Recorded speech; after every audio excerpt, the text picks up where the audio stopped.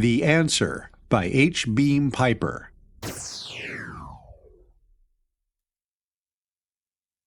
For a moment after the screen door snapped and wakened him, Lee Richardson sat breathless and motionless, his eyes still closed, trying desperately to cling to the dream and print it upon his conscious memory before it faded. "Are you there, Lee?" he heard Alexis Petov's voice. "Yes, I'm here. What time is it?" he asked, and then added, "I fell asleep. I was dreaming." It was all right. He was going to be able to remember. He could still see the slim woman with the graying blonde hair, playing with the little dachshund among the new-fallen leaves on the lawn. He was glad they'd both been in this dream together. These dream glimpses were all he'd had for the last 15 years, and they were too precious to lose. He opened his eyes. The Russian was sitting just outside the light from the open door of the bungalow, lighting a cigarette. For a moment, he could see the blocky, high-cheeked face, now pouched and wrinkled, and then the flame went out, and there was only the red coal glowing in the darkness. He closed his eyes again, and the dream picture came back to him. The woman catching the little dog and raising her head as though to speak to him. "Plenty of time yet?" Petov was speaking German instead of Spanish, as they always did between themselves. "They're still counting down from -3 hours. I just phoned the launching site for a jeep. Eugenio's been there ever since dinner. They say he's running around like a cat looking for a place to have her first litter of kittens." He chuckled. This would be something new for Eugenio Galvez, for which he could be thankful. "I hope the generators don't develop any last-second bugs," he said. "We'll only be 1.5 miles away, and that'll be too close to 50 kilos of negamatter if the field collapses." "It'll be all right," Petov assured him. "The bugs have all been chased out years ago." "Not out of those generators in the rocket. They're new." He fumbled in his coat pocket for his pipe and tobacco. "I never thought I'd run another nuclear bomb test as long as I lived." "Lee!" Petov was shocked. "You mustn't call it that. It isn't that at all. It's purely a scientific experiment." Wasn't that all any of them were? We made lots of experiments like this, back before 1969. The memories of all those other tests, each ending in an Everest-high mushroom column, rose in his mind. And the end result, the United States and the Soviet Union blasted to rubble, a whole hemisphere pushed back into the Dark Ages, 250 million dead, including a slim woman with graying blonde hair and a little red dog, and a girl from Odessa whom Alexis Petov had been going to marry. "Forgive me, Alexis. I just couldn't help remembering. I suppose it's this shot we're going to make tonight. It's so much like the other ones before—" he hesitated slightly, "before the Auburn bomb." There, he'd come out and said it. In all the years they'd worked together at the Instituto Argentino de Ciencia Física, that had been unmentioned between them. The families of hanged cutthroats avoid mention of ropes and knives. He thumbed the old-fashioned American lighter and held it to his pipe. Across the veranda, in the darkness, he knew that Petov was looking intently at him. "You've been thinking about that lately, haven't you?" the Russian asked, and then timidly, "Was that what you were dreaming of?" "Oh, no, thank heaven." "I think about it too, always. I suppose—" He seemed relieved now that it had been brought out into the open and could be discussed. "You saw it fall, didn't you?" "That's right. From about 30 miles away. A little closer than we'll be to this shot tonight. I was in charge of the investigation at Auburn, until we had New York, and Washington, and Detroit, and Mobile, and San Francisco to worry about. Then what had happened to Auburn wasn't important anymore. We were trying to get evidence to lay before the United Nations, We kept at it for about 12 hours after the United Nations had ceased to exist. I could never understand about that, Lee. I don't know what the truth is. I probably never shall. But I know that my government did not launch that missile. During the first days after yours began coming in, I talked to people who had been in the Kremlin at the time. One had been in the presence of Klizenko himself when the news of your bombardment arrived. He said that Klizenko was absolutely stunned. We always believed that your government decided upon a preventive surprise attack and picked out a town, Auburn, New York, that had been hit by one of our first retaliation missiles and claimed that it had been hit first. He shook his head. Auburn was hit an hour before the first American missile was launched. I know that to be a fact. We could never understand why you launched just that one, and no more until ours began landing on you, why you threw away the advantage of surprise and priority of attack. Because we didn't do it, Lee. The Russian's voice trembled with earnestness. You believe me when I tell you that? Yes, I believe you. After all that happened, and all that you and I, and the people you worked with, and the people I worked with, and your government and mine have been guilty of, it would be a waste of breath for either of us to try to lie to the other about what happened 15 years ago. He drew slowly on his pipe. But who launched it then? It had to be launched by somebody.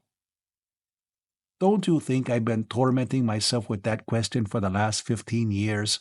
Petov demanded. You know, there were people inside the Soviet Union, not many, and they kept themselves well hidden, who were dedicated to the overthrow of the Soviet regime.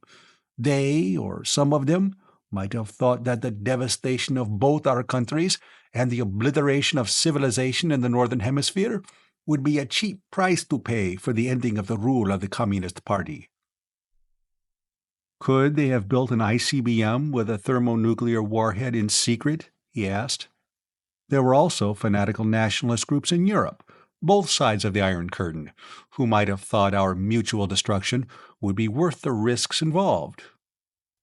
There was China and India. If your country and mine wiped each other out, they could go back to the old ways and the old traditions. Or Japan, or the Muslim states. In the end, they all went down with us. But what criminal ever expects to fall? We have too many suspects, and the trail's too cold, Alexis. That rocket wouldn't have had to have been launched anywhere in the Northern Hemisphere. For instance, our friends here in the Argentine have been doing very well by themselves since El Coloso del Norte went down. And there were the Australians, picking themselves up bargains in real estate in the East Indies at gunpoint. And there were the Boers, trekking north again, in tanks instead of ox wagons. And Brazil, with a not too implausible pretender to the Braganza throne, calling itself the Portuguese Empire and looking eastward. And to complete the picture, here were Professor Dr. Lee Richardson and Comrade Professor Alexis Petrovich Petov getting ready to test a missile with a matter annihilation warhead. No, this thing just wasn't a weapon. A jeep came around the corner, lighting the dark roadway between the bungalows, its radio on and counting down. 22 minutes. 21:59. 58. 57. It came to a stop in front of their bungalow at exactly -2 hours, 21 minutes, 54 seconds. The driver called out in Spanish. Dr. Richardson, Dr. Petov, are you ready? Yes, ready. We're coming. They both got to their feet, Richardson pulling himself up reluctantly. The older you get, the harder it is to leave a comfortable chair. He settled himself beside his colleague and former enemy, and the jeep started again, rolling between the buildings of the living quarters area and out onto the long, straight road across the pampas toward the distant blaze of electric lights. He wondered why he had been thinking so much, lately, about the Auburn bomb. He'd questioned, at times, indignantly of course, whether Russia had launched it. But it wasn't until tonight, until he had heard what Petov had had to say, that he seriously doubted it. Petov wouldn't lie about it, and Petov would have been in position to have known the truth, if the missile had been launched from Russia. Then he stopped thinking about what was water, or blood, a long time over the dam. The special policeman at the entrance to the launching site reminded them that they were both smoking. When they extinguished, respectively, their cigarette and pipe, he waved the jeep on and went back to his argument with a carload of tourists who wanted to get a good view of the launching. "There now, Lee. Do you need anything else to convince you that this isn't a weapon project?" Petov asked. "No. Now that you mention it, I don't. You know, I don't believe I've had to show an identity card the whole time I've been here." "I don't believe I have an identity card," Petov said. "Think of that." The lights blazed everywhere around them, but mostly about the rocket that towered above everything else, so thick that it seemed squat. The gantry cranes had been hauled away now, and it stood alone, but it was still wreathed in thick electric cables. They were pouring enough current into that thing to light half the streetlights in Buenos Aires. When the cables were blown free by separation charges at the blastoff, the generators powered by the rocket engines had better be able to take over, because if the magnetic field collapsed and that 50-kilo chunk of negative proton matter came in contact with natural positive proton matter, an old-fashioned H-bomb would be a firecracker to what would happen. Just 100 kilos of pure 200-proof MC2. The driver took them around the rocket, dodging assorted trucks and mobile machinery that were being hurried out of the way. The countdown was just beyond 2 hours, 5 minutes. The jeep stopped at the edge of a crowd around 3 more trucks, and Dr. Eugenio Galvez, the director of the institute, left the crowd and approached at an awkward half-run as they got down. "Is everything checked, gentlemen?" he wanted to know. "It was this afternoon at 17:30, Petov told him, "and nobody's been burning my telephone to report anything different. Are the balloons and the drone planes ready?" "The Air Force just finished checking. They're ready. Captain Urquiola flew one of the planes over the course and made a guidance tape.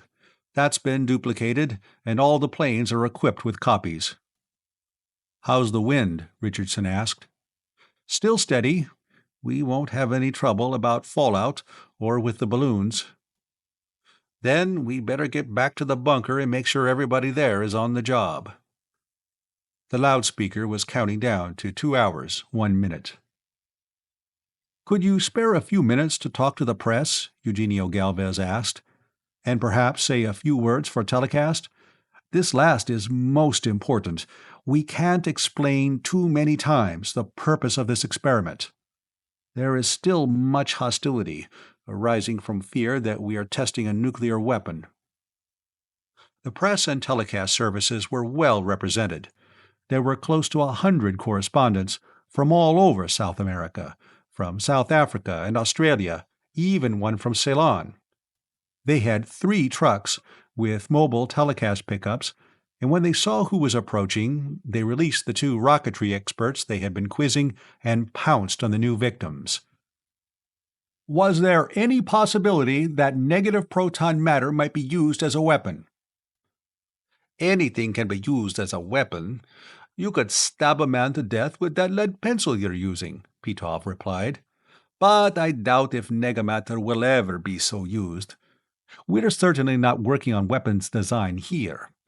We started, 6 years ago, with the ability to produce negative protons, reverse spin neutrons, and positrons, and the theoretical possibility of assembling them into negamatter. We have just gotten a 50-kilogram mass of nega-iron assembled. In those 6 years, we had to invent all our techniques and design all our equipment. If we'd been insane enough to want to build a nuclear weapon, after what we went through up north, we could have done so from memory and designed a better, which is to say a worse, one from memory in a few days." Yes, and building a negamatter bomb for military purposes would be like digging a 50-foot shaft to get a rock to bash somebody's head in, when you could do the job better with the shovel you were digging with, Richardson added. The time, money, energy, and work we put in on this thing would be ample to construct 20 thermonuclear bombs, and that's only a small part of it. He went on to tell them about the magnetic bottle inside the rocket's warhead, mentioning how much electric current was needed to keep up the magnetic field that insulated the negamatter from contact with posimatter. Then what was the purpose of this experiment, Dr. Richardson? Oh, we were just trying to find out a few basic facts about natural structure. Long ago, it was realized that the nucleonic particles, protons, neutrons, mesons, and so forth, must have structure of their own. Since we started constructing negative proton matter, we found out a few things about nucleonic structure, some rather odd things, including fractions of Planck's constant. A couple of the correspondents, a man from La Prensa and an Australian, whistled softly. The others looked blank. Petov took over. You see, gentlemen, most of what we learned from putting negamatter atoms together. We annihilated a few of them. Over there, in that little concrete building. We have one of the most massive steel vaults in the world where we do that. But we assembled millions of them for every one we annihilated, and that chunk of nega-iron inside the magnetic bottle kept growing. And when you have a piece of negamatter you don't want, you can't just throw it out on the scrap pile. We might have rocketed it into escape velocity and let it blow up in space, away from the moon or any of the artificial satellites, but why waste it? So we're going to have the rocket ejected, and when it falls, we can see by our telemetered instruments just what happens. Well, won't it be annihilated by contact with atmosphere? Somebody asked. That's one of the things we want to find out, Petov said. We estimate about 20% lost from contact with atmosphere, but the mass that actually lands on the target area should be about 40 kilos. It should be something of a spectacle coming down. You say you had to assemble it after creating the negative protons and neutrons and the positrons. Doesn't any of this sort of matter exist in nature? The man who asked that knew better himself. He just wanted the answer on the record. Oh, no, not on this planet, and probably not in the galaxy. There may be whole galaxies composed of nothing but negamatter. There may even be isolated stars and planetary systems inside our galaxy composed of negamatter, though I think that very improbable. But when negamatter and posimatter come into contact with one another, the result is immediate mutual annihilation. They managed to get away from the press and returned as far as the bunkers, a mile and a half away. Before they went inside, Richardson glanced up at the sky, fixing the location of a few of the more conspicuous stars in his mind. There were almost 100 men and women inside, each at his or her instruments, view screens, radar indicators, detection instruments of a dozen kinds. The reporters and telecast people arrived shortly afterward, and Eugenio Galvez took them in tow. While Richardson and Petov were making their last-minute rounds, the countdown progressed past -1 hour, and at -20 minutes, all the overhead lights went off and the small instrument operator's lights came on. Petov turned on a couple of view screens, one from a pickup on the roof of the bunker and another from the launching pad. They sat down side by side and waited. Richardson got his pipe out and began loading it. The loudspeaker was saying, -2 minutes, 1:59, 58, 57. He let his mind drift away from the test, back to the world that had been smashed around his ears in the autumn of 1969. He was doing that so often now when he should be thinking about 2 seconds, 1 second, firing. It was a second later that his eyes focused on the left-hand view screen. Red and yellow flames were gushing out at the bottom of the rocket, and it was beginning to tremble. Then the upper jets, the ones that furnished power for the generators, began firing. He looked anxiously at the meters. The generators were building up power. Finally, when he was sure that the rocket would be blasting off anyhow, the separator charges fired and the heavy cables fell away. An instant later, the big missile started inching upward, gaining speed by the second, first slowly and jerkily, and then more rapidly until it passed out of the field of the pickup. He watched the rising spout of fire from the other screen until it passed from sight. By that time, Petoff had twisted a dial and gotten another view on the left-hand screen, this time from close to the target. That camera was radar-controlled. It had fastened onto the approaching missile, which was still invisible. The stars swung slowly across the screen until Richardson recognized the ones he had spotted at the zenith. In a moment now, the rocket, 100 miles overhead, would be nosing down, and then the warhead would open, and the magnetic field inside would alter, and the mass of negamatter would be ejected. The stars were blotted out by a sudden glow of light. Even at 100 miles, there was enough atmospheric density to produce considerable energy release. Petoff, beside him, was muttering, partly in German and partly in Russian. Most of what Richardson caught was figures, trying to calculate how much of the mass of unnatural iron would get down for the ground blast.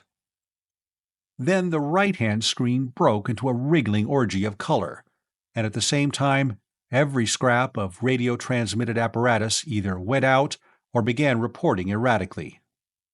The left-hand screen, connected by wiring to the pickup on the roof, was still functioning.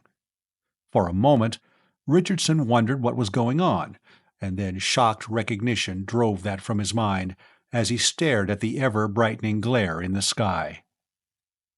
It was the Auburn bomb again. He was back, in memory, to the night on the shore of Lake Ontario, the party breaking up in the early hours of morning, he and Janet and the people with whom they had been spending a vacation week standing on the lawn as the guests were getting into their cars. And then the sudden light in the sky. The cries of surprise, and then of alarm, as it seemed to be rushing straight down upon them. He and Janet clutching each other and staring up in terror at the falling blaze from which there seemed no escape. Then relief as it curved away from them and fell to the south. And then the explosion, lighting the whole southern sky. There was a similar explosion in the screen, when the mass of nega-iron landed, a sheet of pure white light, so bright and so quick as to almost pass the limit of visibility. And then a moment's darkness, that was in his stunned eyes more than in the screen, and then the rising glow of updrawn incandescent dust. Before the sound waves had reached them, he had been legging it into the house.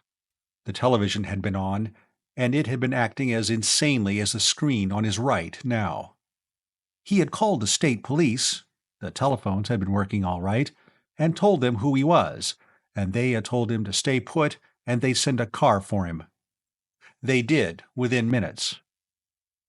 Janet and his host and hostess had waited with him on the lawn until it came, and after he had gotten into it, he had turned around and looked back through the rear window, and seen Janet standing under the front light, holding the little dog in her arms, flopping one of its silly little paws up and down with her hand to wave goodbye to him. He had seen her and the dog like that every day of his life for the last 15 years. "What kind of radiation are you getting?" He could hear Alexis Petoff asking into a phone. "What? Nothing else? Oh yes, of course. But mostly cosmic. That shouldn't last long." He turned from the phone. "A devil's own dose of cosmic and some gamma. It was the cosmic radiation that put the radios and telescreens out. That's why I insisted that the drone planes be independent of radio control." They always got cosmic radiation from the micro-annihilations in the test vault. Well, Now they had an idea of what produced natural cosmic rays. There must be quite a bit of negamatter and posimatter going into mutual annihilation and total energy release through the universe. Of course, there were no detectors set up in advance around Auburn, he said. We didn't really begin to find anything out for an hour. By that time, the cosmic radiation was over, and we weren't getting anything but gamma. What? What has Auburn to do? The Russian stopped short. You think this was the same thing? He gave it a moment's consideration. Lee, you're crazy. There wasn't an atom of artificial negamatter in the world in 1969. Nobody had made any before us. We gave each other some scientific surprises then, but nobody surprised both of us. You and I, between us, knew everything that was going on in nuclear physics in the world. And you know as well as I do. A voice came out of the public address speaker. Some of the radio equipment around the target area that wasn't knocked out by blast is beginning to function again. There is an increasingly heavy gamma radiation, but no more cosmic rays. They were all prompt radiation from the annihilation. The gamma is secondary effect. Wait a moment. Captain Urquiola of the Air Force says that the first drone plane is about to take off. It had been 2 hours after the blast that the first drones had gone over what had been Auburn, New York. He was trying to remember as exactly as possible what had been learned from them. Gamma radiation, a great deal of gamma. But it didn't last long. It had been almost down to a safe level by the time the investigation had been called off, and 2 months after there had been no more missiles, and no way of producing more, and no targets to send them against if they'd had them, rather, he had been back at Auburn on his hopeless quest, and there had been almost no trace of radiation. Nothing but a wide, shallow crater, almost 200 feet in diameter and only 15 at its deepest, already full of water, and a circle of flattened and scattered rubble for a mile and a half all around it. He was willing to bet anything that that was what they'd find where that chunk of nega-iron had landed 50 miles away on the Pampas. Well, the first drone ought to be over the target area before long, and at least one of the balloons that had been sent up was reporting its course by radio. The radios in the others were silent, and the recording counters had probably jammed in all of them. There'd be something of interest when the first drone came back. He dragged his mind back to the present, and went to work with Alexis Petov.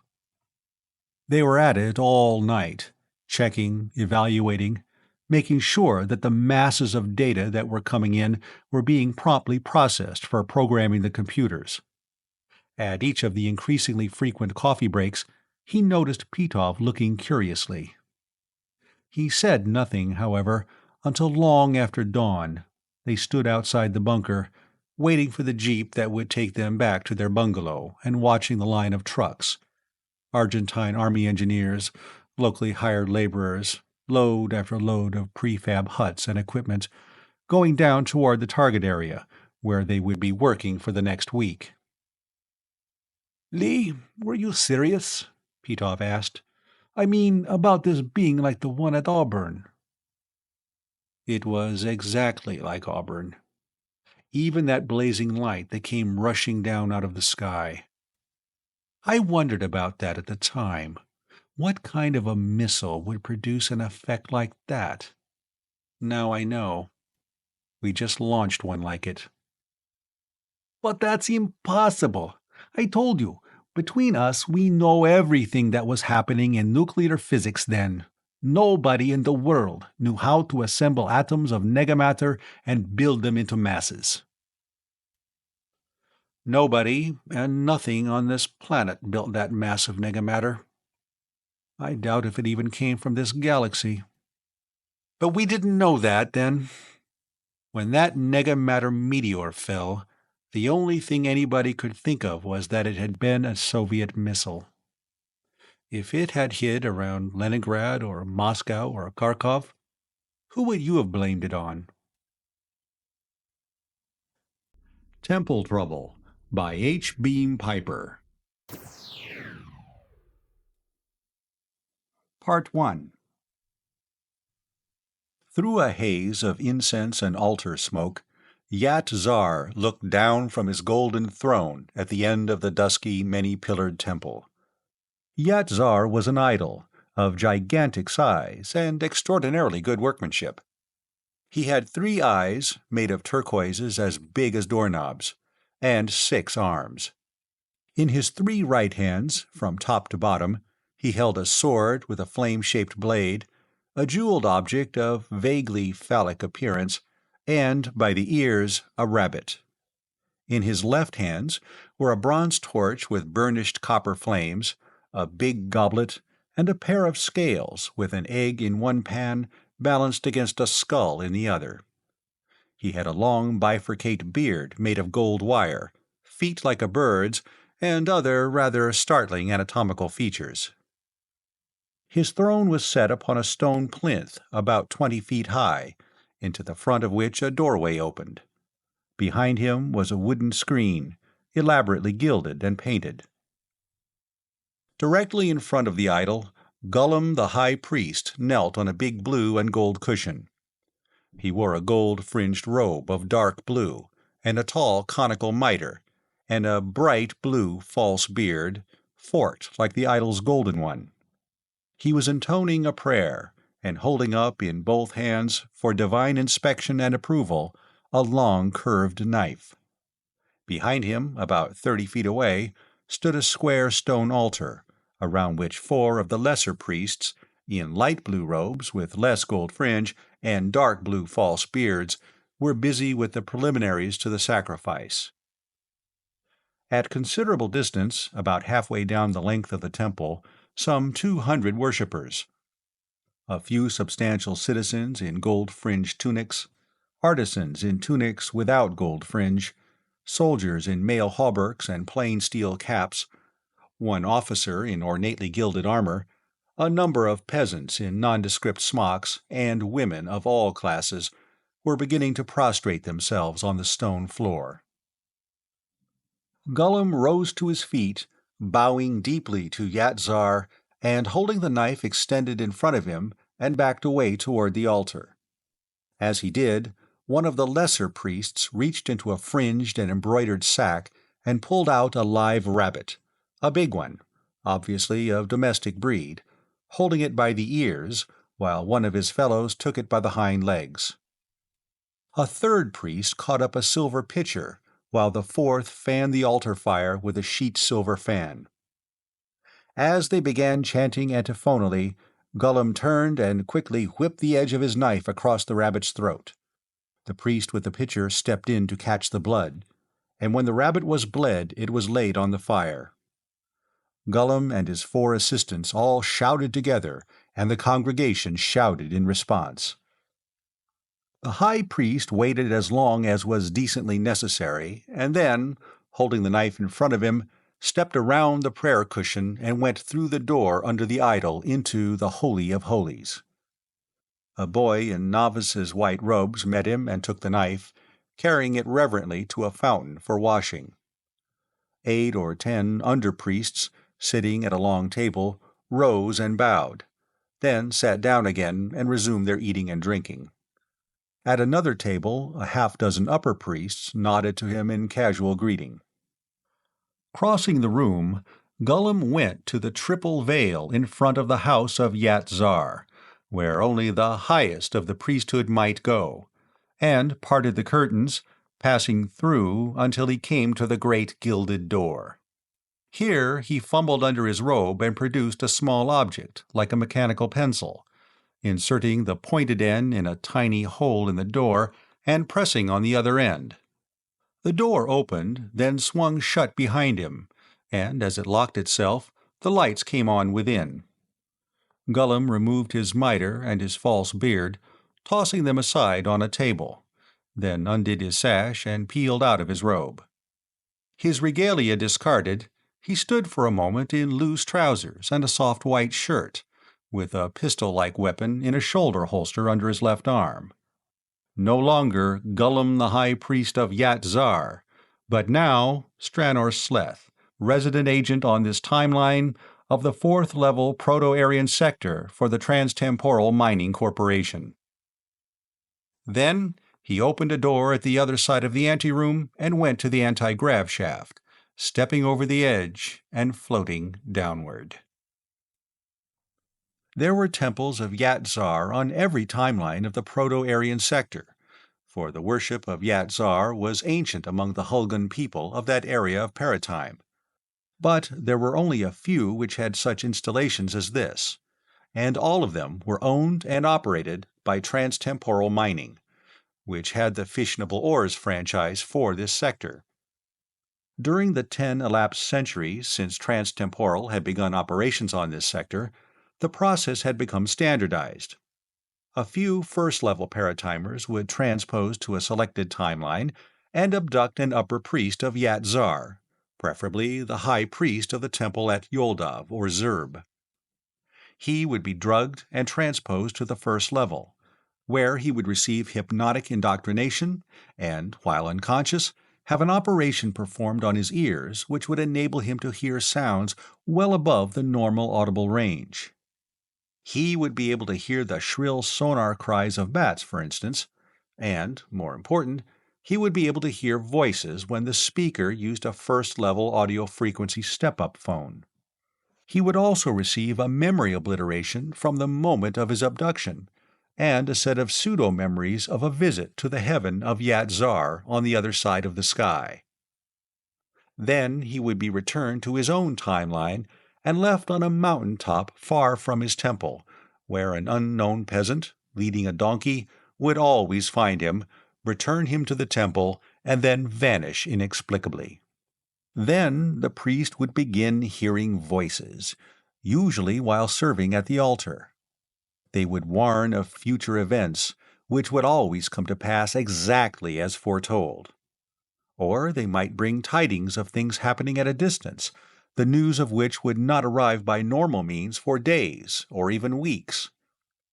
Before long, the holy man who had been carried alive to the heaven of Yat-Zar would acquire a most awesome reputation as a prophet, and would speedily rise to the very top of the priestly hierarchy. Then he would receive 2 commandments from Yat-Zar. The first would ordain that all lower priests must travel about from temple to temple, never staying longer than a year at any one place. This would ensure a steady influx of newcomers personally unknown to the local upper priests, and many of them would be first-level paratimers. Then there would be a second commandment. A house must be built for Yat-Zar, against the rear wall of each temple. Its dimensions were minutely stipulated. Its walls were to be of stone, without windows, and there was to be a single door opening into the Holy of Holies, and before the walls were finished, the door was to be barred from within. A triple veil of brocaded fabric was to be hung in front of this door. Sometimes such innovations met with opposition from the more conservative members of the hierarchy. When they did, the principal objector would be seized with a sudden and violent illness. He would recover if and when he withdrew his objections. Very shortly after the house of Yat-Zar would be completed, strange noises would be heard from behind the thick walls. Then, after a while, one of the younger priests would announce that he had been commanded in a vision to go behind the veil and knock upon the door. Going behind the curtains, he would use his door activator to let himself in, and return by paratime conveyor to the first level to enjoy a well-earned vacation. When the high priest would follow him behind the veil, after a few hours, and find that he had vanished, it would be announced as a miracle. A week later, an even greater miracle would be announced. The young priest would be returned from behind the triple veil, clad in such raiment as no man had ever seen, and bearing in his hands a strange box. He would announce that Yat-Zar had commanded him to build a new temple in the mountains, at a place to be known by the voice of the god speaking out of the box. This time there would be no doubts and no objections. A procession would set out, headed by the new revelator bearing the box, and when the clicking voice of the god spoke rapidly out of it, the site would be marked and the work would begin. No local labor would ever be employed on such temples. The masons and woodworkers would be strangers, coming from afar and speaking a strange tongue.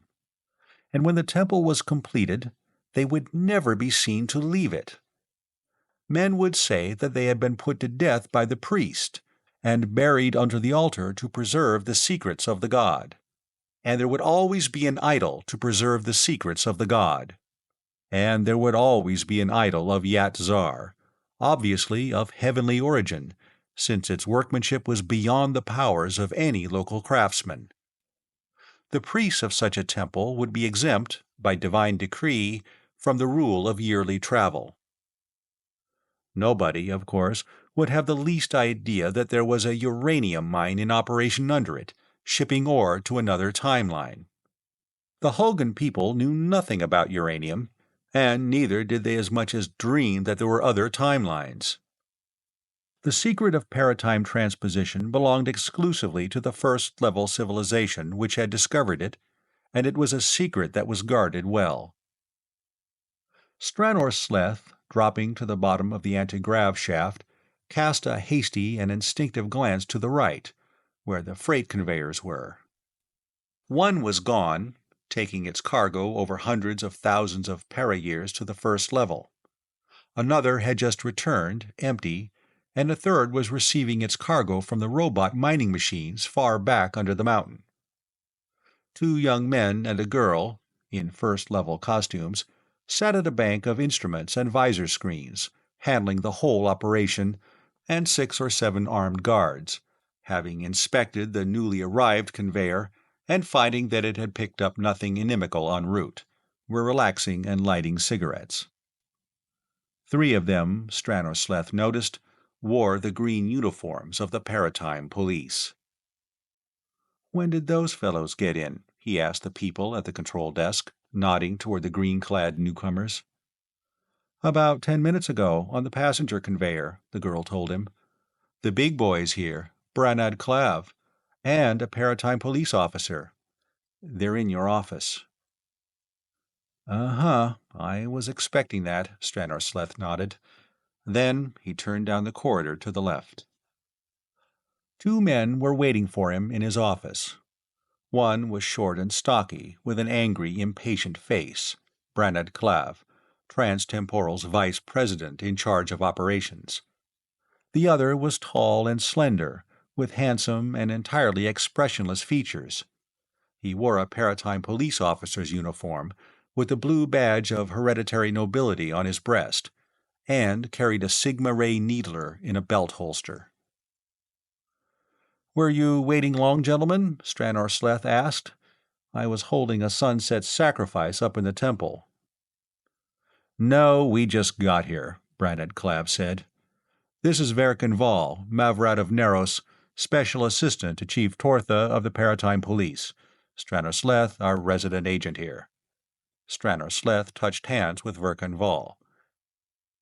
"I've heard a lot about you, sir," he said. "Everybody working in Paratime has, of course. I'm sorry we have a situation here that calls for your presence, but since we have, I'm glad you're here in person. You know what our trouble is, I suppose?" "In a general way," Verkan Vall replied. "Chief Tortha and Branad Clav have given me the main outline, but I'd like to have you fill in the details." "Well, I told you everything," Branad Clav interrupted impatiently. "It's just that Stranor's let this blasted local king, Kurchuk, get out of control. If I—" He stopped short, catching sight of the shoulder holster under Stranor Sleth's left arm. "Were you wearing that needler up in the temple?" he demanded.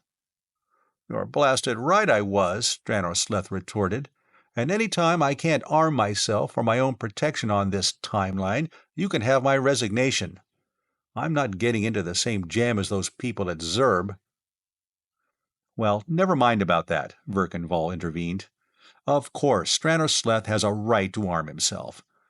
I wouldn't think of being caught without a weapon on this timeline myself. Now, Stranor, suppose you tell me what's been happening here, from the beginning of this trouble. It started, really, about 5 years ago, when Kerchuk, the king of Zerb, married this Chaldan princess, Dareth, from the country over beyond the Black Sea, and made her his queen over the heads of about a dozen daughters of the local nobility, whom he'd married previously. Then he brought in this Chaldan scribe, Labdurg, and made him overseer of the kingdom, roughly prime minister. There was a lot of dissatisfaction about that, and for a while it looked as though he was going to have a revolution on his hands. But he brought in about 5,000 Chaldan mercenaries, all archers. These Hulgans can't shoot a bow worth beans. So the dissatisfaction died down, and so did most of the leaders of the disaffected group. The story I get is that this Labdurg arranged the marriage in the first place. It looks to me as though the Chaldan Emperor is intending to take over the Hulgan kingdoms, starting with Zerb. Well, these Chaldans all worship a god called Muz-Azin. Muz-Azin is a crocodile with wings like a bat and a lot of knife blades in his tail. He makes this Yat-Zar look downright beautiful. So do his habits. Muz-Azin fancies human sacrifices. The victims are strung up by the ankles on a triangular frame and lashed to death with iron-barbed whips. Nasty sort of deity, but this is a nasty timeline. The people here get a big kick out of watching these sacrifices. Much better show than our bunny killing. The victims are usually criminals or overage or incorrigible slaves or prisoners of war. Of course, when the Chaldans began infiltrating the palace, they brought in their crocodile god too, and a flock of priests, and King Kerchuk let them set up a temple in the palace. Naturally, we preached against this heathen idolatry in our temples, but religious bigotry isn't one of the numerous imperfections of this sector. Everybody's deity is as good as anybody else's. Indifferentism, I believe, is the theological term. Anyhow, on that basis things went along fairly well, till 2 years ago when we had this run of bad luck. "Bad luck," Branad Clav snorted. "That's the standing excuse of every incompetent." "Go on, Stranor, what sort of bad luck?" Verkan Vall asked. "Well, first we had a drought, beginning in early summer that burned up most of the grain crop. Then, when that broke, we got heavy rains and hailstorms and floods, and that destroyed what got through the dry spell. When they harvested what little was left, it was obvious there'd be a famine, so we brought in a lot of grain by conveyor and distributed it from the temples. Miraculous gift of Yat-Zar, of course. Then the main office on first level got scared about flooding this timeline with a lot of unaccountable grain, and were afraid we'd make the people suspicious, and ordered it stopped. Then Kerchuk, and I might add that the kingdom of Zerb was the hardest hit by the famine, ordered his army mobilize and started an invasion of the Jumdun country, south of the Carpathians, to get grain. He got his army chopped up, and only about a quarter of them got back with no grain. You ask me, I'd say that Labdurg framed it to happen that way. He advised Kerchuk to invade in the first place, and I mentioned my suspicion that Chambrag, the Chaldan emperor, is planning to move in on the Hulgan kingdoms. Well, what would be smarter than to get Kerchuk's army smashed in advance? "How did the defeat occur?" Verkan Vall asked. "Any suspicion of treachery?" "Nothing you could put your finger on, except that the Jumduns seem to have pretty good intelligence about Kerchuk's invasion route and battle plans. It could have been nothing worse than stupid tactics on Kerchuk's part. See, these Hulgans, and particularly the Zerb Hulgans, are spearmen. They fight in a fairly thin line, with heavy-armed infantry in front and light infantry with throwing spears behind. The nobles fight in light chariots, usually at the center of the line. And that's where they were at this Battle of Jorm. Kerchuk himself was at the center, with his Chaldan archers massed around him. The Jumduns use a lot of cavalry, with long swords and lances, and a lot of big chariots with 2 javelin men and a driver. Well, instead of ramming into Kerchuk's center, where he had his archers, they hit the extreme left and folded it up, and then swung around behind and hit the right from the rear. All the Chuldun archers did was stand fast around the king and shoot anybody who came close to them. They were left pretty much alone. But the Hulgun spearmen were cut to pieces. The battle ended with Kerchuk and his nobles and his archers making a fighting retreat, while the Jumdun cavalry were chasing the spearmen every which way and cutting them down or lancing them as they ran. Well, whether it was Labdorg's treachery or Kerchuk's stupidity, in either case it was natural for the archers to come off easiest and the Hulgun spearmen to pay the butcher's bill. But try and tell these knuckleheads anything like that. Muzazin protected the Chulduns, and Yatzar let the Hulguns down, and that was all there was to it. The Zerb temple started losing worshippers, particularly the families of the men who didn't make it back from Jorm. If that had been all there'd been to it, though, it still wouldn't have hurt the mining operations, and we could have got by. But what really tore it was when the rabbits started to die. Stranos Sleth picked up a cigar from his desk and bit the end, spitting it out disgustedly. "Tularemia, of course," he said, touching his lighter to the tip.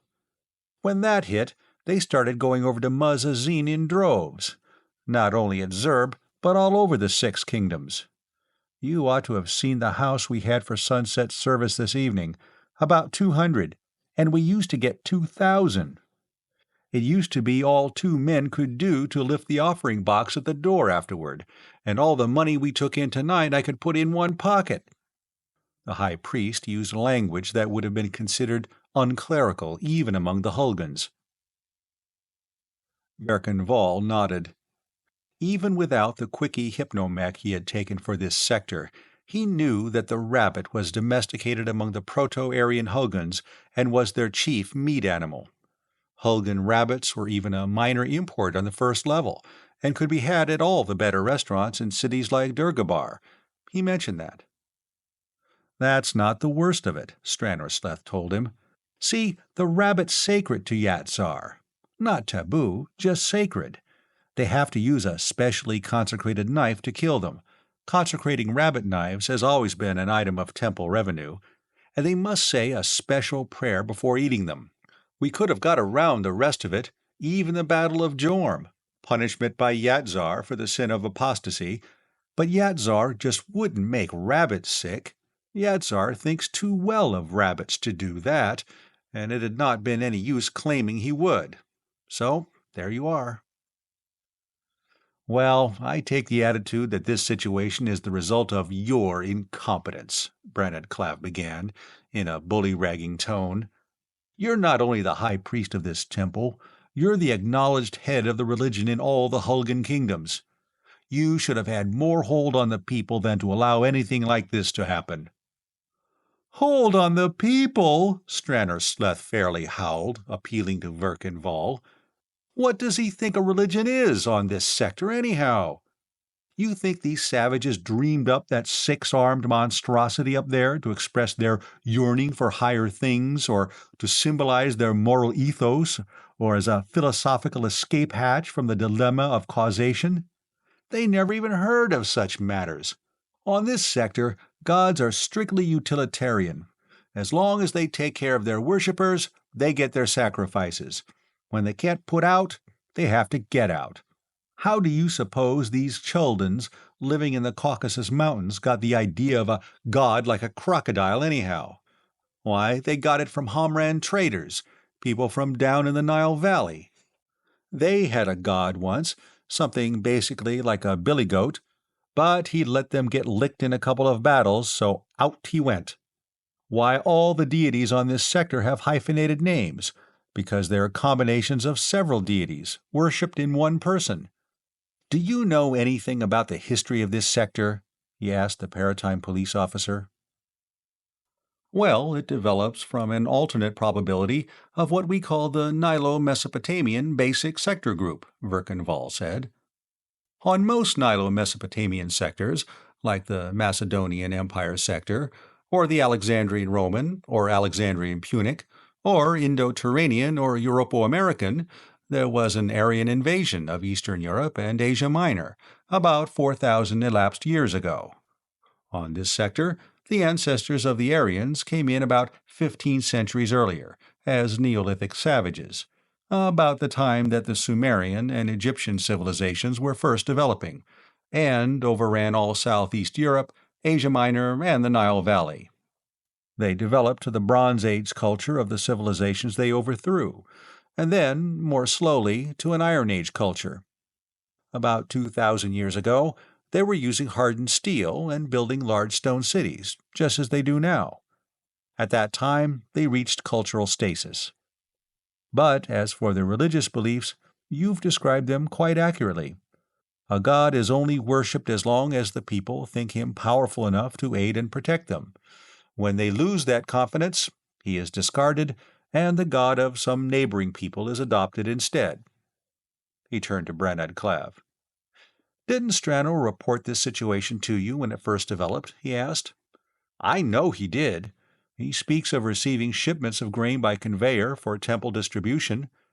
Then why didn't you report it to Paratime Police? That's what we have a Paratime Police force for." "Well, yes, of course, but I had enough confidence in Stranor Sleth to think that he could handle the situation himself. I didn't know he'd gone slack."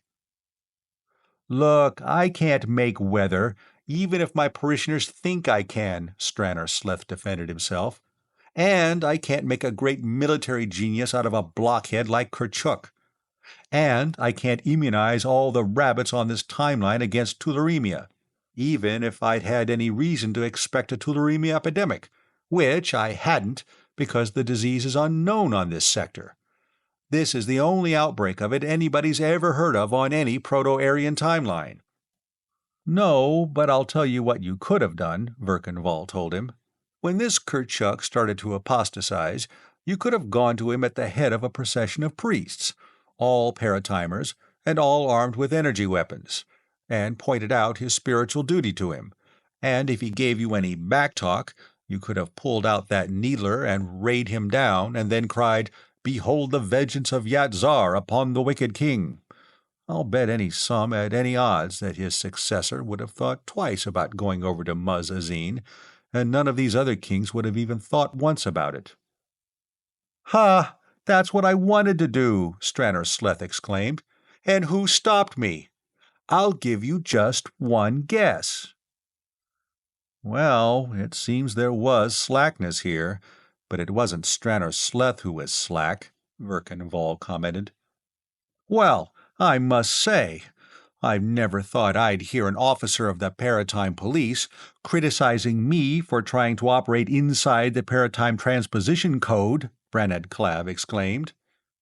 Verkanval, sitting on the edge of Stranor Sleth's desk, aimed his cigarette at Branad Clav like a blaster. "Now look," he began. "There is one, and only one, inflexible law regarding outtime activities. The secret of paratime transposition must be kept inviolate, and any activity tending to endanger it is prohibited. That's why we don't allow the transposition of any object of extraterrestrial origin to any timeline on which space travel has not been developed. Such an object may be preserved, and then, after the local population begin exploring the planet from whence it came, there will be dangerous speculations and theories as to how it arrived on Terra at such an early date. I came within inches, literally, of getting myself killed not long ago, cleaning up the result of a violation of that regulation. For the same reason, we don't allow the export, to outtime natives, of manufactured goods too far in advance of their local culture. That's why, for instance, you people have to hand-finish all those big Yat-Zar idols to remove traces of machine work. One of those things may be around a few thousand years from now, when these people develop a mechanical civilization. But as far as raying down this Kerchuk is concerned, these Hulgans are completely non-scientific. They wouldn't have the least idea what happened. They'd believe that Yat-Zar struck him dead, as gods on this plane of culture are supposed to do. And if any of them noticed the needler at all, they'd think it was just a holy amulet of some kind. But the law is the law, Braned Clav began. Verkan shook his head. Braned, as I understand, you were promoted to your present position on the retirement of Salvan Marth about 10 years ago. Up to that time, you were in your company's financial department. You were accustomed to working subject to the first-level Commercial Regulations Code. Now, any law binding upon our people at home, on the first level, is inflexible. It has to be. We found out, over 50 centuries ago, that laws have to be rigid and without discretionary powers in administration in order that people may be able to predict their effect and plan their activities accordingly. Naturally, you became conditioned to operating in such a climate of legal inflexibility. But in paratime, the situation is entirely different. There exist, within the range of the Galdron-Hesthor paratemporal field generator, a number of timelines of the order of 10 to the 100,000th power. In effect, that many different worlds. In the past 10,000 years, we have visited only the tiniest fraction of these. But we have found everything from timelines inhabited only by subhuman ape-men to second-level civilizations which are our own equal in every respect but knowledge of paratemporal transposition. We even know of one second-level civilization which is approaching the discovery of an interstellar hyperspatial drive, something we've never even come close to. And in between are every degree of savagery, barbarism, and civilization. Now, it's just not possible to frame any single code of laws applicable to conditions on all of these. The best we can do is prohibit certain flagrantly immoral types of activity, such as slave trading, introduction of new types of narcotic drugs, or out-and-out piracy and brigandage. If you're in doubt as to the legality of anything you want to do outtime, go to the judicial section of the Paratime Commission and get an opinion on it. That's where you made your whole mistake. You didn't find out just how far it was allowable for you to go. He turned to Stranor Sleth again. Well, that's the background, then. Now, tell me about what happened yesterday at Zerb. Well, a week ago, Kerchuk came out with this decree closing our temple at Zerb, and ordering his subjects to perform worship and make money offerings to Muzazin. The Zerb temple isn't a mask for a mine. Zerb's too far south for the uranium deposits. It's just a center for propaganda and that sort of thing. But they have a house of Yat Zar, and a conveyor, and most of the upper priests are paratimers. Well, our man there, Temandrav, alias Koram, defied the king's order, so Kerchuk sent a company of Chuldan archers to close the temple and arrest the priests. Temandrav got all his people who were in the temple at the time into the house of Yat Zar and transposed them back to the first level. He had orders, Stranor Sleth looked meaningly at Branad Clav, not to resist with energy weapons or even ultrasonic paralyzers. And while we're on the subject of letting the local yokels see too much, about 15 of the underpriests he took to the first level were Hulgun natives. Nothing wrong about that. They'll get memory obliteration and pseudo-memory treatment, Verkanval said. But he should have been allowed to needle about a dozen of those Chuldans. Teach the beggars to respect Yat Zar in the future. Now, how about the 6 priests who were outside the temple at the time? All but one were paratimers. We'll have to find out about them and get them out of Zerb. That'll take some doing, Stranor Sleth said. And it'll have to be done before sunset tomorrow. They were all in the dungeon of the palace citadel, and Kerchuk is going to give them to the priests of Muzazin to be sacrificed tomorrow evening. How'd you learn that? Verkanval asked. Oh, we have a man in Zerb, not connected with the temple, Stranor Sleth said. Name's Cranar Jirth, calls himself Cranjur, locally. He has a sword-maker's shop, employs about a dozen native journeymen and apprentices who hammer out the common blades he sells in the open market. Then he imports a few high-class alloy steel blades from the first level that'll cut through this local low-carbon armor like cheese, fits them with locally made hilts, and sells them at unbelievable prices to the nobility. He swordsmith to the king, picks up all the inside palace dope. Of course, he was among the first to accept the new gospel and go over to Muzazine. He has a secret room under his shop with his conveyor and a radio. What happened was this. These 6 priests were at a consecration ceremony at a rabbit ranch outside the city, and they didn't know about the raid on the temple. On their way back, they were surrounded by Chuldan archers and taken prisoner. They had no weapons but their sacrificial knives. He threw another dirty look at Branad Clav. So they're due to go up on the triangles at sunset tomorrow. We'll have to get them out before then, Verkenval stated. They're our people, and we can't let them down. Even the native is under our protection, whether he knows it or not. And in the second place, if those priests are sacrificed to Muzazine, he told Branad Clav, you can shut down everything on this timeline, pull out or disintegrate your installations, and fill in your mine tunnels. Yatzar will be through on this timeline, and you'll be through along with him. And considering that your Fishnable's franchise for this sector comes up for renewal next year, your company will be through in this paratime area. You believe that would happen? Branad Clav asked anxiously. I know it will, because I'll put through a recommendation to that effect if those 6 men are tortured to death tomorrow, Verkenval replied. And in the 50 years that I've been in the police department, I've only heard of 5 such recommendations being ignored by the Commission. You know, 4th-level Mineral Products Syndicate is after your franchise. Ordinarily, they wouldn't have a chance of getting it, but with this, maybe they will, even without my recommendation. This was all your fault, for ignoring Stranar Streth's proposal and for denying those men the right to carry energy weapons. Well, we were only trying to stay inside the Paratime Code, Branad Clav pleaded. If it isn't too late now, you can count on me for every cooperation. He fiddled with some papers on the desk. What do you want me to do to help? I'll tell you that in a minute. Verkenval walked to the wall and looked at the map, then returned to Stranar Sleth's desk. How about these dungeons? He asked. How are they located, and how can we get into them? I'm afraid we can't, Stranar Sleth told him. Not without fighting our way in. They're under a palace citadel, 100 feet below ground. They're spatially coexistent with the heavy water barriers around one of our company's plutonium piles on the 1st level, and below surface on any unoccupied timeline I know of, so we can't transpose into them. This palace is really a walled city inside a city. Here, I'll show you. Going around the desk, he sat down and, after looking in the index screen, punched a combination on the keyboard.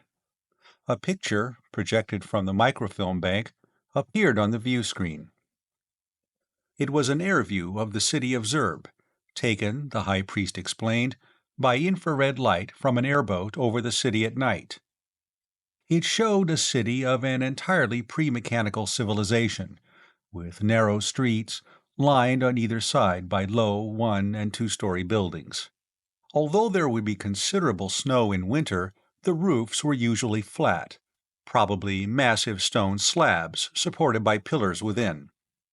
Even in the poorer sections, this was true except for the very meanest houses and outbuildings, which were thatched. Here and there, some huge pile of masonry would rear itself above its lower neighbors, and where the streets were wider, occasional groups of large buildings would be surrounded by battlemented walls. Stranar Sleth indicated one of the larger of these. Here's the palace, he said, and here's the Temple of Yatzar, about a half-mile away. He touched a large building occupying an entire block. Between it and the palace was a block-wide park, with lawns and trees on either side of a wide roadway connecting the two. Now here's a detailed view of the palace. He punched another combination. The view of the city was replaced by one taken from directly overhead of the walled palace area. Here's the main gate, in front, at the end of the road from the temple, he pointed out. Over here on the left are the slaves' quarters, and the stables and workshops and storehouses and so on. Over here, on the other side, are the nobles' quarters. And this, he indicated a towering structure at the rear of the walled enclosure, is the citadel and the royal dwelling. Audience hall on this side, harem over here on this side. A wide stone platform, about 15 feet high, runs completely across the front of the citadel, from the audience hall to the harem. Since this picture was taken, the new temple of Musazin was built right about here. He indicated that it extended out from the audience hall into the central courtyard. And out here on the platform, they've put up about a dozen of these triangles, about 12 feet high, on which the sacrificial victims are whipped to death. Yes, about the only way we could get down to the dungeons would be to make an airdrop onto the citadel roof and fight our way down with needlers and blasters, and I'm not willing to do that as long as there's another way, Verkenval said. We'd lose men, even with needlers against bows, and there's a chance that some of our equipment might be lost in the melee and fall into out-time hands. You say this sacrifice comes off at tomorrow at sunset? That would be about actual sunset, plus or minus an hour. These people aren't astronomers. They don't even have good sundials, and it might be a cloudy day, Stranor Sleth said.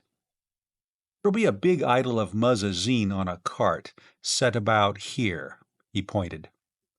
After the sacrifice, it has to be dragged down this road, outside, to the temple of Yat-Zar and set up there. The temple is now occupied by about 20 Chuldun mercenaries and 5 or 6 priests of Muzazine. They haven't, of course, got into the house of Yat-Zar, the doors of impervium steel, about 6 inches thick, with a plating of collapsed nickel under the gilding. It would take a couple of hours to cut through it with our best atomic torch. There isn't a tool on this timeline that could even scratch it. And the insides of the walls are lined with the same thing. "Do you think our people have been tortured yet?" Verkenval asked. No, Stranor Sleth was positive. They'll be fairly well treated until the sacrifice. The idea is to make them last as long as possible on the triangles. Muzazine likes to see a slow killing, and so does the mob of spectators. That's good. Now, here's my plan. We won't try to rescue them from the dungeons. Instead, we'll transpose back to the Zerb temple from the first level in considerable force, say 100 or so men, and march on the palace to force their release. You're in constant radio communication with all the other temples on this timeline, I suppose? Yes, certainly. All right. Pass this out to everybody. Authority, Paratime Police, in my name, acting for Tortha Karf. I want all paratimers who can possibly be spared to transpose to first level immediately and rendezvous at the first level terminal of the Zerb Temple conveyor as soon as possible. Close down all mining operations and turn over temple routine to the native underpriests.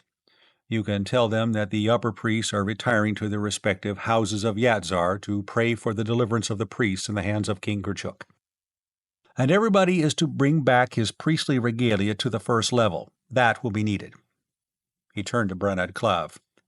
I suppose you keep spare regalia in stock on the first level? Yes, of course. We keep plenty of everything in stock. Robes, miters, false beards of different shades, everything. And these big Yat-Zar idols, they're mass-produced on the first level? You have one available now? Good. I'll want some alterations made on one. For one thing, I'll want it plated heavily all over with collapsed nickel. For another, I'll want it fitted with anti-grav units and some sort of propulsion units and a loudspeaker and a remote control. And Stranor, you get in touch with this swordmaker, Cranar Jirth, and alert him to cooperate with us. Tell him to start calling Zerb Temple on his radio about noon tomorrow, and keep it up till he gets an answer. Or better, tell him to run his conveyor to his first-level terminal and bring with him an extra suit of clothes appropriate to the role of journeyman mechanic.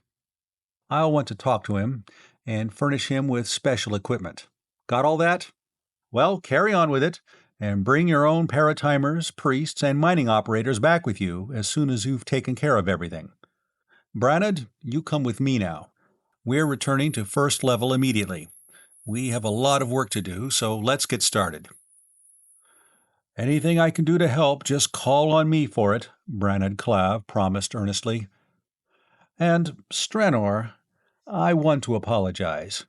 I'll admit now that I ought to have followed your recommendations when this situation first developed. Temple Trouble by H. Beam Piper. Part 2. By noon of the next day, Verkan Vall had at least 100 men gathered in the big room at the first-level fissionables refinery at Jernabar, spatially coexistent with the fourth-level temple of Yat Zar at Zerb. He was having a little trouble distinguishing between them, for every man wore the fringed blue robe and gold mitre of an upper priest, and had his face masked behind a blue false beard. It was, he admitted to himself, a most ludicrous-looking assemblage. One of the most ludicrous things about it was the fact that it would have inspired only pious awe in a Hulgun of the fourth-level Proto-Aryan sector. About half of them were priests from the Trans-Temporal Mining Corporation's temples. The other half were members of the Paratime Police. All of them wore, in addition to their temple knives, holstered sigma-ray needlers. Most of them carried ultrasonic paralyzers, 18-inch baton-like things with bulbous ends. Most of the Paratime Police, and a few of the priests, also carried either heat ray pistols or neutron disruption blasters. Verkan Vall wore one of the latter in a left-hand belt holster. The Paratime Police were lined up separately for inspection, and Stranor Sleth, Temandrav of the Zerb Temple, and several other high priests were checking the authenticity of their disguises. A little apart from the others, a Paratime policeman, in high priest's robes and beard, had a square box slung in front of him. He was fiddling with the knobs and buttons on it, practicing.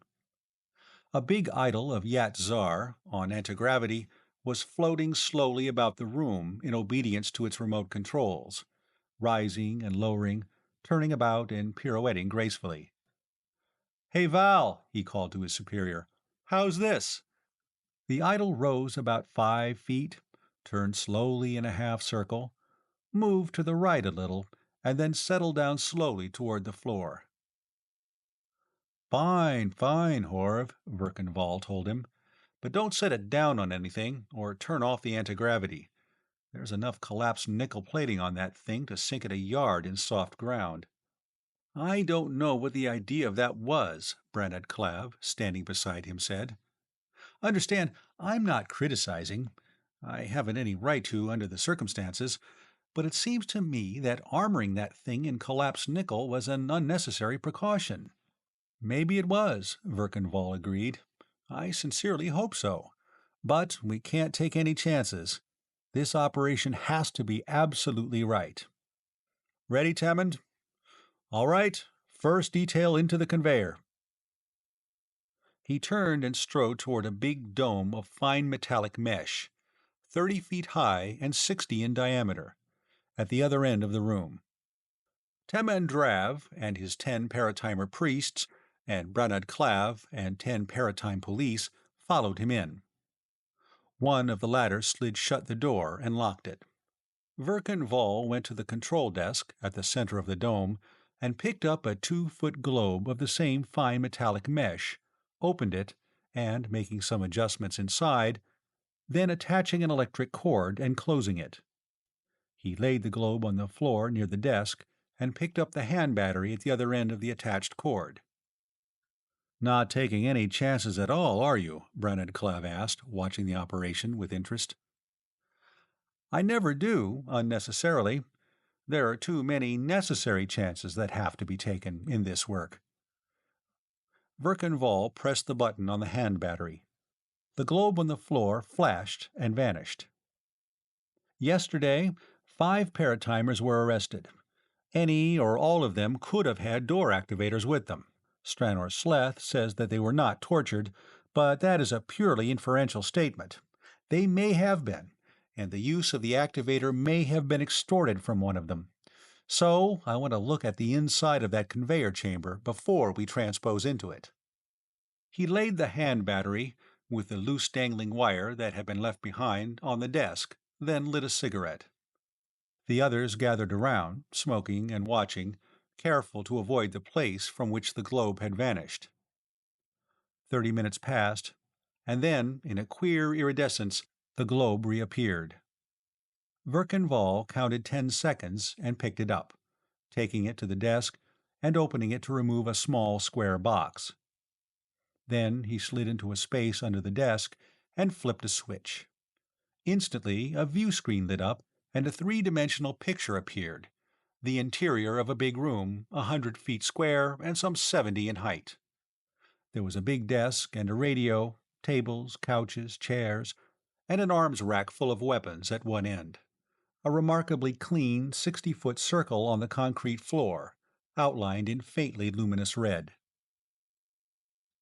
"How about it?" Verkenval asked Temendrav. "Anything wrong?" The Zerb High Priest shook his head. "Just as we left it," he said. "Nobody's been inside since we left."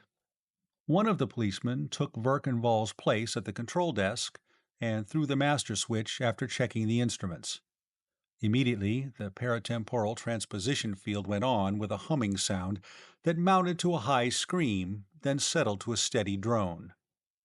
The mesh dome flickered with a cold iridescence and vanished. And they were looking into the interior of a great fissionables refinery plant, operated by paratimers on another first-level timeline.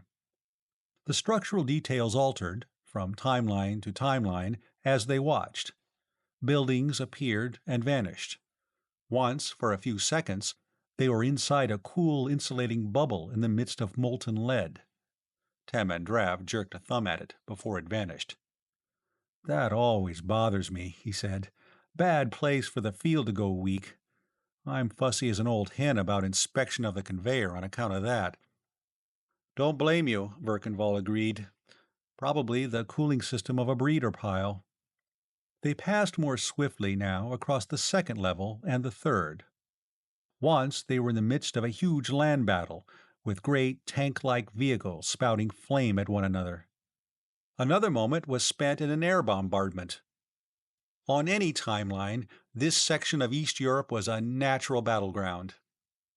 Once a great procession marched toward them, carrying red banners and huge pictures of a coarse-faced man with a black mustache.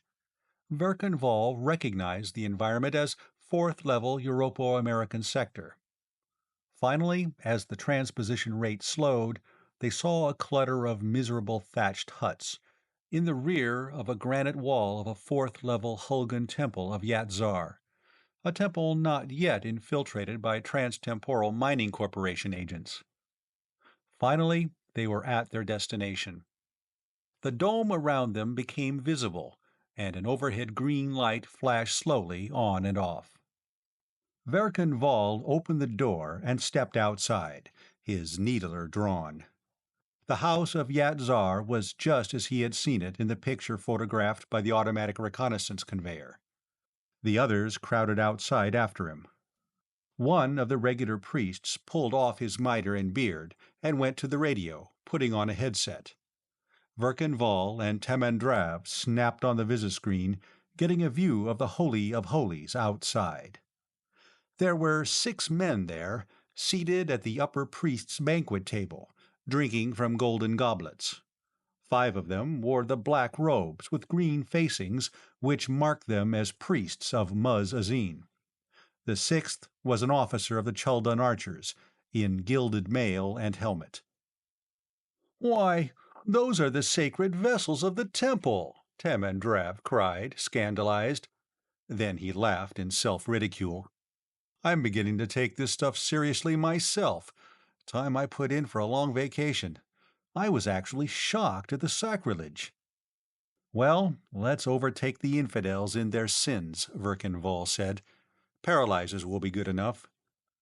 He picked up one of the bulb-headed weapons and unlocked the door. Temendrav and another of the priests of the Zerb temple following, and the others crowding behind. They passed out through the veils and burst into the Holy of Holies. Verkenval pointed the bulb of his paralyzer at the 6 seated men and pressed the button. Other paralyzers came into action, and the whole sextet were knocked senseless. The officer rolled from his chair and fell to the floor in a clatter of armor. 2 of the priests slumped forward on the table. The others merely sank back in their chairs, dropping their goblets. "Give each one of them another dose to make sure," Verkenval directed a couple of his own men. "Now, Tamond, any other way into the main temple beside that door?" "Up those steps," Tamandrav pointed. "There's a gallery along the side. We can cover the whole room from there." "Take your men and go up there. I'll take a few through the door. There'll be about 20 archers out there, and we don't want any of them loosing any arrows before we can knock them out. 3 minutes be time enough?" "Easily. Make it 2, Tamandrav said. He took his priests up the stairway and vanished into the gallery of the temple. Verkenval waited until 1 minute had passed, and then, followed by Branad Clav and a couple of Paratime policemen, he went under the plinth and peered out into the temple. 5 or 6 archers, in steel caps and sleeveless leather jackets sewn with steel rings, were gathered around the altar, cooking something in a pot on the fire. Most of the others, like veteran soldiers, were sprawled on the floor, trying to catch a short nap, except a half-dozen who were crouched in a circle, playing some game with dice, an almost universal military practice. The 2 minutes were up. He aimed his paralyzer at the men around the altar and squeezed the button, swinging it from one to another and knocking them down with a bludgeon of inaudible sound. At the same time, Tamandrav and his detail were stunning the gamblers. Stepping forward and to one side, Verkenval, Branad Clav, and the others took care of the sleepers on the floor. In less than 30 seconds, every Chuldan in the temple was incapacitated. "All right, make sure none of them come out of it prematurely," Verkenval directed. "Get their weapons and be sure nobody has a knife or anything hidden on him. Who has the syringe and the sleep drug ampules?" Somebody had, it developed, who was still on the first level, to come up with the second conveyor load. Verkenval swore. Something like this always happened on any operation involving more than a half-dozen men. "Well, some of you stay here, patrol around, and use your paralyzers on anybody who even twitches a muscle." Ultrasonics were nice, effective, humane police weapons, but they were unreliable. The same dose that would keep one man out for an hour would paralyze another for more than 10 or 15 minutes. And be sure none of them are playing possum. He went back through the door under the plinth, glancing up at the decorated wooden screen and wondering how much work it would take to move the new Yatzar in from the conveyors. The 5 priests and the archer captain were still unconscious. One of the policemen was searching them. "Here's the sort of weapons these priests carry," he said, holding up a short iron mace with a spiked head. "Carry them on their belts." He tossed it on the table and began searching another knocked-out hierophant. "Like this. Hey, look at this, will you?"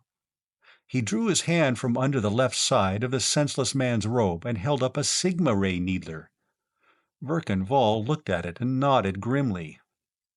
"Had it in a regular shoulder holster," the policeman said, handing the weapon across the table. "What do you think? Find anything else funny on him?" "Wait a minute." The policeman pulled open the robe and began stripping the priest of Mazazin. Verkenval came around the table to help. There was nothing else of a suspicious nature. "Could have got it from one of the prisoners, but I don't like the familiar way he's wearing that holster," Verkenval said. "Has the conveyor gone back yet?" When the policeman nodded, he continued. "When it returns, take him to the first level. I hope they bring up the sleep drug with the next load. When you get him back, take him to Durgabar by stratorocket immediately, and make sure he gets back alive. I want him questioned under narco-hypnosis by a regular Paratime Commission psychotechnician, in the presence of Chief Tortha Karf and some responsible Commission official. This is going to be hot stuff." Within an hour, the whole force was assembled in the temple. The wooden screen had presented no problem. It slid easily to one side. The big idol floated on anti-gravity in the middle of the temple. Verkan Vall was looking anxiously at his watch. "It's about 2 hours to sunset," he said to Stranor Sleth.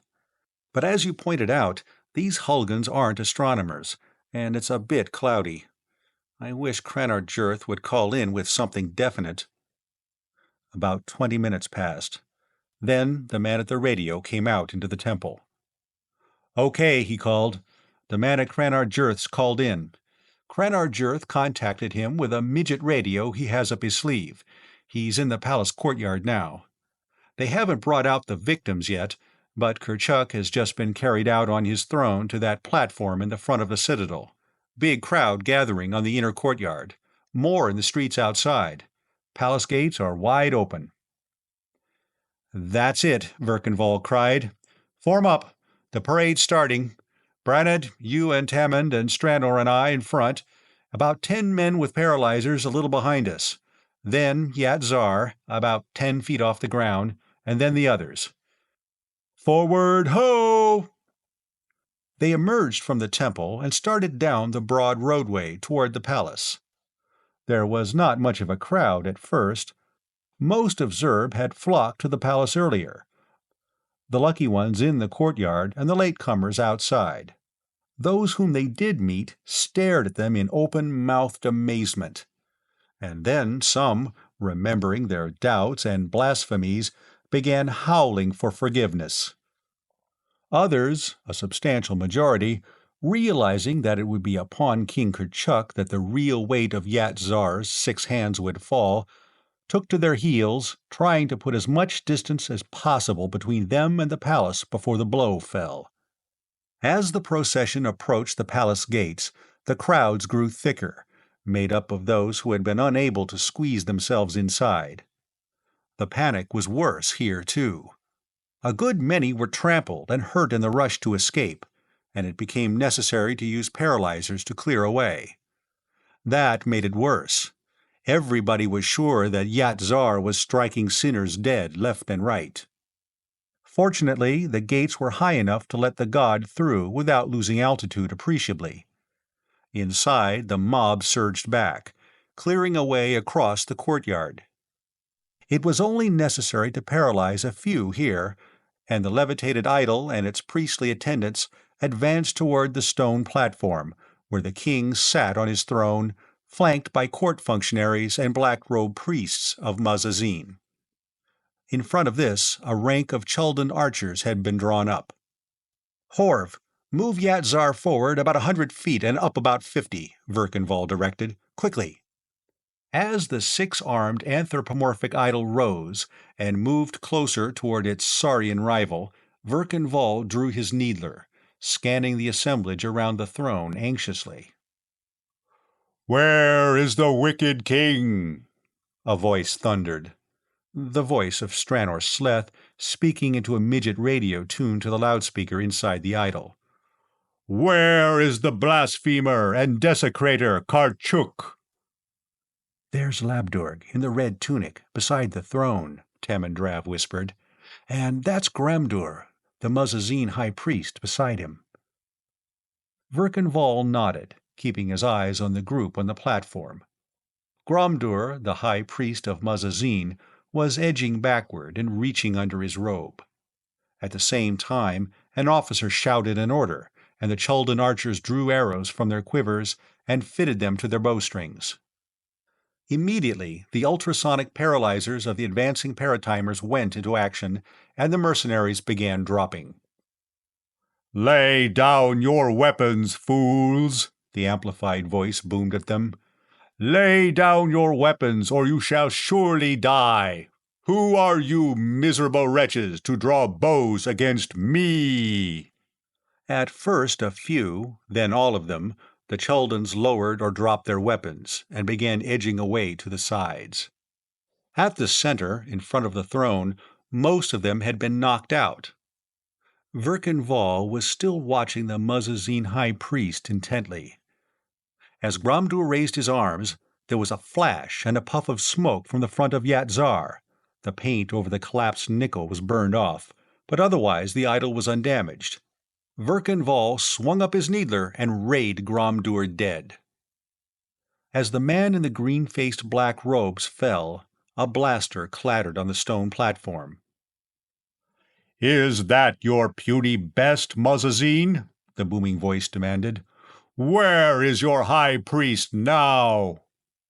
"Horf, face Yatzar toward Muzzazine," Verkan said over his shoulder, drawing his blaster with his left hand. Like all first-level people, he was ambidextrous, although, like all paratimers, he habitually concealed the fact while outtime. As the levitated idol swung slowly to look down upon its enemy on the built-up cart, Verkan aimed his blaster and squeezed. In a spot less than a millimeter in diameter on the crocodile idol's side, a certain number of neutrons in the atomic structure of the stone from which it was carved broke apart, becoming, in effect, atoms of hydrogen. With a flash and a bang, the idol burst and vanished. Yatzar gave a dirty laugh and turned his back on the cart, which was now burning fiercely, facing King Kurchuk again.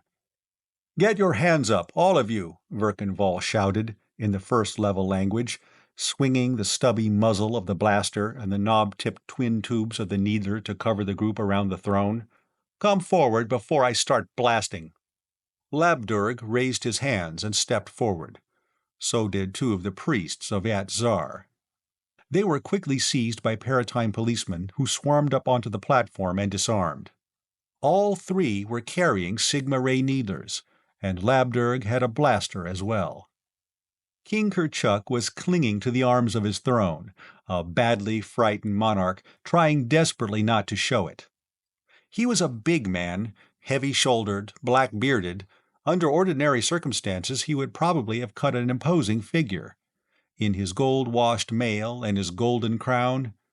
Now his face was a dirty gray, and he was biting nervously at his lower lip. The others on the platform were in even worse state. The Hulgun nobles were grouped together, trying to dissociate themselves from both the king and the priests of Muzzazine. The latter were staring in a daze at the blazing cart from which their idol had just been blasted, and the dozen men who were to have done the actual work of the torture sacrifice had all dropped their whips and were fairly gibbering in fear. Yatzar, manipulated by the robed paratimer, had taken a position directly above the throne and was lowering slowly. Kurchuk stared up at the massive idol descending toward him, his knuckles white as he clung to the arms of his throne. He managed to hold out until he could feel the weight of the idol pressing on his head. Then, with a scream, he hurled himself from the throne and rolled forward almost to the edge of the platform. Yatzar moved to one side, swung slightly, and knocked the throne toppling, and then settled down on the platform. To Kurchuk, who was rising cautiously on his hands and knees, the big idol seemed to be looking at him in contempt. "Where are my holy priests, Kurchuk?" Stranor Steth demanded into a sleeve-hidden radio. "Let them be brought before me, alive and unharmed, or it shall be better for you had you never been born." The 6 priests of Yatzar, it seemed, were already being brought onto the platform by one of Kurchuk's nobles. This noble, whose name was Yorzuk, knew a miracle when he saw one, and believed in being on the side of the god with the heaviest artillery. As soon as he had seen Yatzar coming through the gate without visible means of support, he had hastened to the dungeons with a half a dozen of his personal retainers and ordered the release of the 6 captives. He was now escorting them onto the platform, assuring them that he had always been a faithful servant of Yatzar and had been deeply grieved at his sovereign's apostasy. "Hear my word, Kurchuk," Stranor Sleth continued through the loudspeaker in the idol. "You have sinned most vilely against me, and were I a cruel god, your fate would be such as no man has ever before suffered. But I am a merciful god. Behold, you may gain forgiveness in my sight. For 30 days you shall neither eat meat nor drink wine, nor shall you wear gold nor fine raiment, and each day shall you go to my temple, and beseech me for my forgiveness. And on the 31st day you shall set out, barefoot and clad in the garb of a slave, and journey to my temple that is in the mountains over above Yoldav, and there will I forgive you, after you have made sacrifice to me. I, Yatzar, have spoken." The king started to rise, babbling thanks. "Rise not before me until I have forgiven you," Yatzar thundered. "Creep out of my sight upon your belly, wretch." The procession back to the temple was made quietly and sedately along an empty roadway. Yatzar seemed to be in a kindly humor. The people of Zurb had no intention of giving him any reason to change his mood. The priests of Muz-Azin and their torturers had been flung into the dungeon. Yorzuk, appointed regent for the duration of Kerchuk's penance, had taken control and was employing Hulgun spearmen and hastily converted Chuldan archers to restore order and, incidentally, purge a few of his personal enemies and political rivals. Priests, with the 3 prisoners who had been found carrying first-level weapons among them, and Yatzar floating triumphantly in front, entered the temple. A few of the devout, who sought admission after them, were told that elaborate and secret rites were being held to cleanse the profaned altar, and sent away.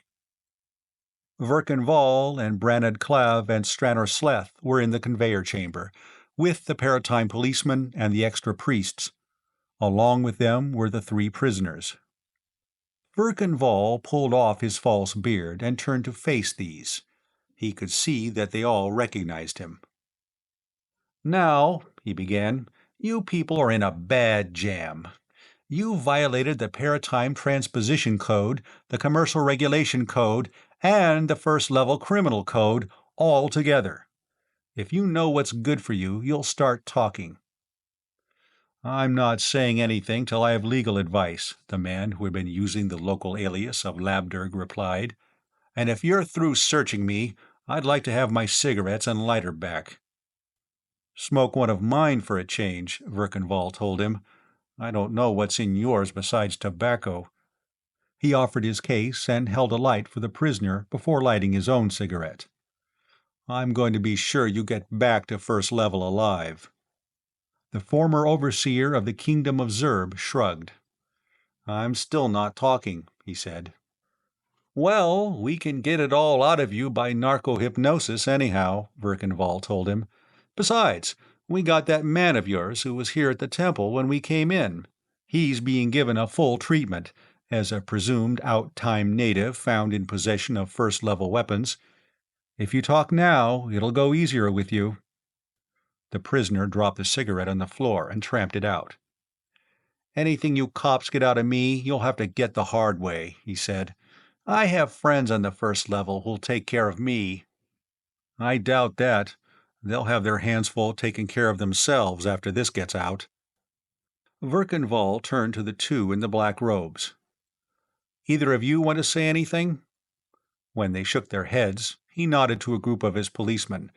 They were hustled into the conveyor. "Take them to the first-level terminal and hold them till I come in. I'll be along with the next conveyor load." The conveyor flashed and vanished. Branad Clav stared for a moment at the circle of concrete floor from whence it had disappeared. Then he turned to Verkenval. "I still can't believe it," he said. "Why, those fellows were first-level paratimers. So was that priest, Gromdur, the one you raid." "Yes, of course. They worked for your rivals, the 4th-level Mineral Products Syndicate, the outfit that was trying to get your Proto-Aryan Sector Fissionables franchise away from you.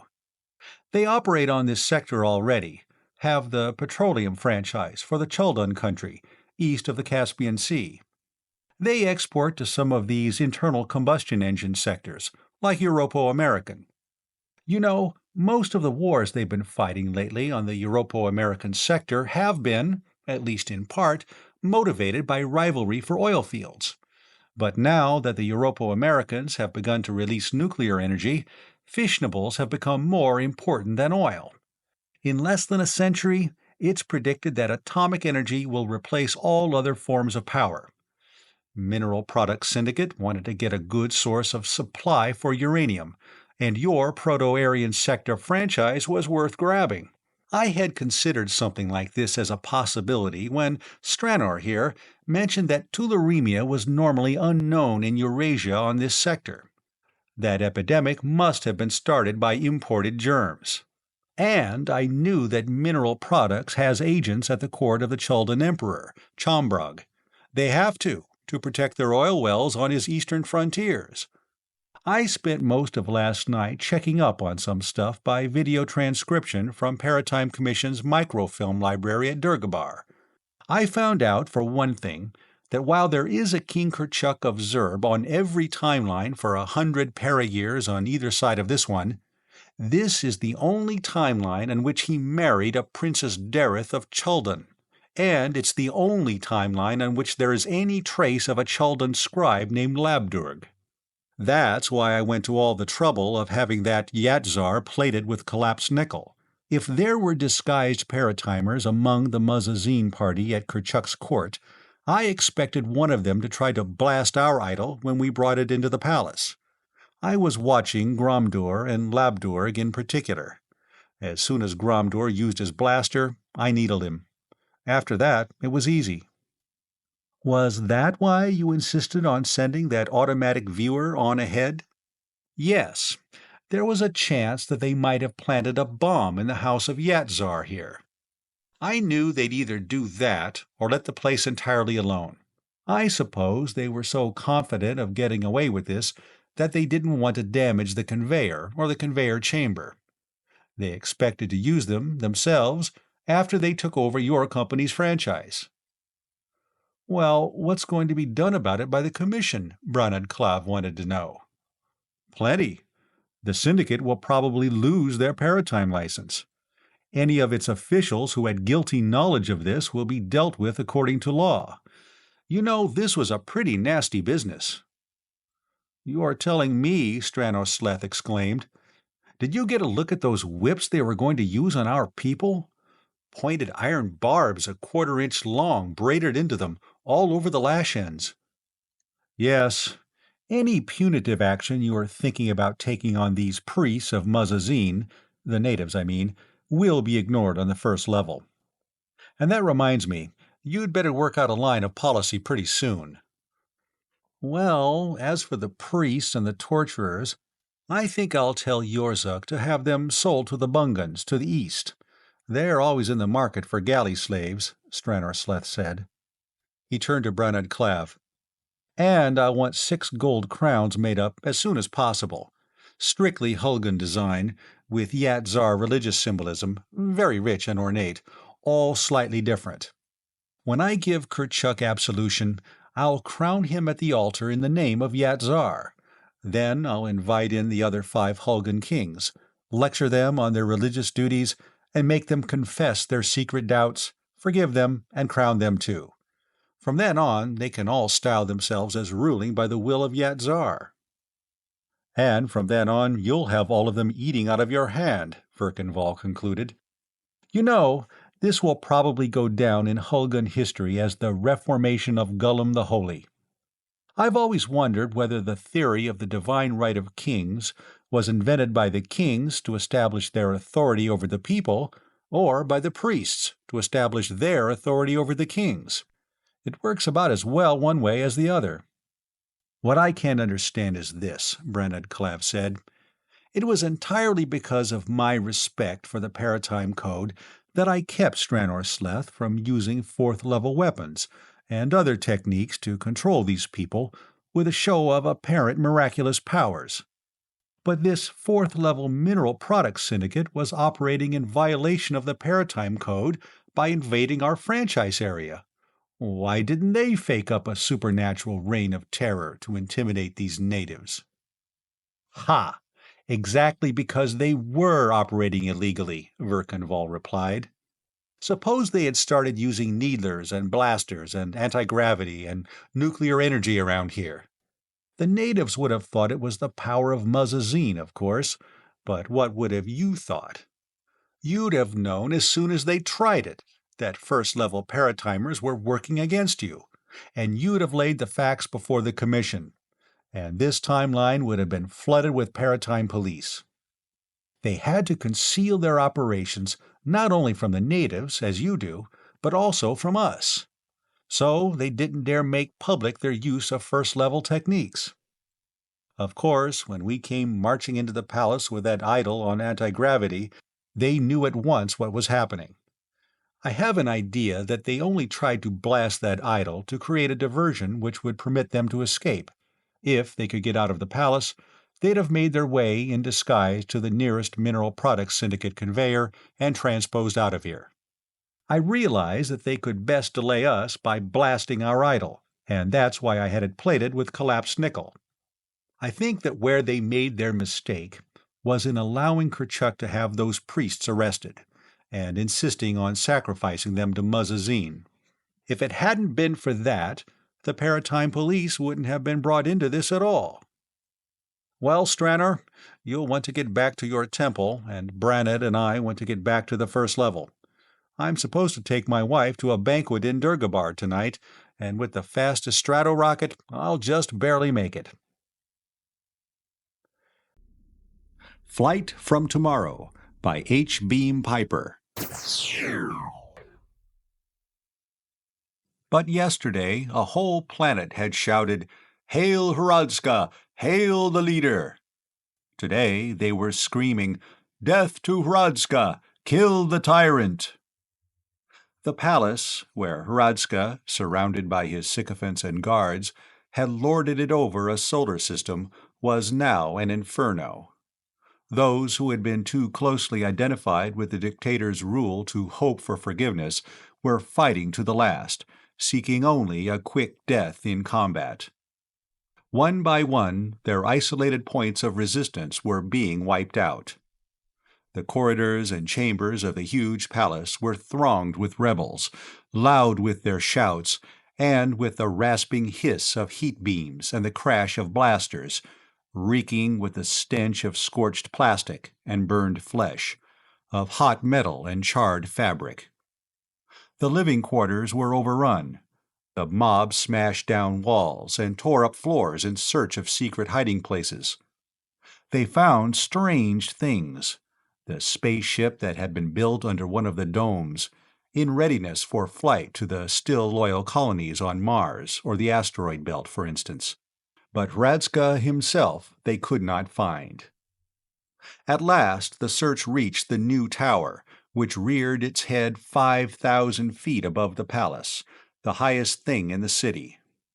They blasted down the huge steel doors, cut power from the energy screens. They landed from anti-grav cars on the upper levels. But except for barriers of metal and concrete and energy, they met with no opposition. Finally, they came to the spiral stairway which led up to the great metal sphere which capped the whole structure. General Zarvas, the army commander who had placed himself at the head of the revolt, stood with his foot on the lowest step, his followers behind him. There was Prince Bervani, the leader of the old nobility, and Gorzesko Orm, the merchant, and between them stood Tob, the chieftain of the mutinous slaves. There were clerks, laborers, poor but haughty nobles, and wealthy merchants who had long been forced to hide their riches from the dictator's tax-gatherers, and soldiers and spacemen. "You'd better let some of us go first, sir." A blood-stained bandage about his head, his uniform in rags, suggested. "You don't know what might be up there." The general shook his head. "I'll go first." Zarvas Paul was not the man to send subordinates into danger ahead of himself. "To tell the truth, I'm afraid we won't find anything at all up there." "You mean—" Gorzesko Orm began. "The time machine," Zarvas Paul replied. "If he's managed to get it finished, the great mind only knows where he may be now. or when. He loosened the blaster in his holster and started up the long spiral. His followers spread out below. Sharpshooters took position to cover his ascent. Prince Burvani and Tob the slave started to follow him. They hesitated as each motioned to the other to precede him. Then the nobleman followed the general, his blaster drawn, and the brawny slave behind him. The door at the top was open, and Zarvas Paul stepped through, but there was nothing in the great spherical room except a raised dais some 50 feet in diameter, its polished metal top strangely clean and empty. And a crumpled heap of burned cloth and charred flesh that had not long ago been a man. An old man with a white beard and the 7-pointed star of the learned brothers on his breast advanced to meet the armed intruders. "So, he is gone, Kradzizago," Zarvas Paul said, holstering his weapon. "Gone in the time machine, to hide in yesterday or tomorrow. And you let him go?" The old one nodded. "He had a blaster, and I had none." He indicated the body on the floor. "Zoldyjarv had no blaster either, but he tried to stop Hradska. See, he squandered his life as a fool squanders his money, getting nothing for it. And a man's life is not money, Zarvas Paul." "I do not blame you, Kradzizago," General Zarvas said. "But now you must get to work and build us another time machine so that we can hunt him down." "Does revenge mean so much to you, then?" The soldier made an impatient gesture. "Revenge is for fools, like that pack of screaming beasts below. I do not kill for revenge. I kill because dead men do no harm." "Hradska will do us no more harm," the old scientist replied. "He is a thing of yesterday, of a time long past and half lost in the mists of legend." "No matter. As long as he exists at any point in space-time, Hradska is still a threat. Revenge means much to Hradska. He will return for it when we least expect him." The old man shook his head. "No, Zarvas Paul, Hradska will not return." Hradska holstered his blaster, threw the switch that sealed the time machine, put on the anti-grav unit, and started the time-shift unit. He reached out and set the destination dial for the mid-52nd century of the atomic era. That would land him in the 9th Age of Chaos, following the 2-century war and the collapse of the world theocracy. A good time for his purpose. The world would be slipping back into barbarism, and yet possess the technologies of former civilizations. 100 little nation-states would be trying to regain social stability, competing and warring with one another. Hradska glanced back over his shoulder at the cases of books, record spools, tri-dimensional pictures, and scale models. These people of the past would welcome him and his science of the future, would make him their leader. He would start in a small way, by taking over the local feudal or tribal government, would arm his followers with weapons of the future. Then he would impose his rule upon neighboring tribes, or princedoms, or communes, or whatever, and build a strong sovereignty. From that he envisioned a world empire, a solar system empire. Then he would build time machines, many time machines. He would recruit an army such as the universe had never seen, a swarm of men from every age in the past.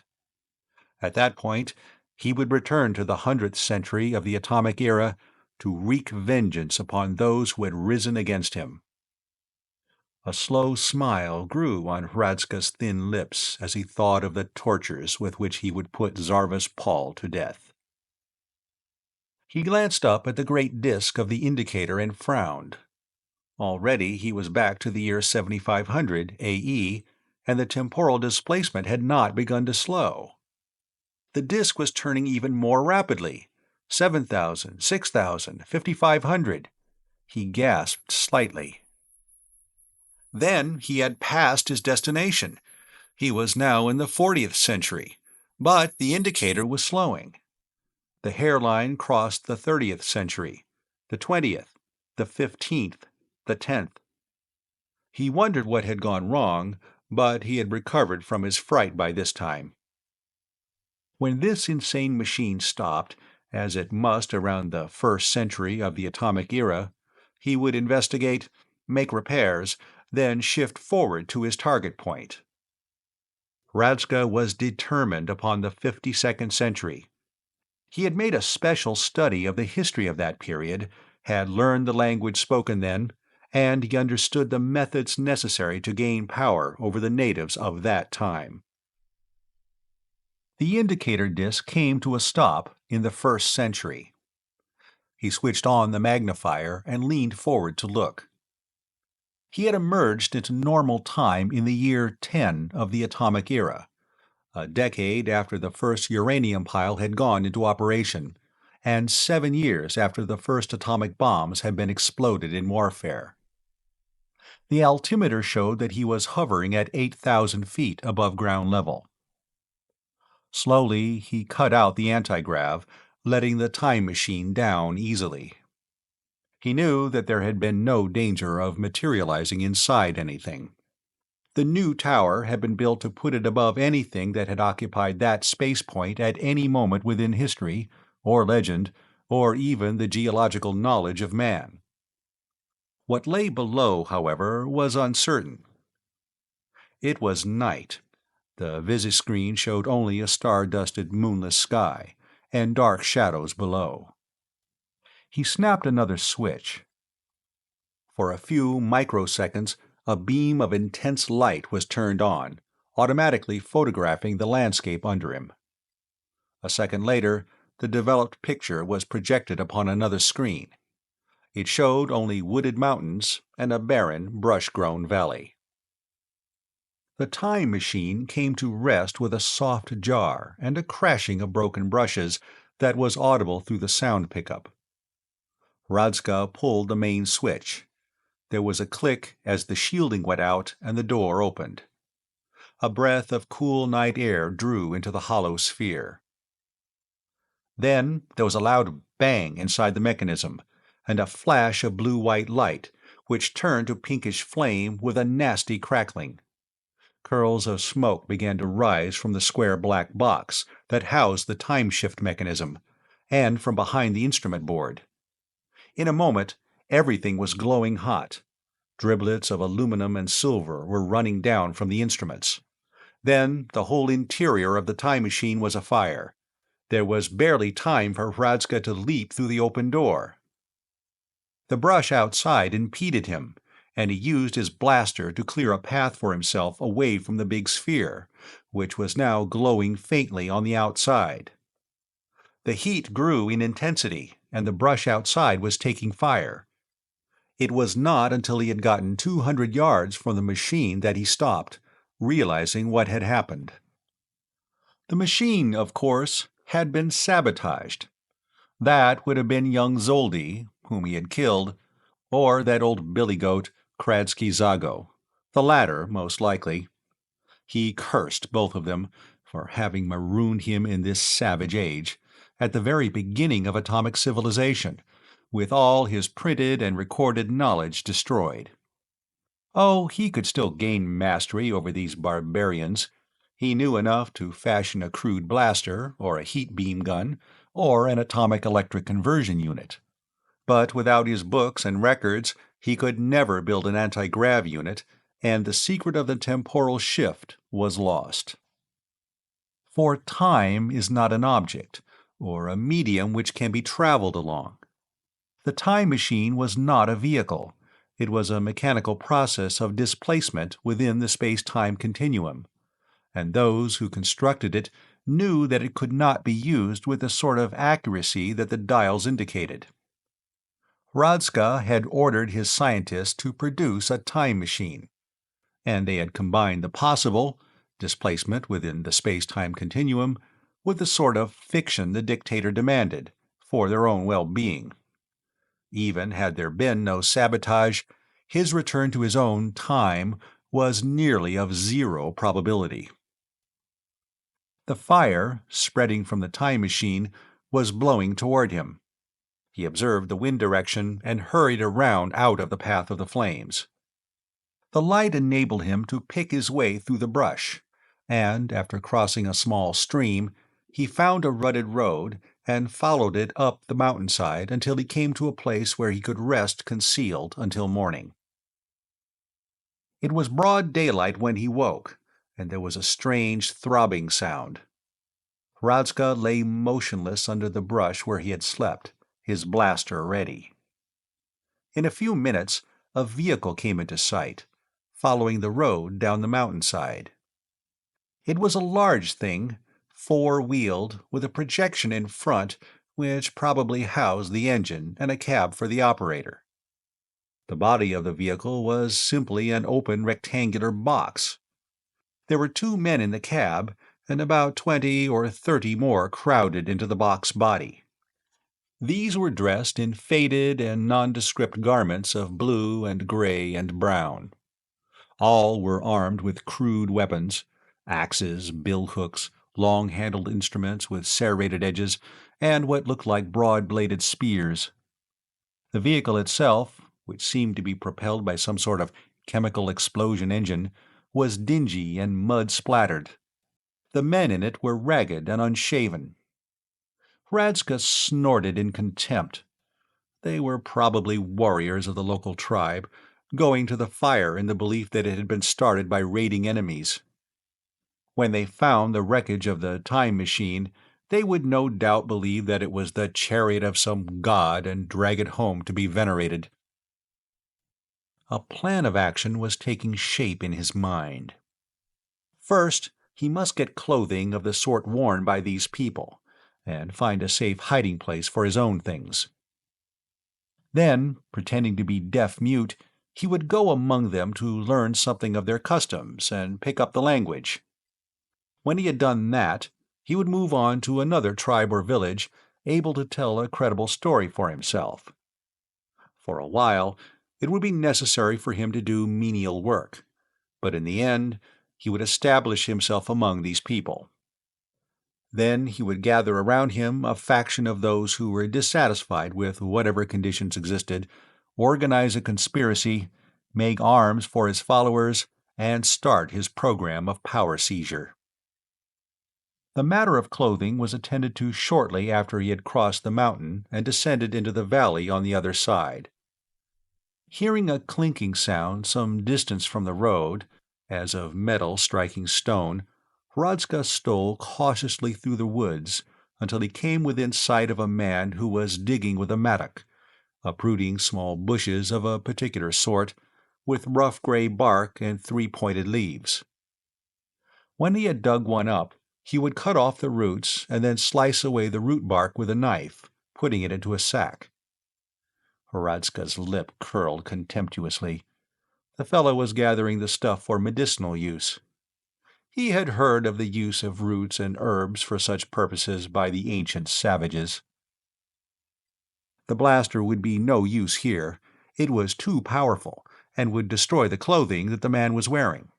He unfastened a strap from his belt and attached it to a stone to form a hand loop, then inched forward behind the lone herb-gatherer. When he was close enough, he straightened and rushed forward, swinging the improvised weapon. The man heard him and turned, too late. After undressing his victim, Hradzka used the mattock to finish him, and then to dig a grave. The fugitive buried his own clothes with the murdered man, and donned the faded blue shirt, rough shoes, worn trousers, and jacket. The blaster he concealed under the jacket, and he kept a few other 100th-century gadgets. These he would hide somewhere, closer to his center of operations. He had kept, among other things, a small box of food concentrate capsules, and in one pocket of the newly acquired jacket he found a package containing food. It was rough and unappetizing fare, slices of cold-cooked meat between slices of some cereal substance. He ate these before filling in the grave, and put the paper wrappings in with the dead man. Then, his work finished, he threw the mattock into the brush and set out again, grimacing disgustedly and scratching himself. The clothing he had appropriated was verminous. Crossing another mountain, he descended into a second valley, and for a time lost his way among a tangle of narrow ravines. It was dark by the time he mounted a hill and found himself looking down another valley, in which a few scattered lights gave evidence of human habitations. Not wishing to arouse suspicion by approaching these in the night-time, he found a place among some young evergreens where he could sleep. The next morning, having breakfasted on a concentrate capsule, he found a hiding place for his blaster in a hollow tree. It was in a sufficiently prominent position so that he could easily find it again, and at the same time unlikely to be discovered by some native. Then he went down into the inhabited valley. He was surprised at the ease at which he established contact with the natives. The first dwelling which he approached, a cluster of farm buildings at the upper end of the valley, gave him shelter. There was a man, clad in the same sort of rough garments Hradska had taken from the body of the herb-gatherer, and a woman in a faded and shapeless dress. The man was thin and work-bent, the woman short and heavy. Both were past middle age. He made inarticulate sounds to attract their attention, then gestured to his mouth and ears to indicate his assumed affliction. He rubbed his stomach to portray hunger. Looking about, he saw an axe sticking in a chopping block and a pile of wood near it, probably the fuel used by these people. He took up the axe, split up some of the wood, then repeated the hunger signs. The man and the woman both nodded, laughing. He was shown a pile of tree limbs, and the man picked up a short billet of wood and used it like a measuring rule, to indicate that all the wood was to be cut to that length. Hradska fell to work, and by mid-morning he had all the wood cut. He had seen a circular stone, mounted on a trestle with a metal axle through it, and judged it to be some sort of a grinding wheel, since it was fitted with a foot pedal and a rusty metal can was set above it to spill water onto the grinding edge. After chopping the wood, he carefully sharpened the axe, handing it to the man for inspection. This seemed to please the man. He clapped Hradska on the shoulder, making commendatory sounds. It required considerable time and ingenuity to make himself a more or less permanent member of the household. Hradska made a survey of the farmyard, noting the sorts of work that would normally be performed on the farm, and he pantomimed this work in its simpler operations. He pointed to the east, where the sun would rise, and to the zenith and to the west. He made signs indicative of eating and of sleeping, and of rising and of working. At length he succeeded in conveying his meaning. There was considerable argument between the man and the woman, but his proposal was accepted, as he expected that it would. It was easy to see that the work of the farm was hard for this aging couple. Now, for a place to sleep and a little food, they were able to acquire a strong and intelligent slave. In the days that followed, he made himself useful to the farm people. He fed the chickens and the livestock, milked the cow, worked in the fields. He slept in a small room at the top of the house, under the eaves, and ate with the man and woman in the farmhouse kitchen. It was not long before he picked up a few words which he had heard his employers using, and related them to the things or acts spoken of. And he began to notice that these people, in spite of the crudities of their own life, enjoyed some of the advantages of fairly complex civilization. Their implements were not handcraft products, but showed machine workmanship. There were 2 objects hanging on hooks on the kitchen wall, which he was sure were weapons. Both had wooden shoulder stocks and wooden forepieces. They had long tubes extending to the front and triggers like blasters. One had double tubes mounted side by side, and double triggers, The other had an octagonal tube mounted over a round tube and a loop extension on the trigger guard. Then there was a box on the kitchen wall with a mouthpiece and a cylindrical tube on a cord. Sometimes a bell would ring out of the box, and the woman would go to this instrument, take down the tube and hold it to her ear, and talk into the mouthpiece. There was another box from which voices would issue, of people conversing, or of orators, or of singing, and sometimes instrumental music. None of these were objects made by savages. These people probably traded with some fairly high civilization. They were not illiterate. He found printed matter, indicating the use of some phonetic alphabet, and paper pamphlets containing printed reproductions of photographs as well as verbal text. There was also a vehicle on the farm, powered, like the one he had seen on the road, by an engine in which a hydrocarbon liquid fuel was exploded.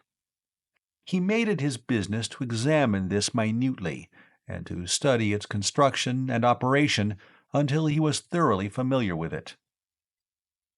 It was not until the third day after his arrival that the chickens began to die. In the morning, Horadska found 3 of them dead when he went to feed them, and the rest drooping unhealthily. He summoned the man and showed him what he had found. The next morning they were all dead, and the cow was sick.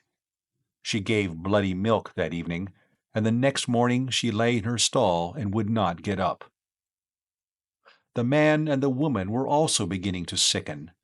Though both of them tried to continue their work, it was the woman who first noticed that the plants around the farmhouse were withering and turning yellow. The farmer went to the stable with Hradska and looked at the cow. Shaking his head, he limped back to the house and returned carrying one of the weapons from the kitchen, the one with the single trigger and the octagonal tube. As he entered the stable, he jerked down and up on the loop extension of the trigger guard, then put the weapon to his shoulder and pointed it at the cow. It made a flash and roared louder even than a hand blaster, and the cow jerked convulsively and was dead. The man then indicated by signs that Hradska was to drag the dead cow out of the stable, dig a hole, and bury it. This Hradska did, carefully examining the wound in the cow's head. The weapon, he decided, was not an energy weapon, but a simple solid missile projector. By evening, neither the man nor the woman were able to eat, and both seemed to be suffering intensely. The man used the communicating instrument on the wall, probably calling on his friends for help. Hradska did what he could to make them comfortable, cooked his own meal, washed the dishes as he had seen the woman doing, and tidied up the kitchen. It was not long before people, men and women whom he had seen on the road or who had stopped at the farmhouse while he had been there, began arriving, some carrying baskets of food. And shortly after Hradska had eaten, a vehicle like the farmer's, but in better condition and of better quality, arrived, and a young man got out of it and entered the house carrying a leather bag. He was apparently some sort of a scientist.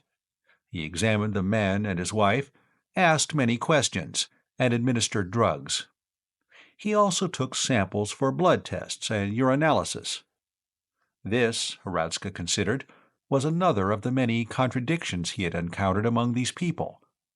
This man behaved like an educated scientist, and seemingly had nothing in common with the peasant herb-gatherer on the mountainside. The fact was that Hradska was worried. The strange death of the animals, the blight which had smitten the trees and vegetables around the farm, and the sickness of the farmer and his wife all mystified him. He did not know of any disease which would affect plants and animals and humans. He wondered if some poisonous gas might not be escaping from the earth near the farmhouse. However, he had not himself been affected. He also disliked the way in which the doctor and the neighbors seemed to be talking about him.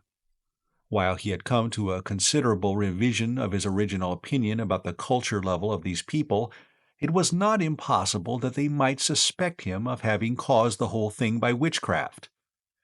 At any moment they might fall upon him and put him to death. In any case, there was no longer any use in his staying here, and it might be wise if he left at once. Accordingly, he filled his pockets with food from the pantry and slipped out of the farmhouse. Before his absence was discovered, he was well on his way down the road. That night, Hradzka slept under a bridge across a fairly wide stream.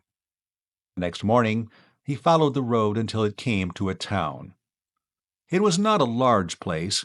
There were perhaps 400 or 500 houses and other buildings in it. Most of these dwellings were like the farmhouse where he had been staying, but some were much larger and seemed to be places of business. One of these latter was a concrete structure with wide doors at the front. Inside, he could see men working on the internal combustion vehicles which seemed to be in almost universal use. Hradzka decided to obtain employment here. It would be best, he decided, to continue his pretense of being a deaf-mute. He did not know whether a world language were in use at this time or not, and even if not, the pretense of being a foreigner unable to speak the local dialect might be dangerous. So he entered the vehicle repair shop and accosted a man in a clean shirt who seemed to be issuing instructions to the workers, going into his pantomime of the homeless mute seeking employment. The master of the repair shop merely laughed at him, however. Hradzka became more insistent in his manner, making signs to indicate his hunger and willingness to work. The other men in the shop left their tasks and gathered around. There was much laughter and unmistakable ribald and derogatory remarks. Hradzka was beginning to give up hope of getting employment here when one of the workmen approached the master and whispered something to him. The two of them walked away, conversing in low voices. Hradzka thought he understood the situation. No doubt the workman, thinking to lighten his own labor, was urging that the vagrant be employed, for no other pay than food and lodging. At length, the master assented to his employee's urgings. He returned, showing Hradzka a hose and a bucket and sponges and cloths, and set him to work cleaning the mud from one of the vehicles. Then, after seeing that the work was being done properly, he went away, entering a room at one side of the shop. About 20 minutes later, another man entered the shop. He was not dressed like any of the other people whom Hradzka had seen. He wore a gray tunic and breeches, polished black boots, and a cap with a visor and a metal insignia on it. On a belt, he carried a holstered weapon, like a blaster. After speaking to one of the workers, who pointed Hradzka out to him, he approached the fugitive and said something. Hradzka made gestures at his mouth and ears and made gargling sounds. The newcomer shrugged and motioned him to come with him, at the same time producing a pair of handcuffs from his belt and jingling them suggestively. In a few seconds, Hradzka tried to analyze the situation and estimate its possibilities. The newcomer was a soldier, or, more likely, a policeman, since monocles were part of his equipment. Evidently, since the evening before, a warning had been made public by means of communicating devices such as he had seen at the farm, advising people that a man of his description, pretending to be a deaf-mute, should be detained and the police notified. It had been for that reason that the workman had persuaded his master to employ Hradzka. No doubt he would be accused of causing the conditions at the farm by sorcery. Hradzka shrugged and nodded, then went to the water tap to turn off the hose he had been using. He disconnected it, coiled it, and hung it up, and then picked up the water bucket. Then, without warning, he hurled the water into the policeman's face, sprang forward, swinging the bucket by the bail, and hit the man on the head. Releasing his grip on the bucket, he tore the blaster, or whatever it was, from the holster. One of the workers swung a hammer, as though to throw it. Hradzka aimed the weapon at him and pulled the trigger. The thing belched fire and kicked back painfully in his hand, and the man fell. He used it again to drop the policeman, then thrust it into the waistband of his trousers and ran outside. The thing was not a blaster at all, he realized, only a missile projector like the big weapons at the farm, utilizing the force of some chemical explosion. The policeman's vehicle was standing outside. It was a small, single-seat, two-wheeled affair. Having become familiar with the principles of these hydrocarbon engines from examination of the vehicle on the farm, and accustomed as he was to far more complex mechanisms than this crude affair, Hradska could see at a glance how to operate it. Springing onto the saddle, he kicked away the folding support and started the engine. Just as he did, the master of the repair shop ran outside, one of the small hand weapons in his hand, and fired several shots. They all missed, but Hradska heard the whining sound of the missiles passing uncomfortably close to him. It was imperative that he recovered the blaster he had hidden in the hollow tree at the head of the valley. By this time, there would be a concerted search underway for him, and he needed a better weapon than the solid missile projector he had taken from the policeman. He did not know how many shots the thing contained, but if it propelled solid missiles by chemical explosion, there could not have been more than 5 or 6 such charges in the cylindrical part of the weapon which he had assumed to be the charge holder. On the other hand, his blaster, a weapon of much greater power, contained enough energy for 500 blasts, and with it were 8 extra energy capsules, giving him a total of 4,500 blasts. Handling the two-wheeled vehicle was no particular problem.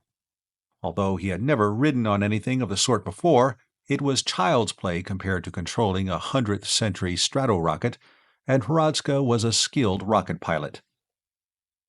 Several times he passed vehicles on the road, the passenger vehicles with enclosed cabins, and cargo vehicles piled high with farm produce. Once he encountered a large number of children, gathered in front of a big red building with a flagstaff in front, from which a queer flag, with horizontal red and white stripes and a white-spotted blue device in the corner, flew. They scattered off the road in terror at his approach. Fortunately, he hit none of them, for at the speed at which he was traveling, such a collision would have wrecked his light vehicle. As he approached the farm where he had spent the past few days, he saw 2 passenger vehicles standing by the road. One was a black one, similar to the one in which the physician had come to the farm, and the other was white with black trimmings, and bore the same device he had seen on the cap of the policeman. A policeman was sitting in the driver's seat of this vehicle, and another policeman was standing beside it, breathing smoke with one of the white paper cylinders these people used. In the farmyard, 2 men were going about with a square black box. To this box, a tube was connected by a wire, and they were passing the tube about over the ground. The policeman who was standing beside the vehicle saw him approach and blew his whistle, then drew the weapon from his belt. Hradska, who had been expecting some attempt to halt him, had let go the right-hand steering handle and drawn his own weapon. As the policeman drew, he fired at him. Without observing the effect of the shot, he sped on. Before he had rounded the bend above the farm, several shots were fired after him. A mile beyond, he came to the place where he had hidden the blaster. He stopped the vehicle and jumped off, plunging into the brush and racing toward the hollow tree. Just as he reached it, he heard a vehicle approach and stop, and the door of the police vehicle slam. Hradska's fingers found the belt of his blaster. He dragged it out and buckled it on, tossing away the missile weapon he had been carrying. Then, crouching behind the tree, he waited.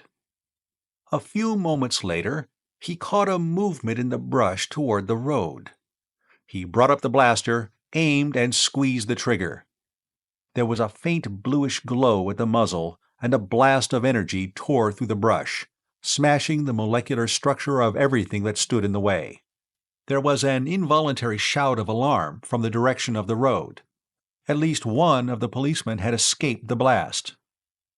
Radska holstered his weapon and crept away for some distance, keeping under cover, then turned and waited for some sign of the presence of his enemies. For some time, nothing happened.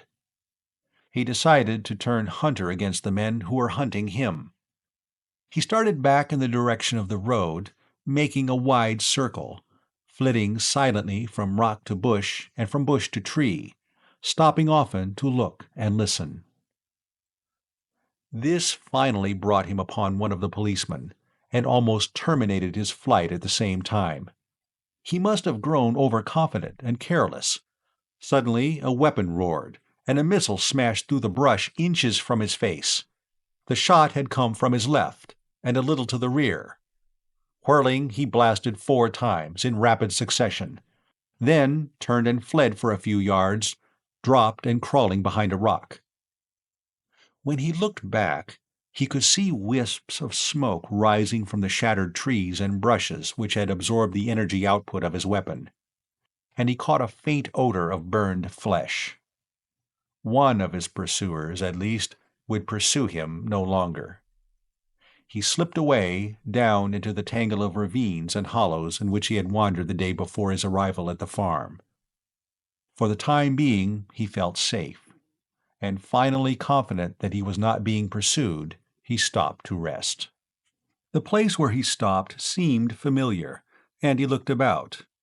In a moment he recognized the little stream, the pool where he had bathed his feet, the clump of seedling pines under which he had slept. He even found the silver foil wrapping from the food concentrate capsule. But there had been a change since the night when he had slept here. Then the young pines had been green and alive. Now they were blighted, and their needles had turned brown. Radska stood for a long time looking at them. It was the same blight that had touched the plants around the farmhouse. And here, among the pine needles on the ground, lay a dead bird. It took some time for him to admit to himself the implications of vegetation. The chickens, the cow, the farmer and his wife had all sickened and died. He had been in this place, and now, when he had returned, he found that death had followed him here, too. During the early centuries of the atomic era, he knew, there had been great wars, the stories of which had survived even to the 100th century. Among the weapons that had been used, there had been artificial plagues and epidemics, caused by new types of bacteria developed in laboratories, against which the victims had possessed no protection.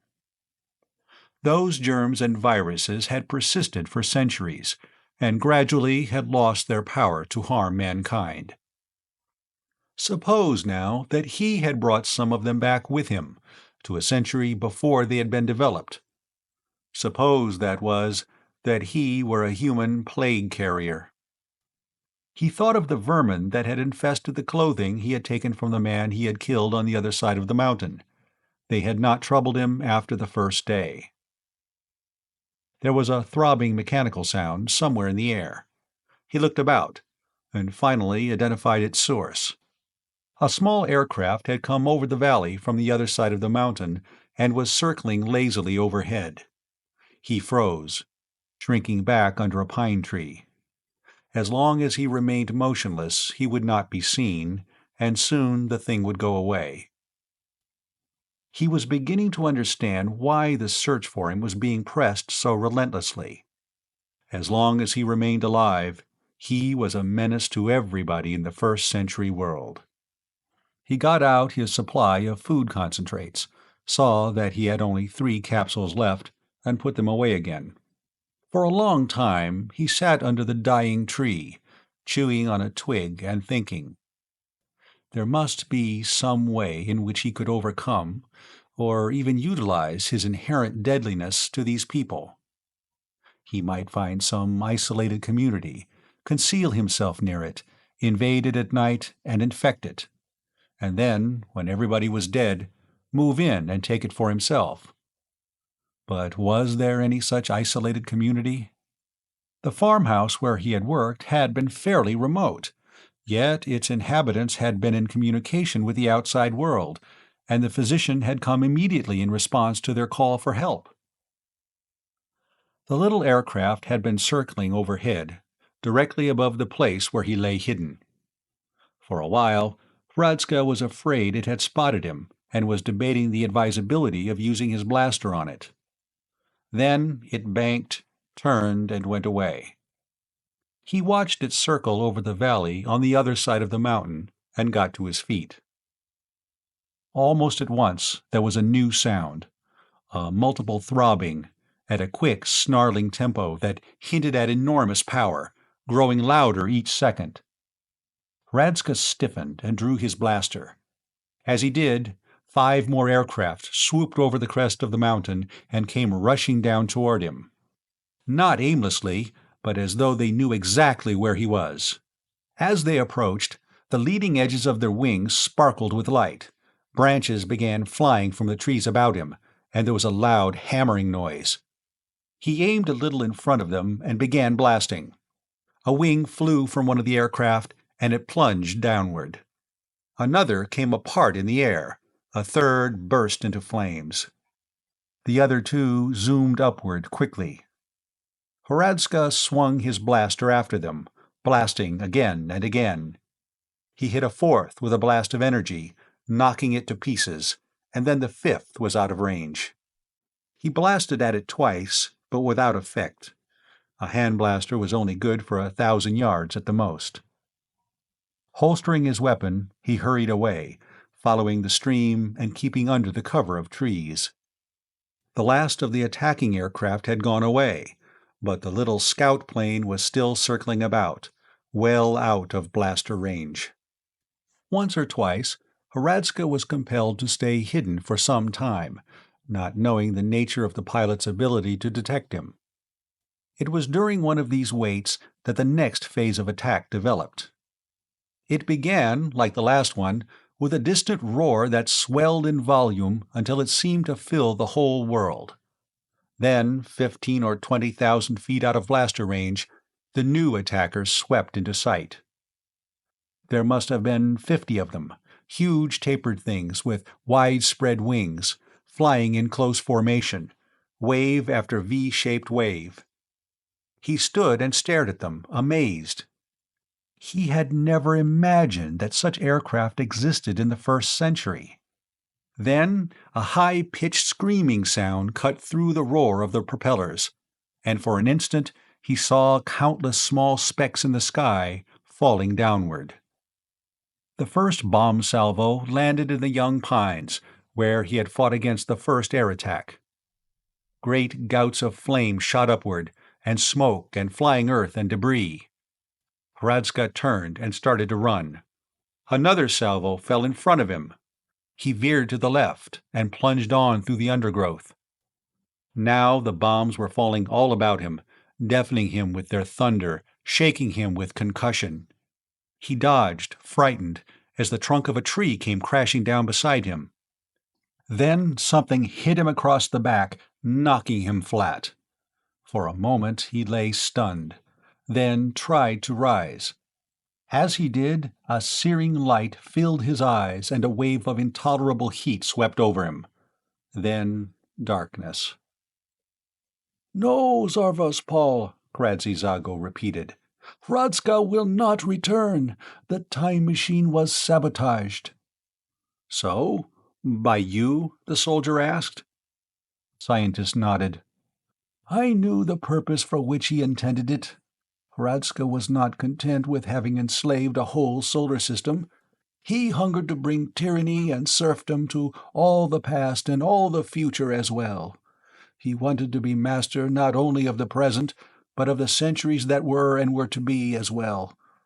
I never took part in politics, Zarvas-Pol. I had no hand in this revolt. But I could not be party to such a crime as Hradzka contemplated when it lay within my power to prevent it." "The machine will take him out of our space-time continuum, or back to a time when this planet was a swirling cloud of flaming gas?" Zarvas-Pol asked. Kradzy-Zago shook his head.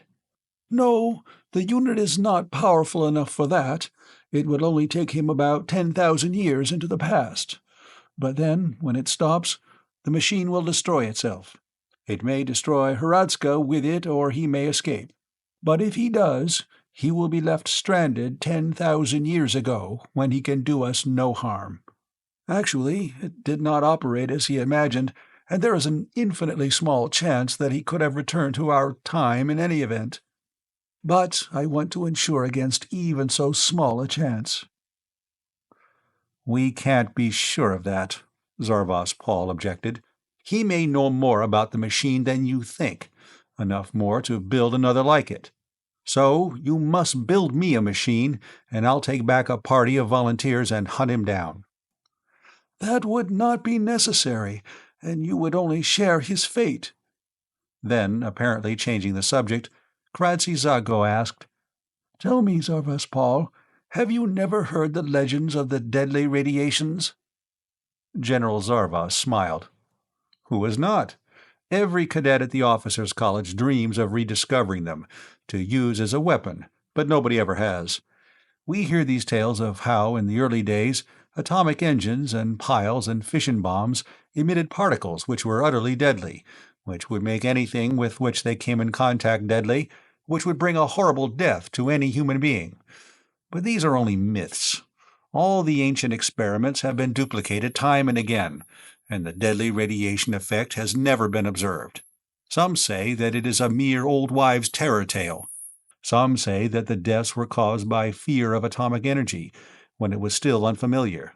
Others contend that the fundamental nature of atomic energy has altered by the degeneration of fissionable matter. For my own part, I'm not enough of a scientist to have an opinion." The old one smiled wanly. "None of these theories are correct.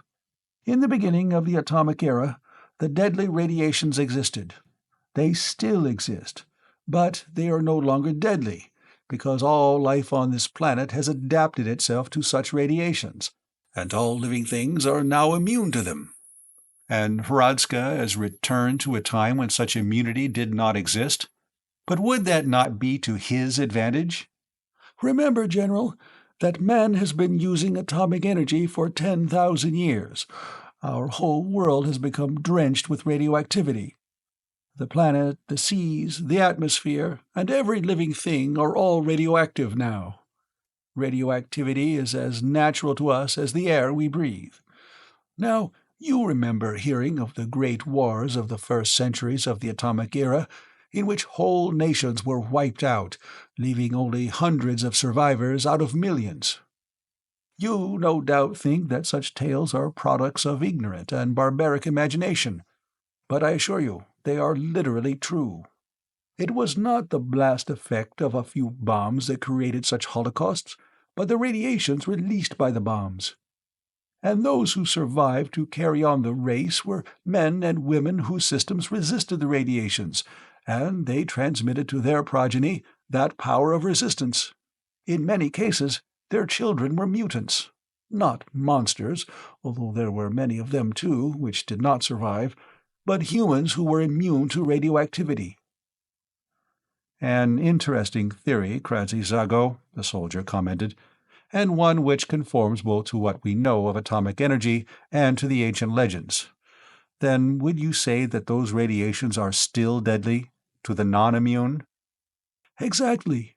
And Hradska, his body emitting those radiations, has returned to the first century of the atomic era, to a world without immunity." General Zarvas' smile vanished. "Man!" he cried in horror.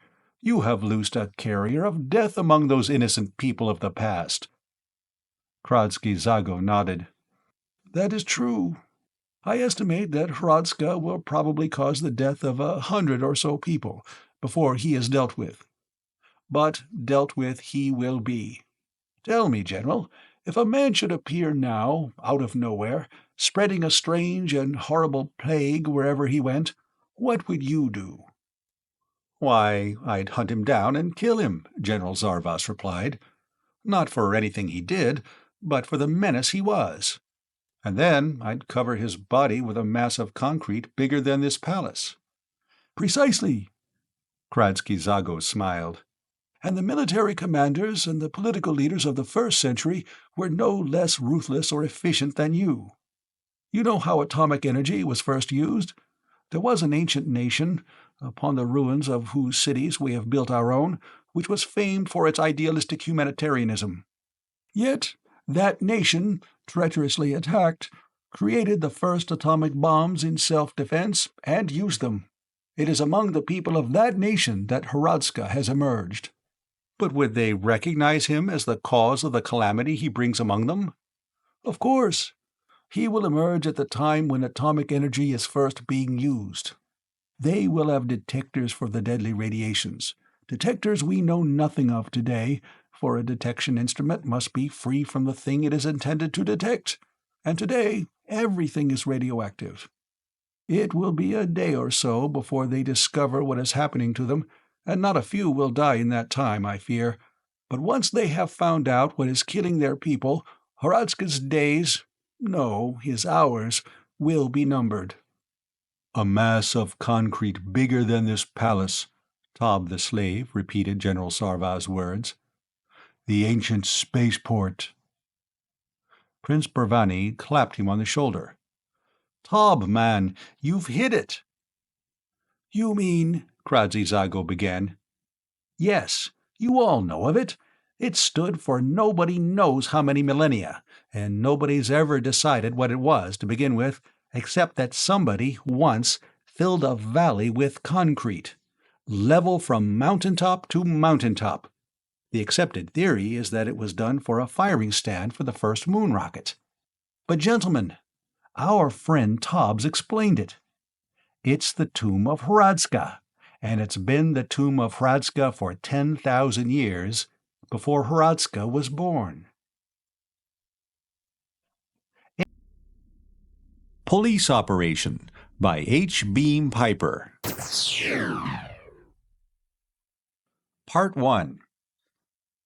John Strawmeyer stood, an irate figure in faded overalls and sweat-whitened black shirt, apart from the others, his back to the weathered farm buildings and the line of yellowing woods and the cirrus-streaked blue October sky.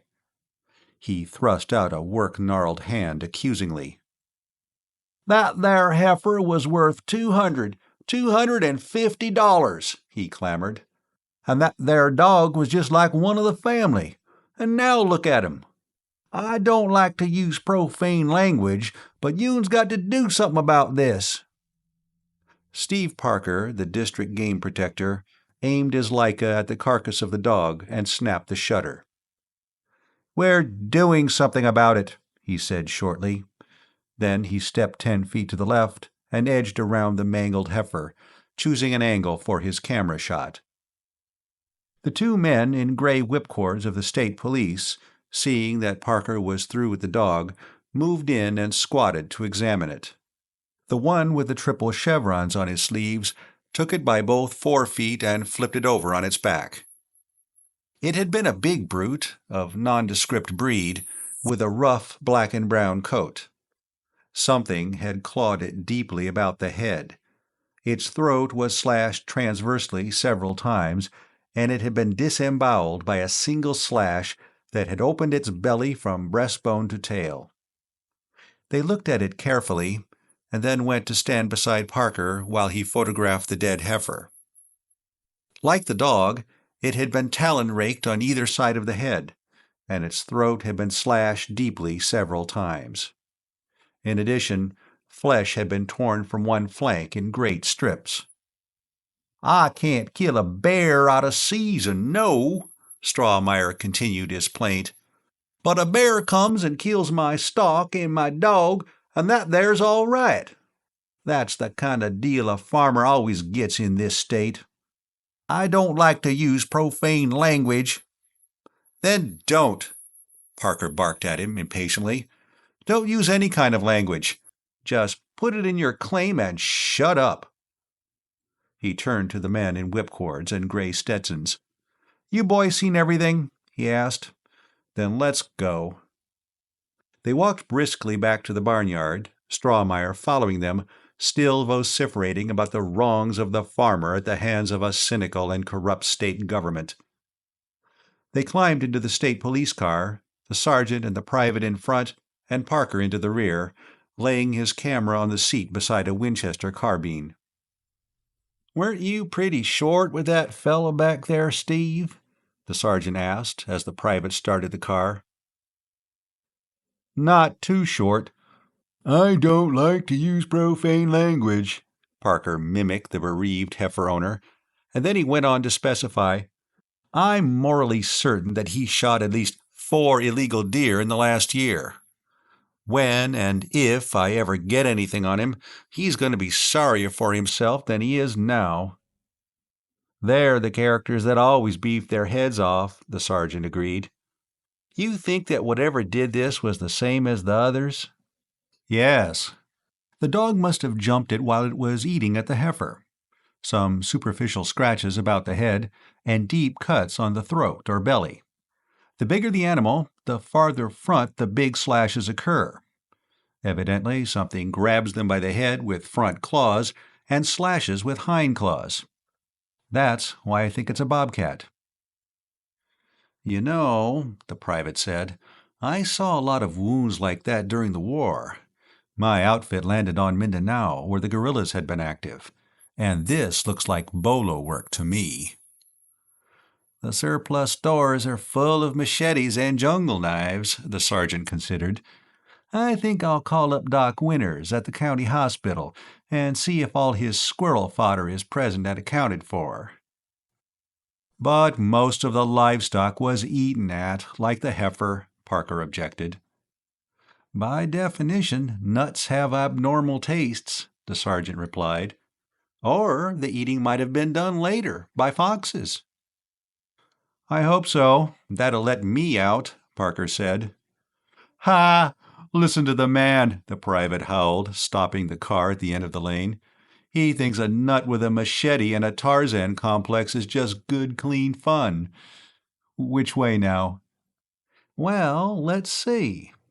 The sergeant had unfolded a quadrangle sheet. The game protector leaned forward to look at it over his shoulder.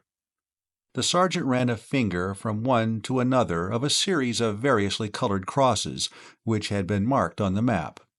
"Monday night, over here on Copperhead Mountain, that cow was killed," he said. "The next night, about 10 o'clock, that sheep flock was hit on this side of Copperhead, right about here. Early Wednesday night, that mule got slashed up in the woods back of the western farm. It was only slightly injured, must have kicked the Watset and got away, but the Watset wasn't too badly hurt because a few hours later it hit that turkey flock on the Reimer farm. And last night, it did that." He jerked a thumb over his shoulder at the Strawmeyer farm. "See, following the ridges, working toward the southeast, avoiding open ground, killing only at night. Could be a bobcat at that." "Or Jinx's maniac with the machete," Parker agreed. "Let's go up by Hinman's Gap and see if we can see anything." They turned after a while into a rutted dirt road, which deteriorated steadily into a grass-grown track through the woods. Finally they stopped, and the private backed off the road. The 3 men got out, Parker with his Winchester, the sergeant checking the drum of a Thompson, and the private pumping a buckshot shell into the chamber of a riot gun. For half an hour they followed the brush-grown trail beside the little stream. Once they passed a dark gray commercial model jeep, back to one side. Then they came to the head of the gap. A man wearing a tweed coat, tan field boots, and khaki breeches was sitting on a log, smoking a pipe.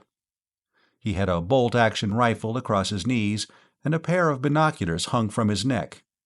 He seemed about 30 years old, and any Bobby Soxer's idol of the screen would have envied him the handsome regularity of his strangely immobile features. As Parker and the 2 state policemen approached, he rose, slinging his rifle, and greeted them. "Sergeant Haynes, isn't it?" he asked pleasantly. Are you gentlemen out hunting the critter too?" "Good afternoon, Mr. Lee.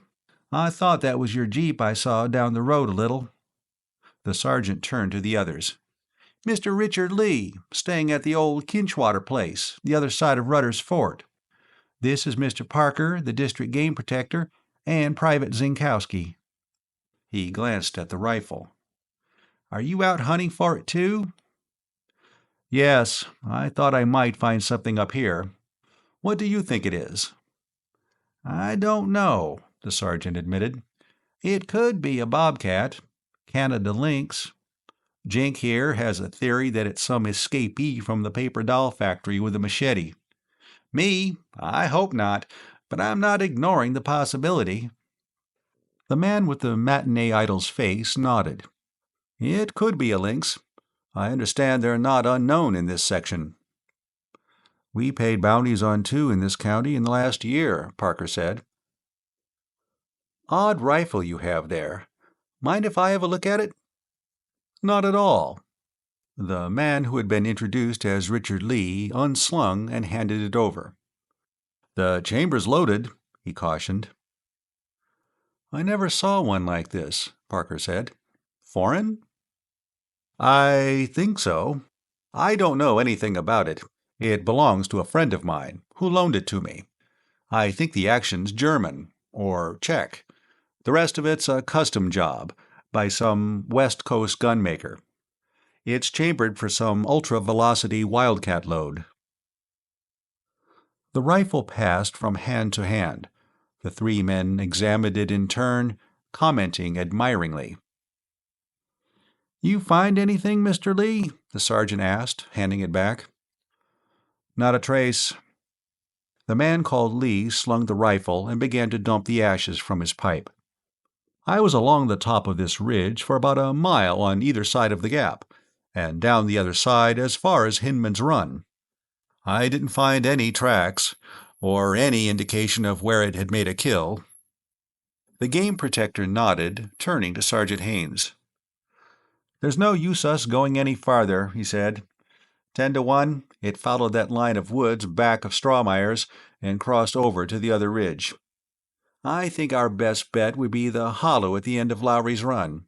What do you think?" The sergeant agreed. The man called Richard Lee began to refill his pipe methodically. "I think I shall stay here for a while, but I believe you're right. Lowry's Run, or across Lowry's Gap into Coon Valley," he said. After Parker and the state policeman had gone, the man whom they had addressed as Richard Lee returned to his log and sat smoking, his rifle across his knees. From time to time he glanced at his wristwatch and raised his head to listen. At length, faint in the distance, he heard the sound of a motor starting. Instantly he was on his feet. From the end of the hollow log on which he had been sitting, he produced a canvas musette bag. Walking briskly to a patch of damp ground beside the little stream, he leaned the rifle against a tree and opened the bag. First he took a pair of gloves of some greenish, rubber-like substance and put them on, drawing the long gauntlets up over his coat sleeves. Then he produced a bottle and unscrewed the cap. Being careful to avoid splashing his clothes, he went about pouring a clear liquid upon the ground in several places. Where he poured, white vapors rose, and twigs and grass crumbled into brownish dust. After he had replaced the cap and returned the bottle to the bag, he waited for a few minutes, then took a spatula from the musette and dug where he had poured the fluid, prying loose 4 black, irregular-shaped lumps of matter, which he carried to the running water and washed carefully before wrapping them and putting them in the bag along with the gloves. Then he slung bag and rifle and started down the trail to where he had parked the jeep. Half an hour later, after driving through the little farming village of Rutter's Fort, he pulled into the barnyard of a run-down farm and backed through the open doors of the barn. He closed the double doors behind him and barred them from within. Then he went to the rear wall of the barn, which was much closer the front than the outside dimensions of the barn would have indicated. He took from his pocket a black object like an automatic pencil. Hunting over the rough plank wall, he found a small hole and inserted the pointed end of the pseudo-pencil, pressing on the other end. For an instant, nothing happened. Then, a 10-foot square section of the wall receded 2 feet and slid noiselessly to one side. The section which had slid inward had been built of 3-inch steel, masked by a thin covering of boards. The wall around it was 2-foot concrete, similarly camouflaged. He stepped quickly inside. Fumbling at the right side of the opening, he found a switch and flicked it. Instantly, the massive steel plate slid back into place with a soft, oily click. As it did, lights came on within the hidden room, disclosing a great semi-globe of some fine metallic mesh, 30 feet in diameter and 15 in height. There was a sliding door at one side of this. The man called Richard Lee opened and entered through it, closing it behind him.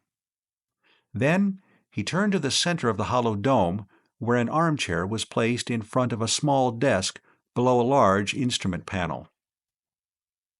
The gauges and dials on the panel, and the levers and switches and buttons on the desk control board, were all lettered and numbered with characters not of the Roman alphabet or the Arabic notation.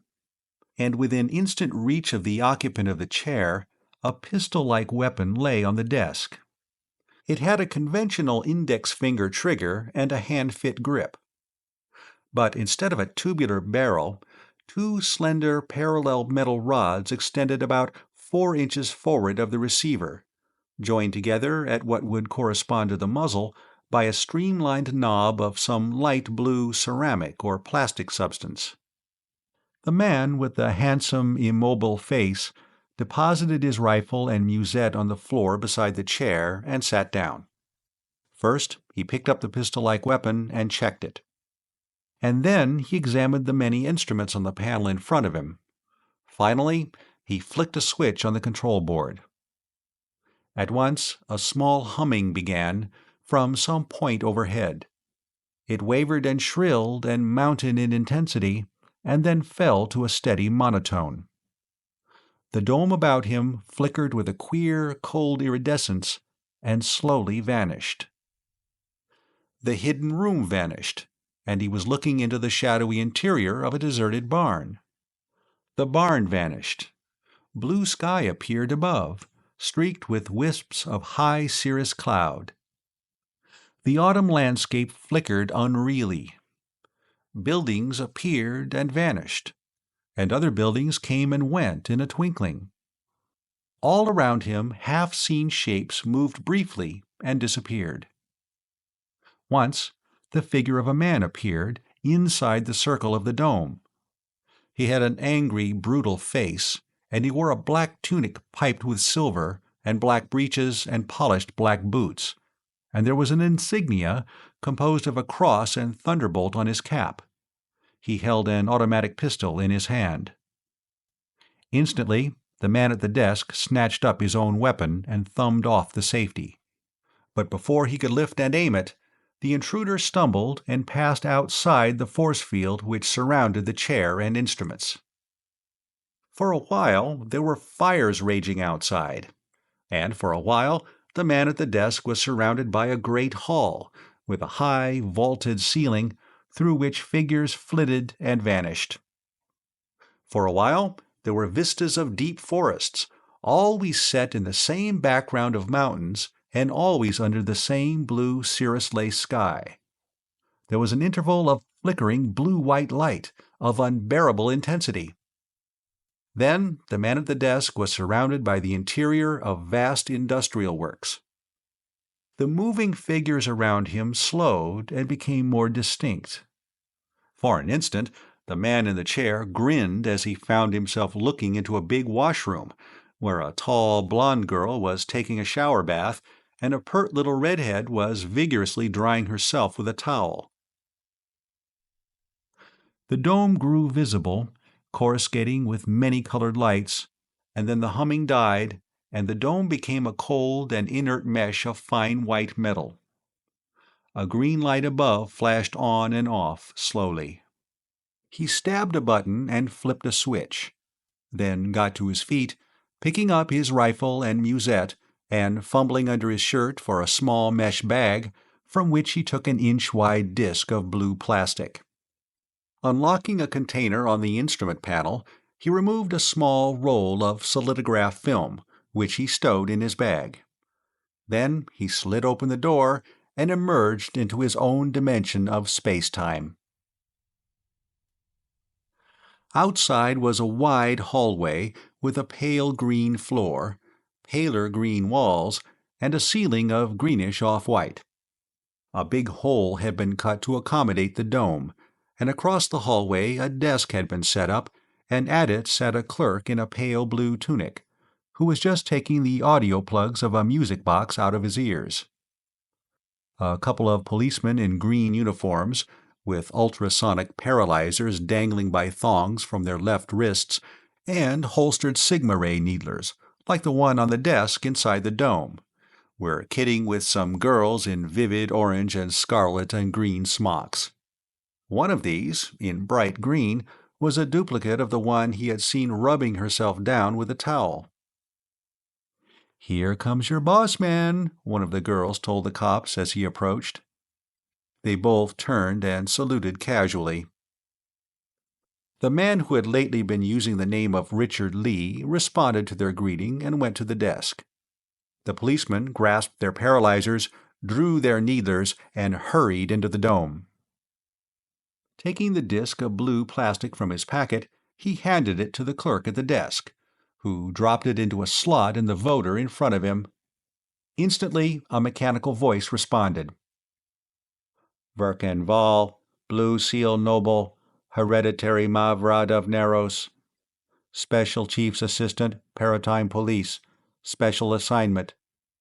Subject to no orders below those of Tortha Karf, Chief of Paratime Police. To be given all courtesies and cooperation within the Paratime Transposition Code and the Police Powers Code. Further particulars?" The clerk pressed the "No" button.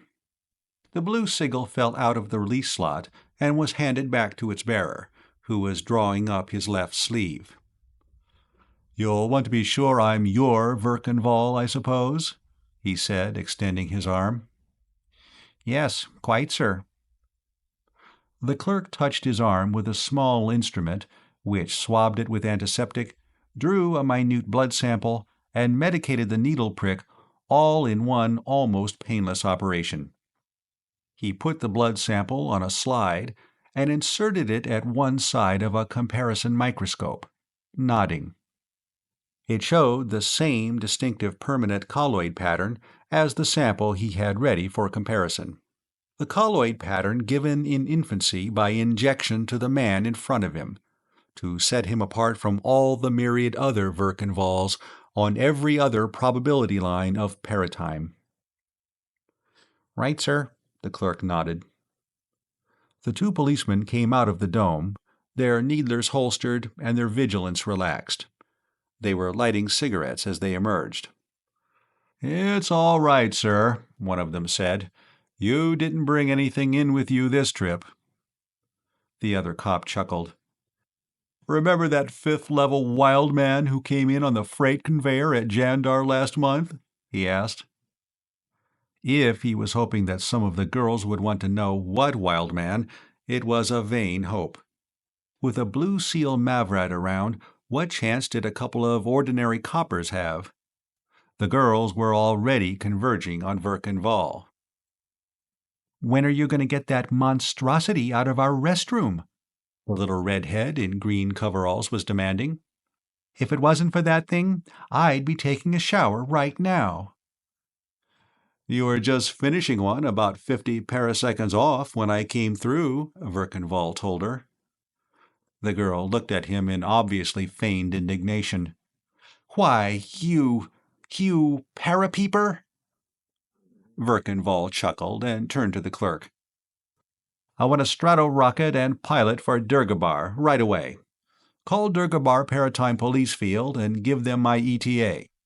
Have an air taxi meet me, and have the chief notified that I'm coming in. Extraordinary report. Keep a guard over the conveyor. I think I'm going to need it again soon." He returned to the little redhead. "Want to show me the way out of here, to the rocket field?" he asked. Outside, on the open landing field, Verkan glanced up at the sky, then looked at his watch. It had been 20 minutes since he had backed the jeep into the barn on that distant other timeline. The same delicate lines of white cirrus were etched across the blue above. The constancy of the weather, even across 200,000 para-years of perpendicular time, never failed to impress him. The long curve of the mountains was the same, and they were mottled with the same autumn colors. But where the little village of Rudder's Fort stood on that other line of probability, the white towers of an apartment city rose, the living quarters of the plant personnel. Police Operation by H. Beam Piper. Part 2. The rocket that was to take him to headquarters was being hoisted with a crane and lowered into the firing stand, and he walked briskly toward it, his rifle and musette slung. A boyish-looking pilot was on the platform, opening the door of the rocket. He stood aside for Verkan to enter, then followed and closed it, dogging it shut while his passenger stowed his bag and rifle and strapped himself into a seat. "Durgabar Commercial Terminal, sir?" the pilot asked, taking the adjoining seat at the controls.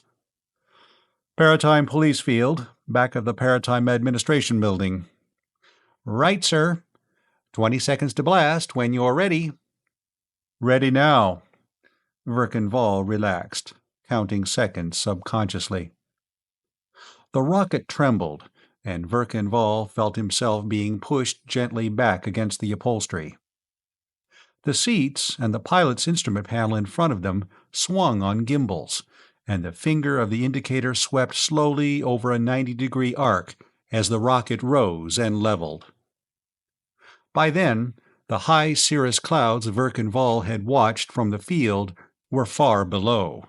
They were well into the stratosphere.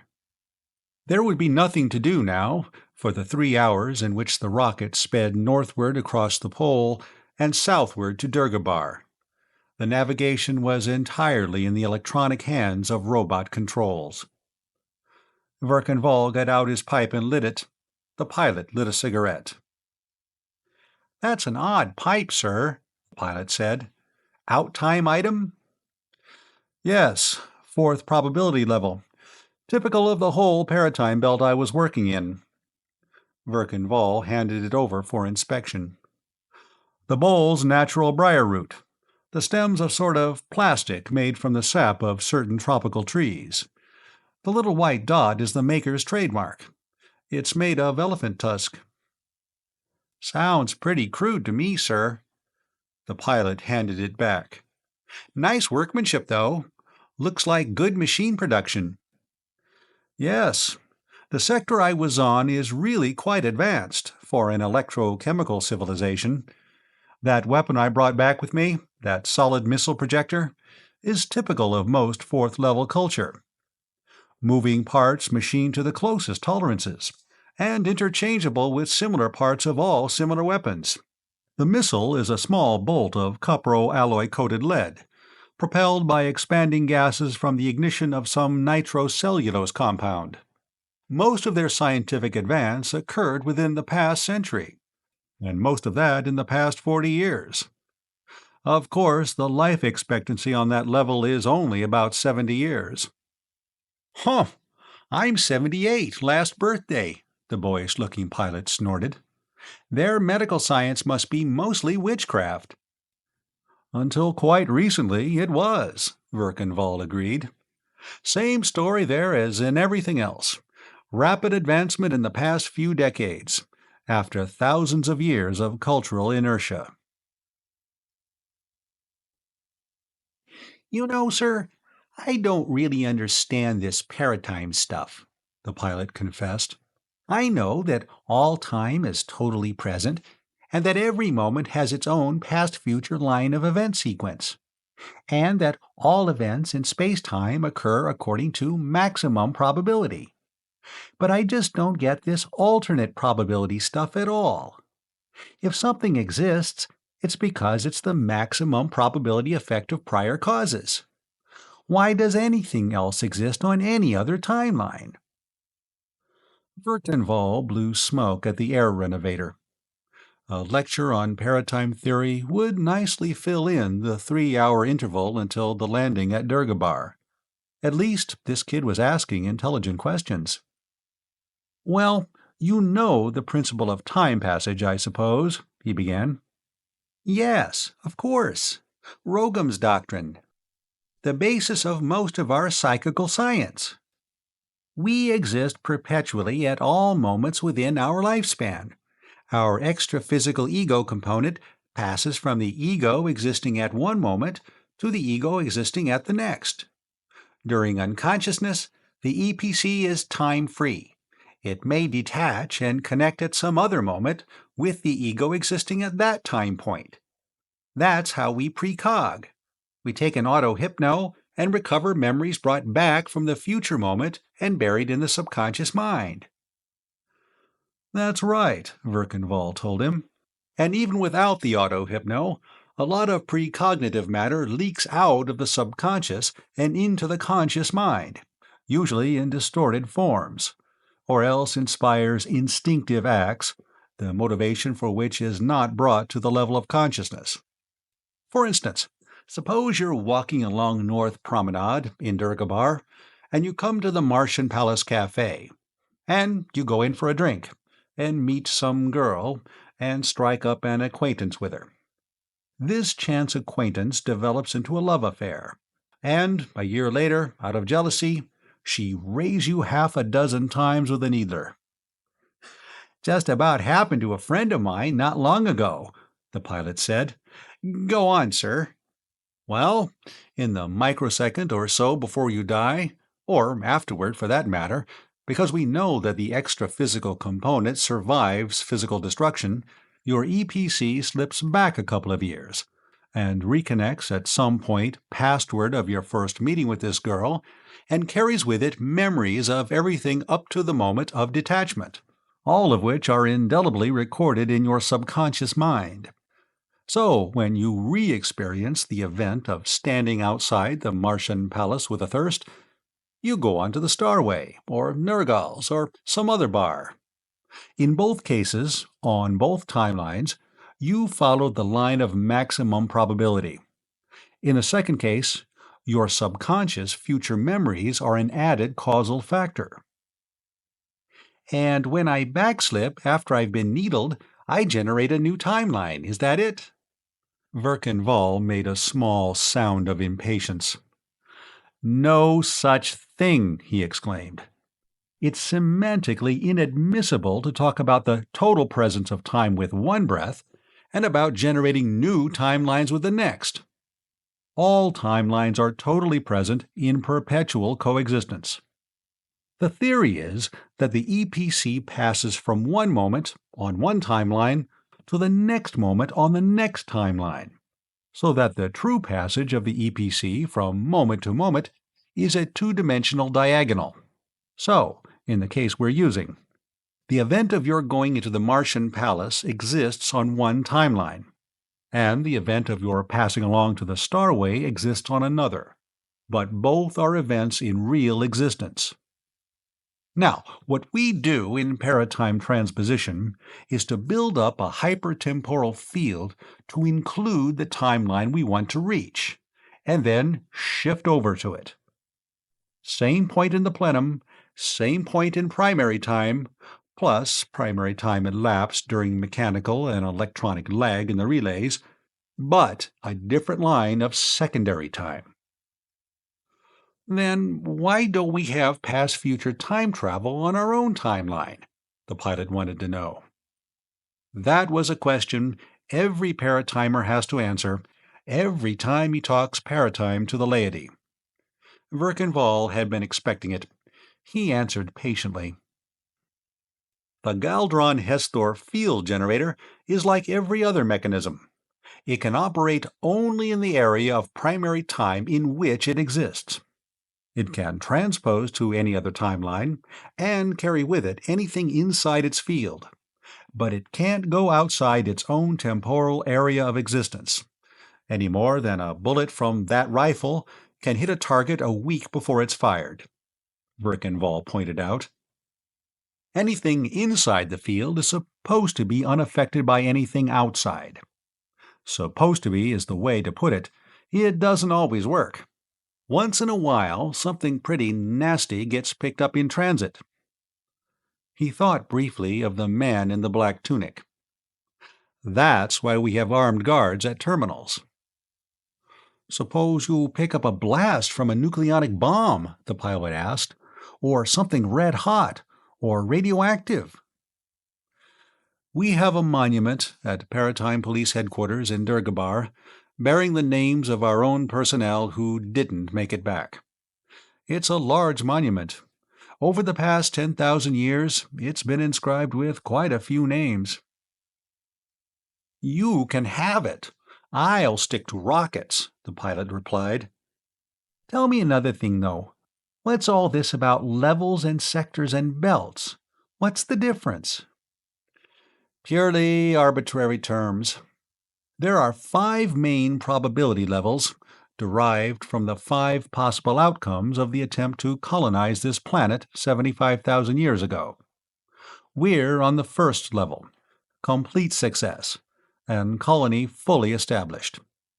The 5th level is the probability of complete failure. No human population established on this planet, and indigenous quasi-human life evolved indigenously. On the 4th level, the colonists evidently met with some disaster and lost all memory of their extraterrestrial origin, as well as all extraterrestrial culture. As far as they know, they are an indigenous race. They have a long prehistory of Stone Age savagery. Sectors are areas of paratime on any level in which the prevalent culture has a common origin and common characteristics. They are divided more or less arbitrarily into subsectors. Belts are areas within subsectors where conditions are the result of recent alternate probabilities. For instance, I've just come from the Europo-American sector of the 4th level, an area of about 10,000 para-years in depth, in which the dominant civilization developed on the northwest continent of the major landmass, and spread from there to the minor landmass.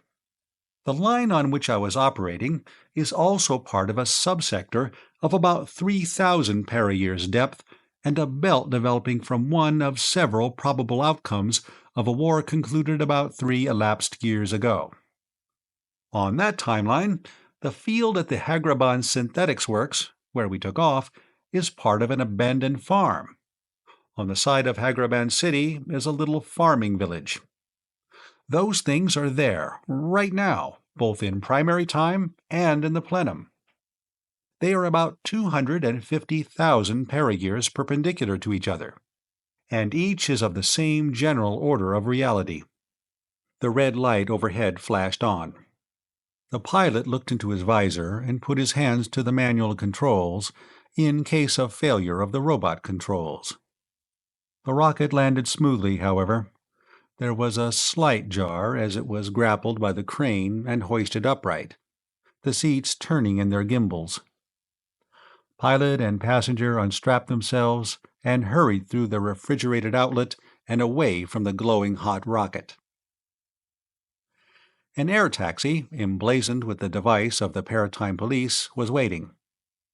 Birkenval said goodbye to the rocket pilot and took his seat beside the pilot of the air cab. The latter lifted his vehicle above the building level and then set it down on the landing stage of the Paratime Police building in a long side-swooping glide. An express elevator took Birkenval down to one of the middle stages, where he showed his sigil to the guard outside the door of Tortha Karf's office, and was admitted at once. The Paratime Police Chief rose from behind his semicircular desk with its array of keyboards and viewing screens and communicators. He was a big man, well past his 200th year. His hair was iron gray and thinning in front. He had begun to grow thick at the waist, and his calm features bore the lines of middle age. He wore the dark green uniform of the Paratime Police. "Well, Vol," he greeted, "everything secure?" "Not exactly, sir." Verkan Vall came around the desk, deposited his rifle and bag on the floor, and sat down in one of the spare chairs. "I'll have to go back again." "So?" His chief lit a cigarette and waited. "I traced Gavran Sarn." Verkan Vall got out his pipe and began to fill it. "But that's only the beginning. I have to trace something else. Gavran Sarn exceeded his paratime permit, and took one of his pets along. A Venusian nighthound." Tortha Karf's expression did not alter. It merely grew more intense. He used one of the short, semantically ugly terms which serve in place of profanity as the emotional release of a race that has forgotten all the taboos and terminologies of supernaturalistic religion and sex inhibition. "You're sure of this, of course?" It was less a question than a statement. Verkan Vall bent and took cloth-wrapped objects from his bag, unwrapping them and laying them on the desk. They were casts, in hard black plastic, of the footprints of some large three-toed animal. "What do these look like, sir?" he asked. Tortha Karf fingered them and nodded. Then he became as visibly angry as a man of his civilization and culture level ever permitted himself. "What does that fool think we have a paratime code for?" he demanded. "It's entirely illegal to transpose any extraterrestrial animal or object to any timeline on which space travel is unknown. I don't care if he is a Green Seal, Thavrad. He'll face charges when he gets back for this." "He was a Green Seal, Thavrad," Verkan Vall corrected. "And he won't be coming back." "I hope you didn't have to deal summarily with him," Tortha Karf said. "With his title and social position, and his family's political importance, that might make difficulties. Not that it wouldn't be all right with me, of course, but we never seem to be able to make either the management or the public realize the extremities to which we are forced at times." He sighed. "We probably never shall." Verkan Vall smiled faintly. "Oh no, sir, nothing like that. He was dead before I transposed to that timeline. He was killed when he wrecked a self-propelled vehicle he was using, one of those fourth-level automobiles. I posed as a relative, and tried to claim his body for the burial ceremony observed on that cultural level, but was told that it had been completely destroyed by fire when the fuel tank of his automobile burned. I was given certain of his effects which had passed through the fire. I found his sigil concealed inside what appeared to be a cigarette case." He took a green disk from the bag and laid it on the desk. "There's no question. Gavran Sarn died in the wreck of that automobile." "And the Nighthound?" "It was in the car with him, but it escaped. You know how fast those things are. I found that track," he indicated one of the black casts, "in some dried mud near the scene of the wreck. As you see, the cast is slightly defective. The others were fresh this morning, when I made them." "And what have you done so far?" "I rented an old farm near the scene of the wreck and installed my field generator there. It runs through to the Hagraban Synthetics Works, about 100 miles east of Thalna Jarvazar. I have my this-line terminal in the girls' restroom at the Durable Plastics Factory. Handle that on a local police power writ. Since then, I've been hunting for the Nighthound. I think I can find it, but I'll need some special equipment and a hypnomech indoctrination.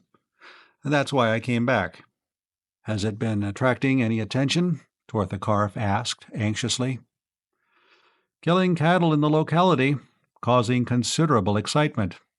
Fortunately, it's a locality of forested mountains and valley farms, rather than a built-up industrial district. Local police and wild game protection officers are concerned. All the farmers excited and going armed. The theory is that it's either a wildcat of some sort or a maniac armed with a cutlass. Either theory would conform, more or less, to the nature of its depredations. Nobody has actually seen it." "That's good." Torthakarf was relieved. "Well, you'll have to go and bring it out, or kill it and obliterate the body. You know why as well as I do." "Certainly, sir," Verkenval replied. "In a primitive culture, things like this would be assigned supernatural explanations, and embedded in the locally accepted religion.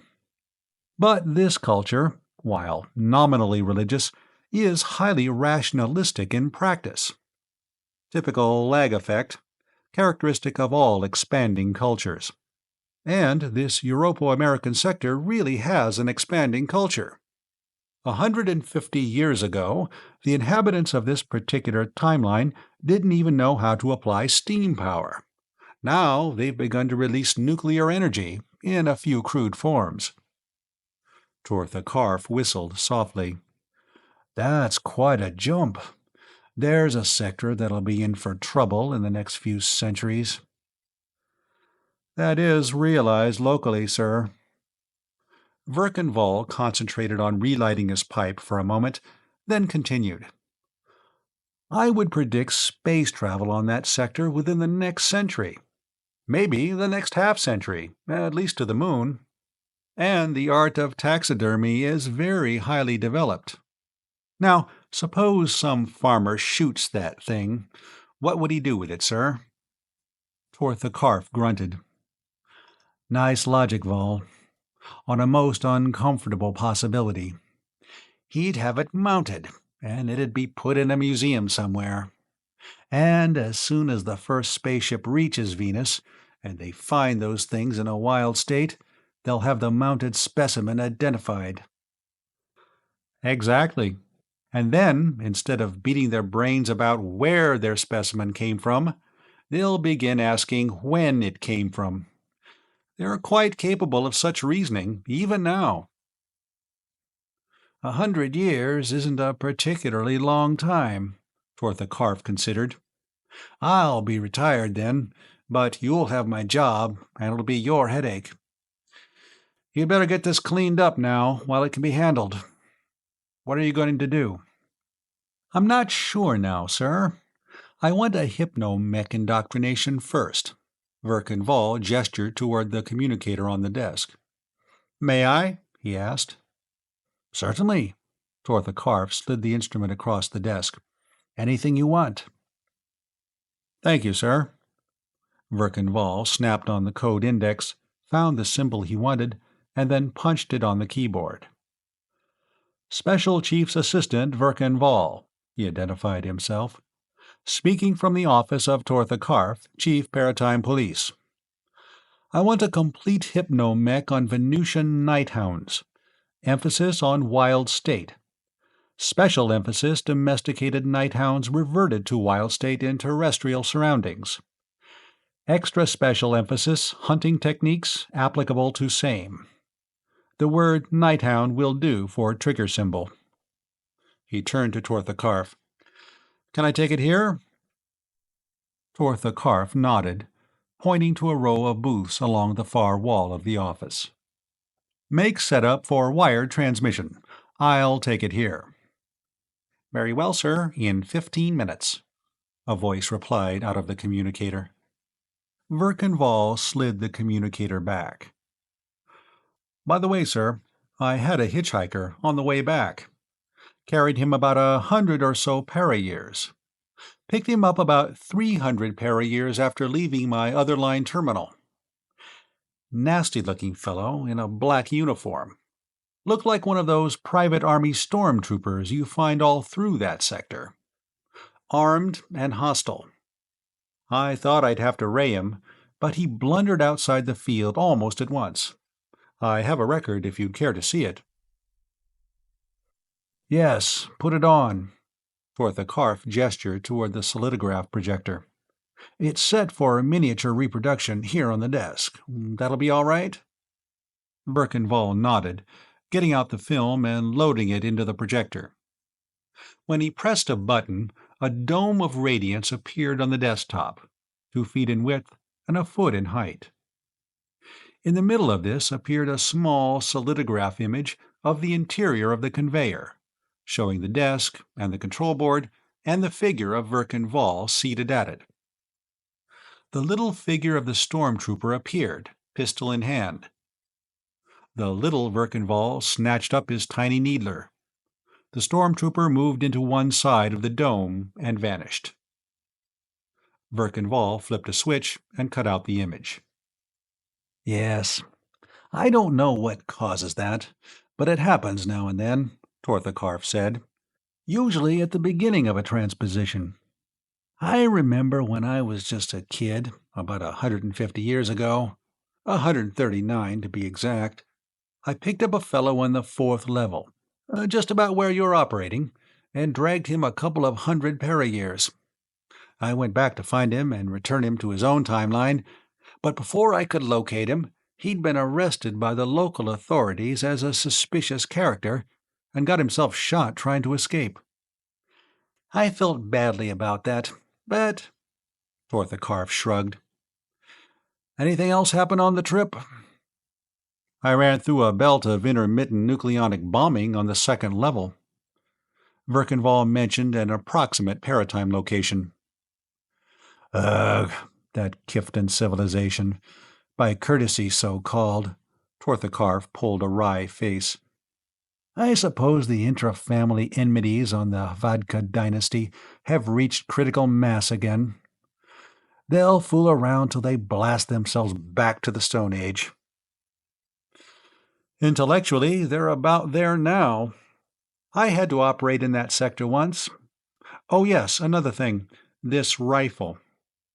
Birkenvall picked it up, emptied the magazine, and handed it to his superior. The supplies office slipped up on this. It's not appropriate to my line of operation. It's a lovely rifle, but it's about 200% in advance of existing arms design on my line. It excited the curiosity of a couple of police officers and a game protector, who should be familiar with the weapons of their own timeline. I evaded by disclaiming ownership or intimate knowledge, and they seemed satisfied. But it worried me. Yes, that was made in our duplicating shops here in Durgabar. Tortha Karf carried it to a photographic bench behind his desk. I'll have it checked while you're taking your hypnomech. Want to exchange it for something authentic? Why, no, sir. It's been identified to me, and I'd excite less suspicion with it than I would if I abandoned it and mysteriously acquired another rifle.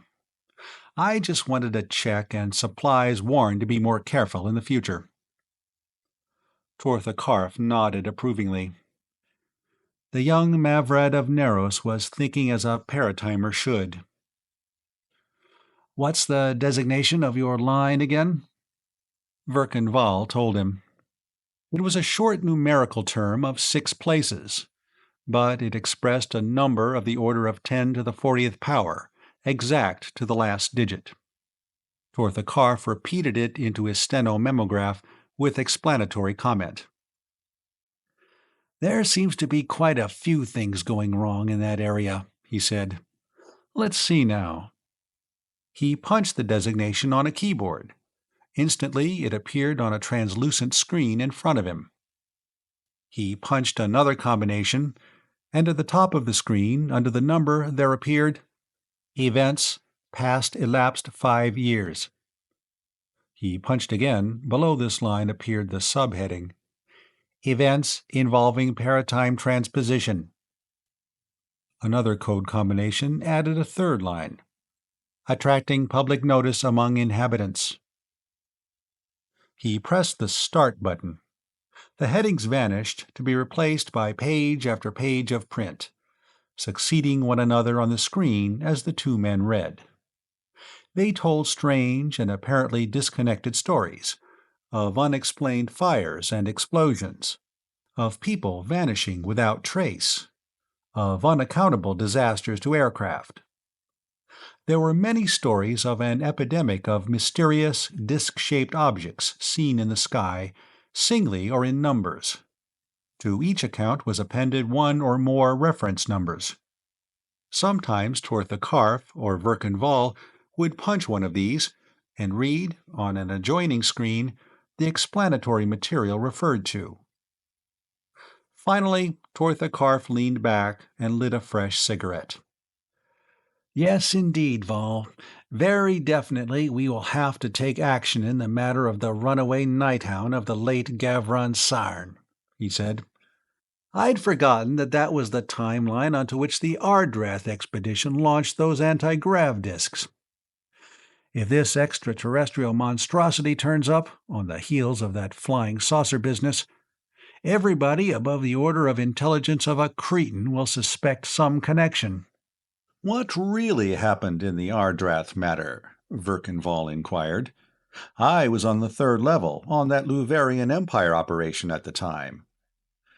"That's right. You missed that. Well, it was one of these joint operation things. The Paratime Commission and the Space Patrol were experimenting with a new technique for throwing a spaceship into paratime. They used the cruiser Ardrath, Kalzarn Jan commanding. Went into space about halfway to the moon and took up orbit, keeping on the sunlit side of the planet to avoid being observed. That was all right. But then Captain Kalzarn ordered away a flight of anti-grav disks, fully manned, to take pictures, and finally authorized a landing in the Western Mountain Range, northern continent, minor landmass. That's when the trouble started. He flipped the run-back switch till he had recovered the page he wanted. Verkan Vall read of a 4th-level aviator, in his little air-screw drive craft, sighting 9 high-flying saucer-like objects. "That was how it began," Tortha Karf told him. "Before long, as other incidents of the same sort occurred, our people on that line began sending back to know what was going on. Naturally, from the different descriptions of these saucers, they recognized the objects as anti-grav landing disks from a spaceship. So I went to the Commission and raised atomic blazes about it, and the Ardrath was ordered to confine operations to the lower areas of the 5th level. Then our people on that timeline went to work with corrective action. Here." He wiped the screen and then began punching combinations. Page after page appeared, bearing accounts of people who had claimed to have seen the mysterious disks, and each report was more fantastic than the last. "The standard smother-out technique," Verkan Vall grinned. "I only heard a little talk about the flying saucers, and all of that was in a joke. In that order of culture, you can always discredit one true story by setting up 10 others, palpably false, parallel to it. Wasn't that the timeline the Tharmax Trading Corporation almost lost their paratime license on?" "That's right, it was. They bought up all the cigarettes, and caused a conspicuous shortage after 4th-level cigarettes had been introduced on this line and had become popular. They should have spread their purchases over a number of lines and kept them within the local supply-demand frame. And they also got into trouble with the local government for selling unrationed petrol and automobile tires. We had to send in a special operations group, and they came closer to having to engage in out-time local politics than I care to think of." Tortha Karf quoted a line from a currently popular song about the sorrows of a policeman's life. "We're jugglers, Vall, trying to keep our traders and sociological observers and tourists and plain idiots like the late Gavron Sarn out of trouble. Trying to prevent panics and disturbances and dislocations of local economy as a result of our operations. Trying to keep out of out-time politics, and at all times, at all costs and hazards, by all means, guarding the secret of paratime transposition. Sometimes I wish Galdron Karf and Hesthor Grom had strangled in their cradles. Verkenval shook his head. "No, Chief," he said. "You don't mean that. Not really," he said. "We've been paratiming for the past 10,000 years. When the Galdron Hesthor transtemporal field was discovered, our ancestors had pretty well exhausted the resources of this planet. We had a world population of 500 million, and it was all they could do to keep alive. After we began paratime transposition, our population climbed to 10 billion, and there it stayed for the last 8,000 years. Just enough of us to enjoy our planet and the other planets of our system to the fullest. Enough of everything for everybody, that nobody needs to fight anybody for anything. We've tapped the resources of those other worlds on other timelines, a little here, a little there, and not enough to really hurt anybody. We've left our mark in a few places, the Dakota Badlands and the Gobi on the 4th level, for instance, but we've done no great damage to any of them. Except the time they blew up half the southern island continent over about 500 para-years on the 3rd level, Tortha Karf mentioned. Regrettable accident, to be sure, Verkenval conceded. And look how much we've learned from the experiences of those other timelines. During the crisis, after the 4th Interplanetary War, we might have adopted Palnar Sarn's Dictatorship of the Chosen scheme, if we hadn't seen what an exactly similar scheme had done on the Jack Haka civilization on the 2nd level. When Palnar Sarn was told about that, he went into paratime to see for himself, and when he returned, he renounced his proposal in horror. Tortha Karf nodded. He wouldn't be making any mistake in turning his post over to the Mavrad of Neros on his retirement. "Yes, Val, I know," he said. "But when you've been at this desk as long as I have, you'll have a sour moment or two now and then, too." A blue light flashed over one of the booths across the room. Verkenval got to his feet, removing his coat and hanging it on the back of his chair, and crossed the room, rolling up his left shirt sleeve. There was a relaxer chair in the booth, with a blue plastic helmet above it. He glanced at the indicator screen to make sure he was getting the indoctrination he called for, and then sat down in the chair and lowered the helmet over his head, inserting the earplugs and fastening the chin strap. Then he touched his left arm with an injector which was lying on the arm of the chair, and at the same time flipped the starter switch. Soft, slow music began to chant out of the earphones. The insidious fingers of the drug blocked off his senses one by one. The music diminished, and the words of the hypnotic formula lulled him to sleep. He woke, hearing the lively strains of dance music. For a while he lay relaxed. Then he snapped off the switch, took out the earplugs, removed the helmet, and rose to his feet.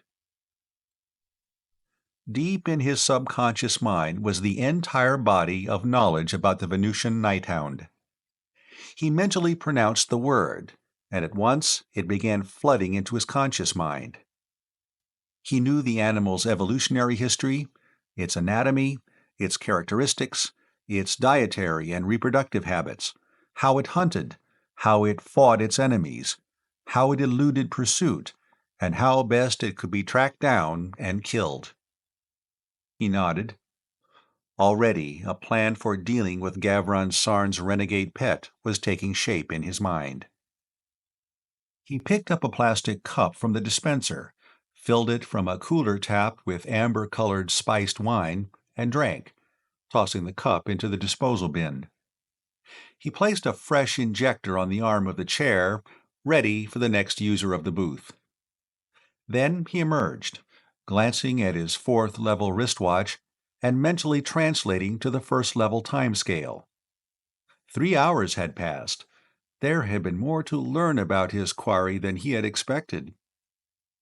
Tortha Karf was sitting behind his desk, smoking a cigarette. It seemed as though he had not moved since Verkenval had left him, though the special agent knew that he had dined, attended several conferences, and done many other things. "I checked up on your hitchhiker, Val," the chief said. "We won't bother about him. He's a member of something called the Christian Avengers, one of those typical Europo-American race and religious hate groups. He belongs in a belt that is the outcome of the Hitler victory of 1940, whatever that was. Something unpleasant, I dare say. We don't owe him anything. People of that sort should be stepped on, like cockroaches. And he won't make any more trouble on the line where you dropped him than they have there already. It's in a belt of complete social and political anarchy. Somebody probably shot him as soon as he emerged, because he wasn't wearing the right sort of uniform. 1940 what, by the way? Elapsed years since the birth of some religious leader, Verkenval explained. And did you find out about my rifle? Oh, yes. It's reproduction of something that's called a Sharps Model 37-235 Electrospeed Express. Made on an adjoining paratime belt by a company that went out of business 67 years ago, elapsed time, on your line of operation. What made the difference was the Second War between the states. I don't know what that was either. I'm not too well up on fourth-level history. But whatever, your line of operation didn't have it. Probably just as well for them, though they very likely had something else, as bad or worse. I put in a complaint to supplies about it, and you got some more ammunition and reloading tools. Now, tell me what you're going to do about this Nighthound business." Tortha Karf was silent for a while after Verkenval had finished. "You're taking some awful chances, Val," he said at length. "The way you plan doing it, the advantages will all be with the Nighthound. Those things can see as well at night as you can in daylight. I suppose you know that, though. You're the Nighthound specialist now." "Yes, but they're accustomed to Venus hotland marshes. It's been dry weather for the last 2 weeks, all over the northeastern section of the northern continent. I'll be able to hear it, long before it gets close to me. And I'll be wearing an electric headlamp. When I snap that on, it'll be dazzled for a moment." "Well, as I said, you're the Nighthound specialist. There's the communicator. Order anything you need." He lit a fresh cigarette from the end of the old one before crushing it out. "But be careful, Val. It took me close to 40 years to make a paratimer out of you. I don't want to have to repeat the process with somebody else before I can retire." Police Operation by H. Beam Piper. Part 3. The grass was wet as Verkenval, who reminded himself that here he was called Richard Lee, crossed the yard from the farmhouse to the ramshackle barn in the early autumn darkness. It had been raining that morning when the strato-rocket from Durgabar had landed him at the Hegraban Synthetic Works on the first level. Unaffected by the probabilities of human history, the same rain had been coming down on the old Kinchwalter farm, near Rudder's Fort, on the fourth level, and it had persisted all day in a slow, deliberate drizzle. He didn't like that. The woods would be wet, muffling his quarry's footsteps, and canceling his only advantage over the night prowler he hunted.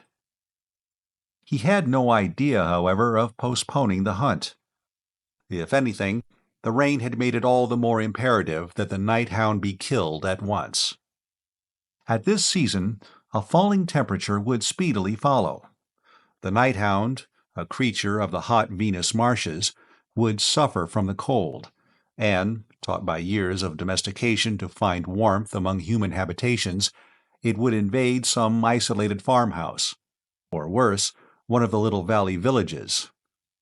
If it were not killed tonight, the incident he had come to prevent would certainly occur. Going to the barn, he spread an old horse blanket on the seat of the jeep, laid his rifle on it, and then backed the jeep outside. Then he took off his coat, removing his pipe and tobacco from the pockets, and spread it on the wet grass. He unwrapped a package and took out a small plastic spray gun he had brought with him from the first level, aiming it at the coat and pressing the trigger until it blew itself empty. A sickening, rancid fetor tainted the air, the scent of the giant poison roach of Venus, the one creature for which the nighthound bore an inborn, implacable hatred. It was because of this compulsive urge to attack and kill the deadly poison roach that the first human settlers on Venus, long millennia ago, had domesticated the ugly and savage nighthound. He remembered that the Gavron family derived their title from their vast Venus Hotlands estates, that Gavron Sarn, the man who had brought this thing to the fourth level, had been born on the inner planet. When Verkenwald donned that coat, he would become his own living bait for the murderous fury of the creature he sought. At that moment, mastering his queasiness and putting on the coat, he objected less to that danger than to the hideous stench of the scent, to obtain which a valuable specimen had been sacrificed at the Dhergabar Museum of Extraterrestrial Zoology the evening before. Carrying the wrapper and the spray gun to an outside fireplace, he snapped his lighter to them and tossed them in. They were highly inflammable, blazing up and vanishing in a moment. He tested the electric headlamp on the front of his cap, checked his rifle, drew the heavy revolver, an authentic product of his line of operation, and flipped the cylinder out and in again. Then he got into the jeep and drove away.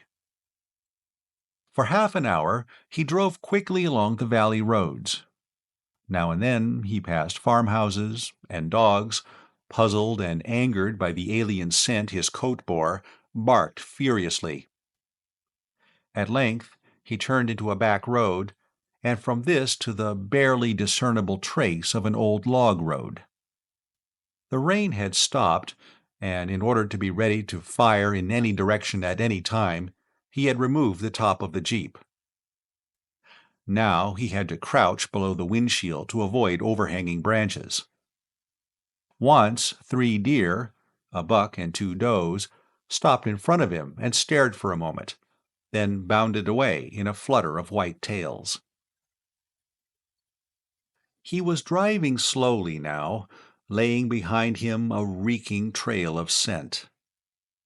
There had been another stock killing the night before, while he had been on the first level. The locality of the latest depredation had confirmed his estimate of the beast's probable movements, and indicated where it might be prowling tonight. He was certain that it was somewhere near. Sooner or later it would pick up the scent. Finally, he stopped, snapping out his lights. He had chosen this spot carefully, while studying the geological survey map that afternoon.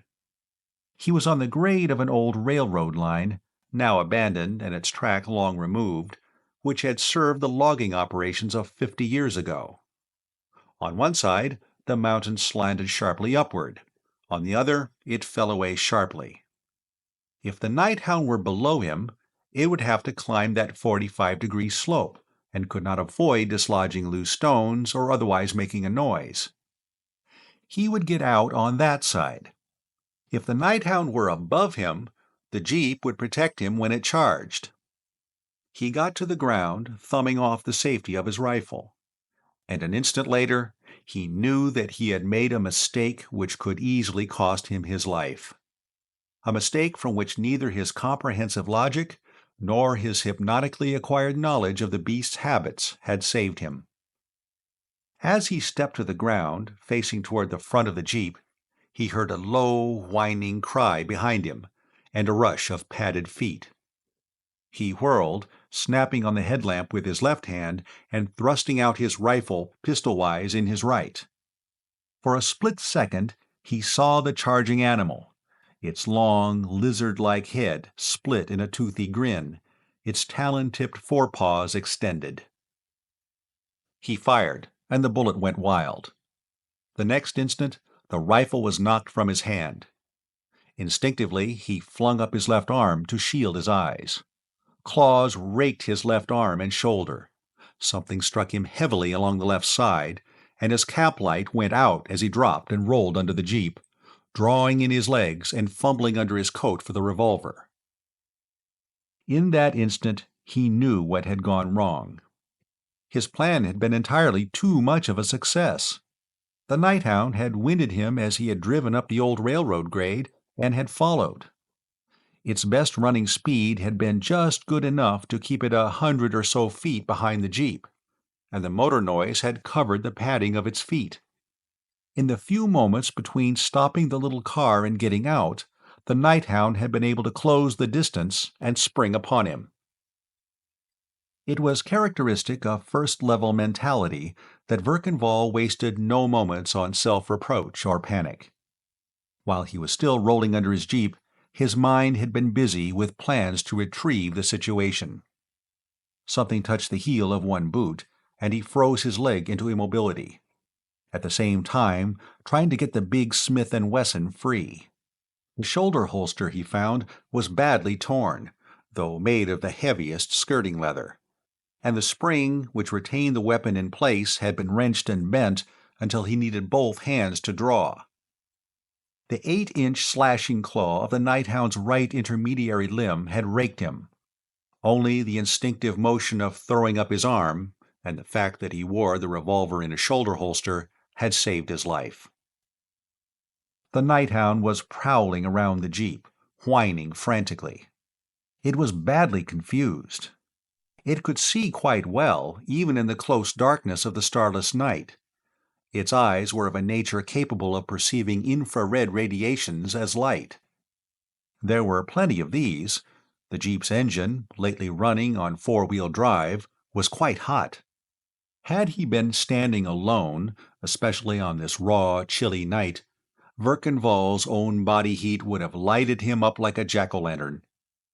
Now, however, the hot engine above him masked his own radiations. Moreover, the poison roach scent on his coat was coming up through the floorboard and mingling with the scent on the seat. Yet the nighthound couldn't find the 2.5-foot insect-like thing that should have been producing it. Verkenval lay motionless, wondering how long the next move would be in coming.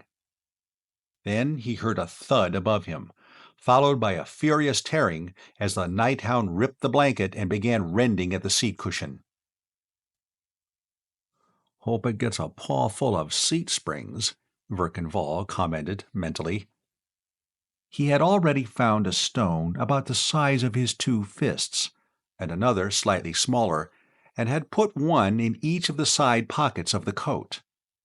Now he slipped his revolver into his waist belt and writhed out of the coat, shedding the ruined shoulder holster at the same time.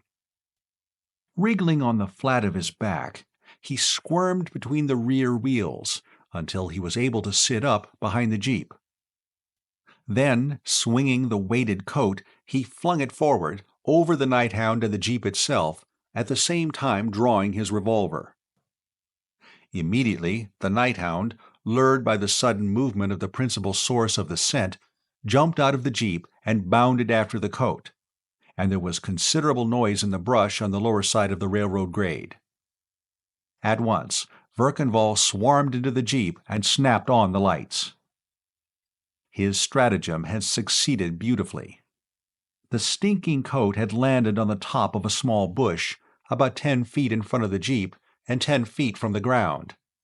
The nighthound, erect on its haunches, was reaching out with its front paws to drag it down and slashing angrily at it with its single-clawed intermediary limbs.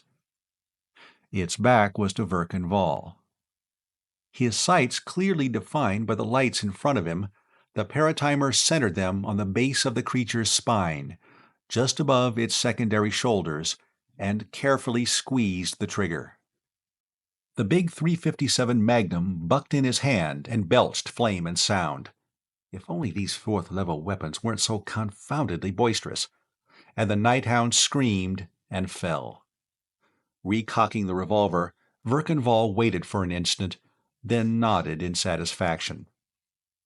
The beast's spine had been smashed, and its hindquarters, and even its intermediary fighting limbs had been paralyzed. He aimed carefully for a second shot, and fired into the base of the thing's skull. It quivered and died. Getting a flashlight, he found his rifle, sticking muzzle down in the mud a little behind and to the right of the jeep, and swore briefly in the local fourth-level idiom. For Verkenval was a man who loved good weapons, be they sigma-ray needlers, neutron disruption blasters, or the solid missile projectors of the lower levels. By this time, he was feeling considerable pain from the claw wounds he had received. He peeled off his shirt and tossed it over the hood of the jeep. Tortha Karf had advised him to carry a needler, or a blaster, or a neurostat gun, but Verkenval had been unwilling to take such arms onto the fourth level. In event of mishap to himself, it would be all too easy for such a weapon to fall into the hands of someone able to deduce from it scientific principles too far in advance for the general fourth-level culture. But there had been one first-level item which he had permitted himself, mainly because, suitably packaged, it was not readily identified as such. Digging a respectable fourth-level leatherette case from under the seat, he opened it and took out a pint bottle with a red poison label and a towel. Saturating the towel with the contents of the bottle, he rubbed every inch of his torso with it, so as not to miss even the smallest break made in his skin by the septic claws of the Nighthound. Whenever the lotion-soaked towel touched raw skin, a pain like the burn of a hot iron shot through him. Before he was through, he was in agony. Satisfied that he had disinfected every wound, he dropped the towel and clung weakly to the side of the jeep. He grunted out a string of English oaths, and capped them with an obscene Spanish blasphemy he had picked up among the fourth-level inhabitants of his island home of Neros to the south, and a thundering curse in the name of Maga, fire god of Dul, in a third-level tongue. He even mentioned Fasif, great god of Kift, in a manner which would have gotten him an acid bath if the Kiftan priests had heard him.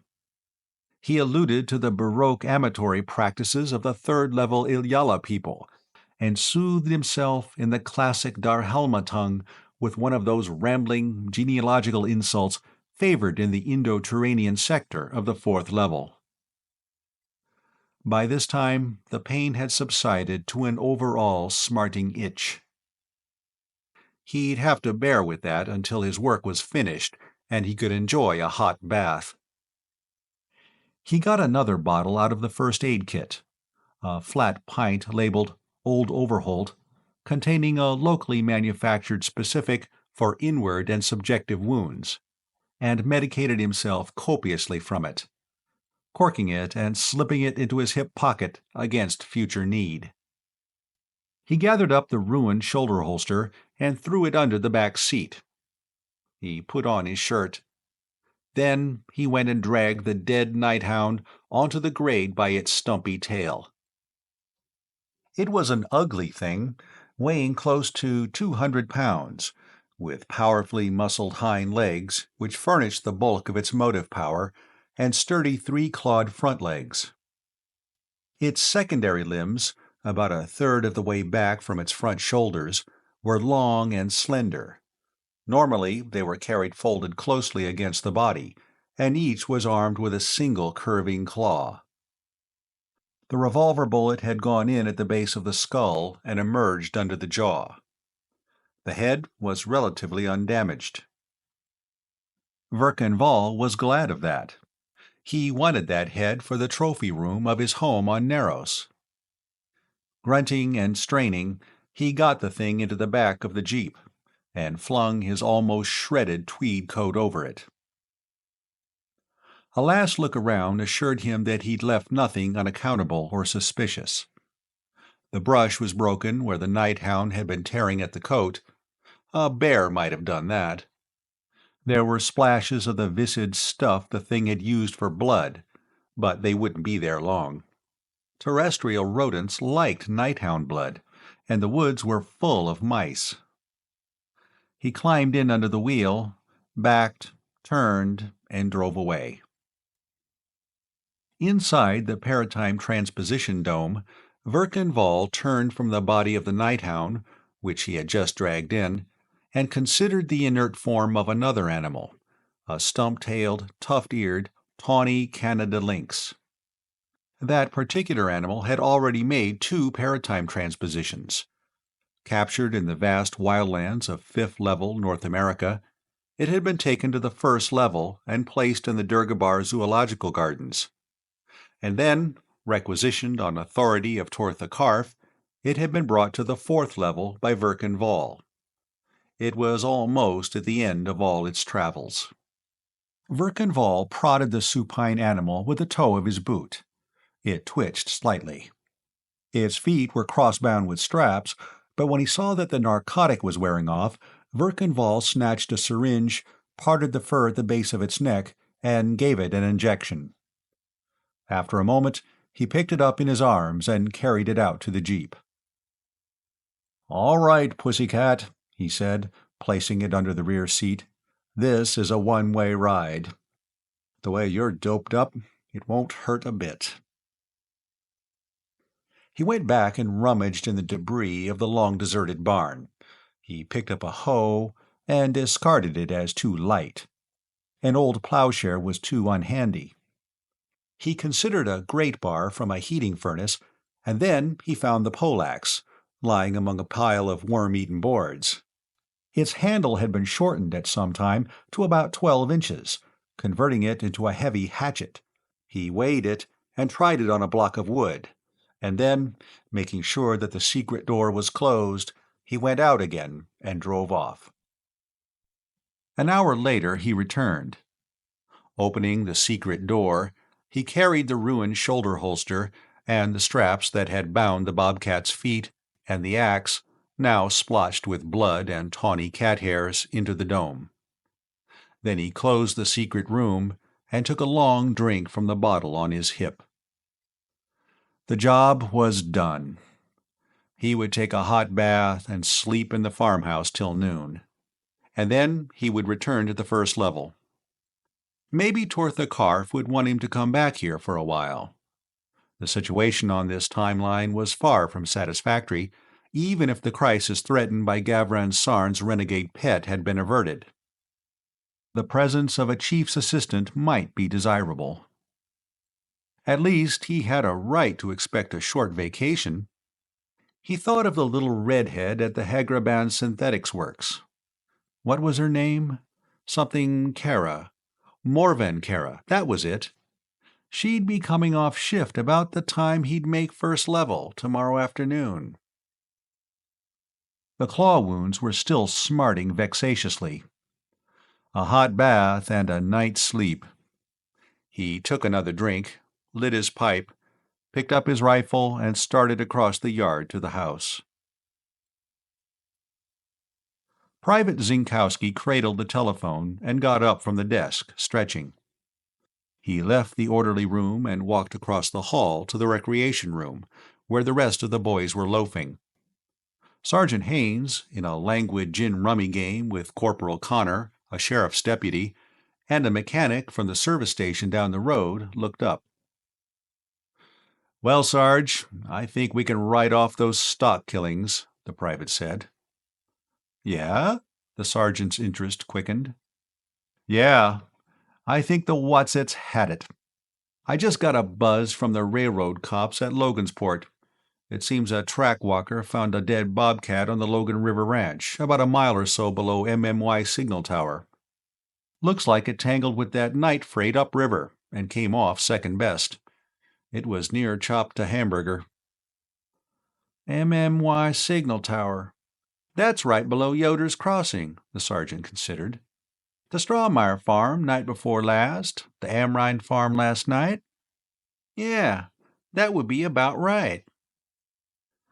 That'll suit Steve Parker. Bobcats aren't protected, so it's not his trouble. And they're not a violation of state law, so it's none of our worry, Connor said. Your deal, isn't it, Sarge? Yeah. Wait a minute. The sergeant got to his feet. I promised Sam Kane, the AP man at Logansport, that I'd let him in on anything new. He got up and started for the phone.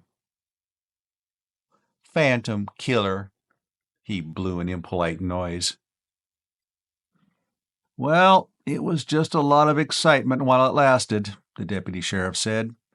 Just like that flying saucer thing. Graveyard of Dreams by H. Beam Piper.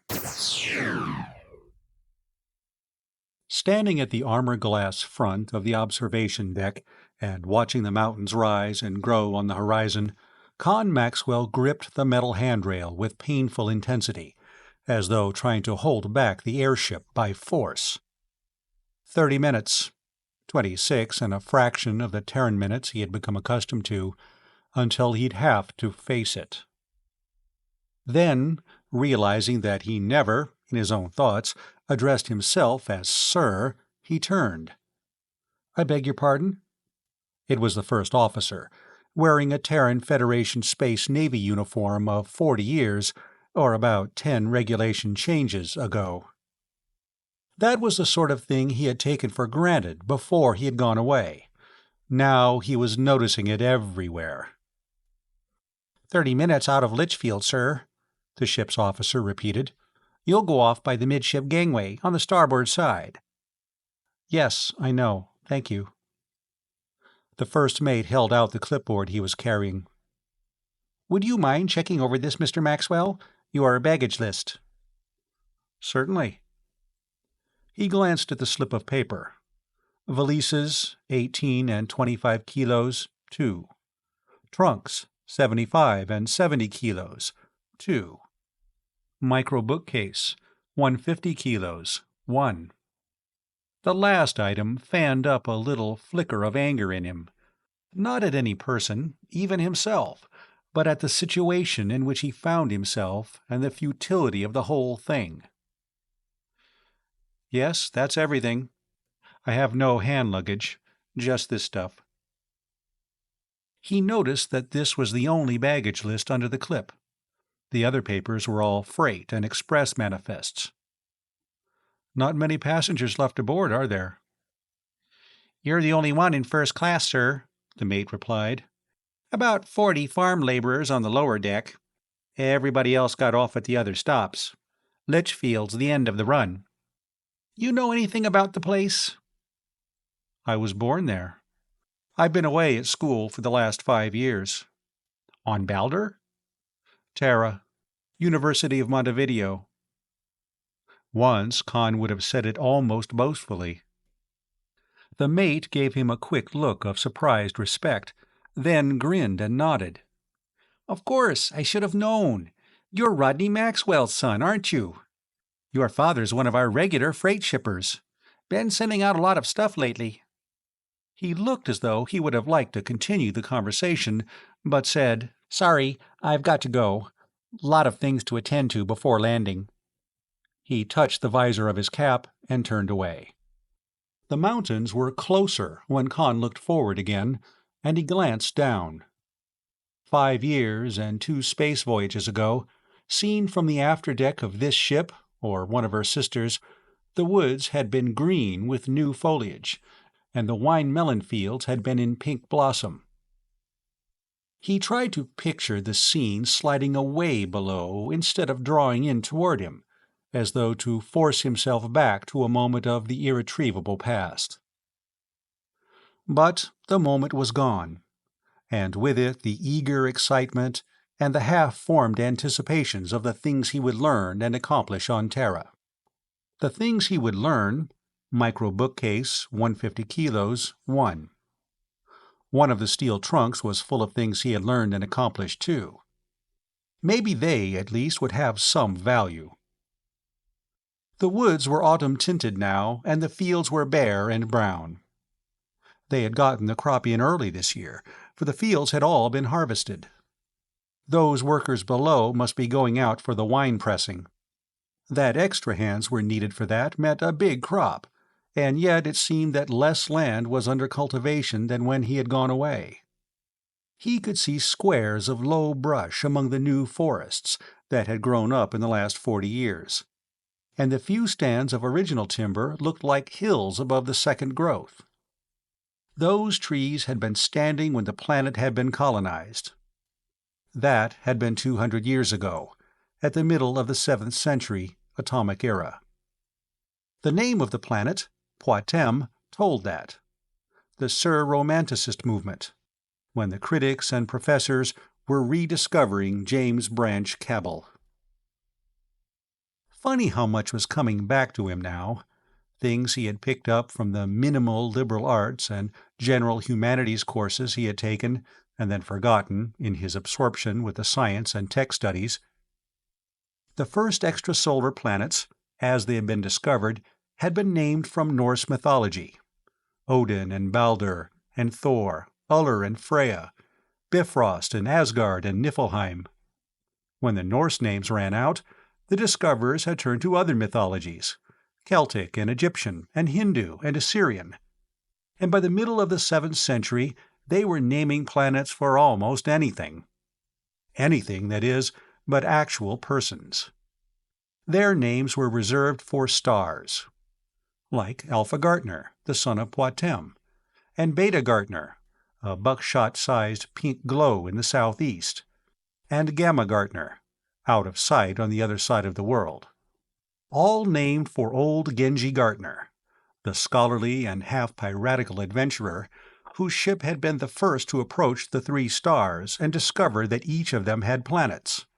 42 planets in all, from a couple of methane giants on Gamma to airless little things with 1/6 Terran gravity. Alpha 2 had been the only one in the Tri-System with an oxygen atmosphere and life. So Gartner had landed on it and named it Poitem, and the settlement that had grown up around the first landing site had been called Storsenda. 30 years later, Genji Gartner died there, after seeing the camp grow to a metropolis, and was buried under a massive monument. Some of the other planets had been rich in metals, and mines had been opened, and atmosphere-domed factories and processing plants built. None of them could produce anything but hydroponic and tissue culture foodstuffs, and natural foods from Poitem had been less expensive, even on the planets of Gamma and Beta. So Poitem had concentrated on agriculture and grown wealthy at it. Then, within 50 years of Genji Gartner's death, the economics of interstellar trade overtook the Tri-System, and the mines and factories closed down. It was no longer possible to ship the output to a profitable market, in the face of the growing self-sufficiency of the colonial planets and the irreducibly high cost of space freighting. Below, the brown fields and the red and yellow woods were merging into a 10-mile square desert of crumbling concrete. Empty and roofless sheds, and warehouses and barracks, brush-choked parade grounds and landing fields, airship docks, and even a spaceport. They were more recent, dating from Poitem's second brief and hectic prosperity, when the Terran Federation's 3rd Fleet Army Force had occupied the Gartner Tri-System during the System States War. Millions of troops had been stationed on or routed through Poitem. Tens of thousands of spacecraft had been based on the Tri-System. The mines and factories had reopened for war production. The Federation had spent trillions of sols on Poitem, piling up mountains of stores and arms and equipment, left the face of the planet cluttered with installations. Then, 10 years before anybody had expected it, the rebellious System States Alliance had collapsed and the war had ended. The Federation armies had gone home, taking with them the clothes they stood in, their personal weapons, and a few souvenirs. Everything else had been left behind. Even the most expensive equipment was worth less than the cost of removal. Ever since, Poitem had been living on salvage. The uniform the officer was wearing was 40 years old, and it was barely a month out of the original packing. On Terra, Khan had told his friends that his father was a prospector, and let them interpret that as meaning an explorer for, say, uranium deposits. Rodney Maxwell found plenty of uranium, but he got it by taking apart the warheads of missiles.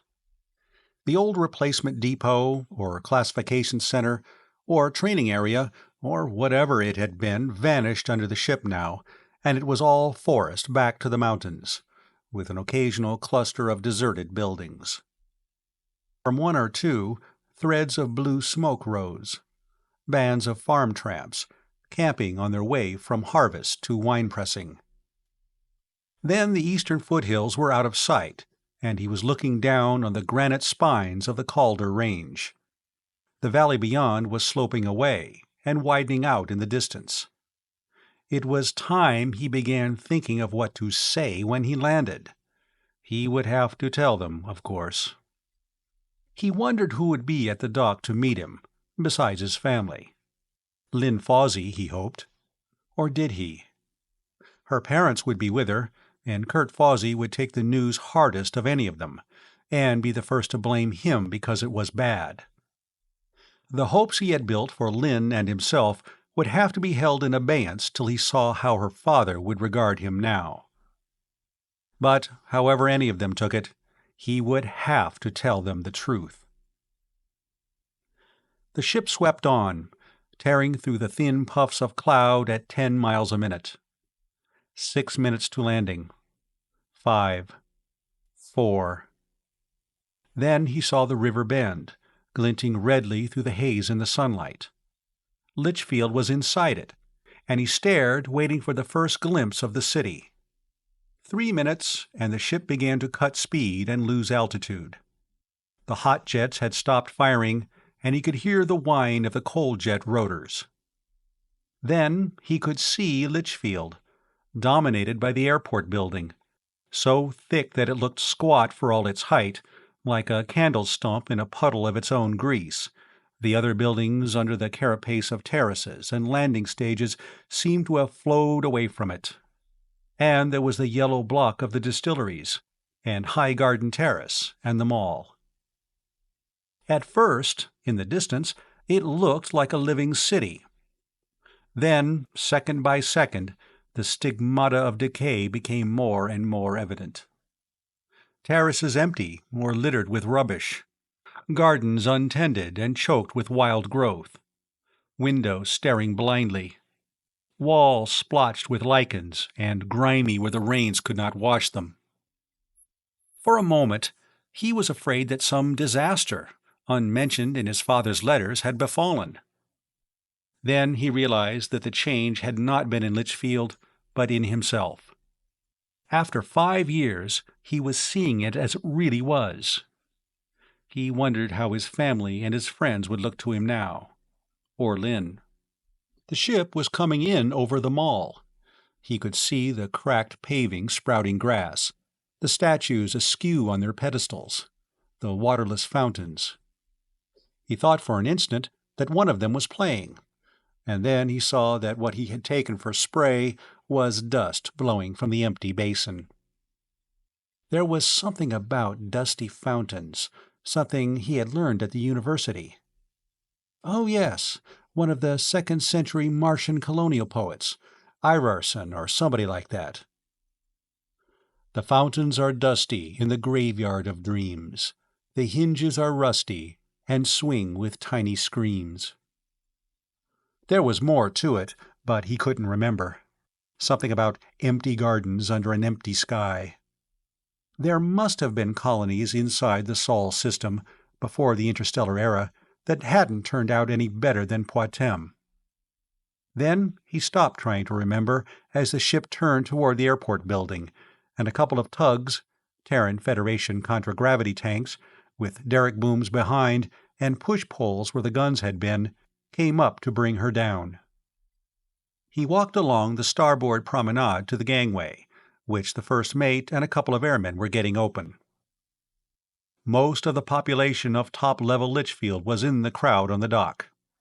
He recognized old Colonel Zareff, with his white hair and plum-brown skin, and Tom Brangwyn, the town marshal, red-faced and bulking above the others.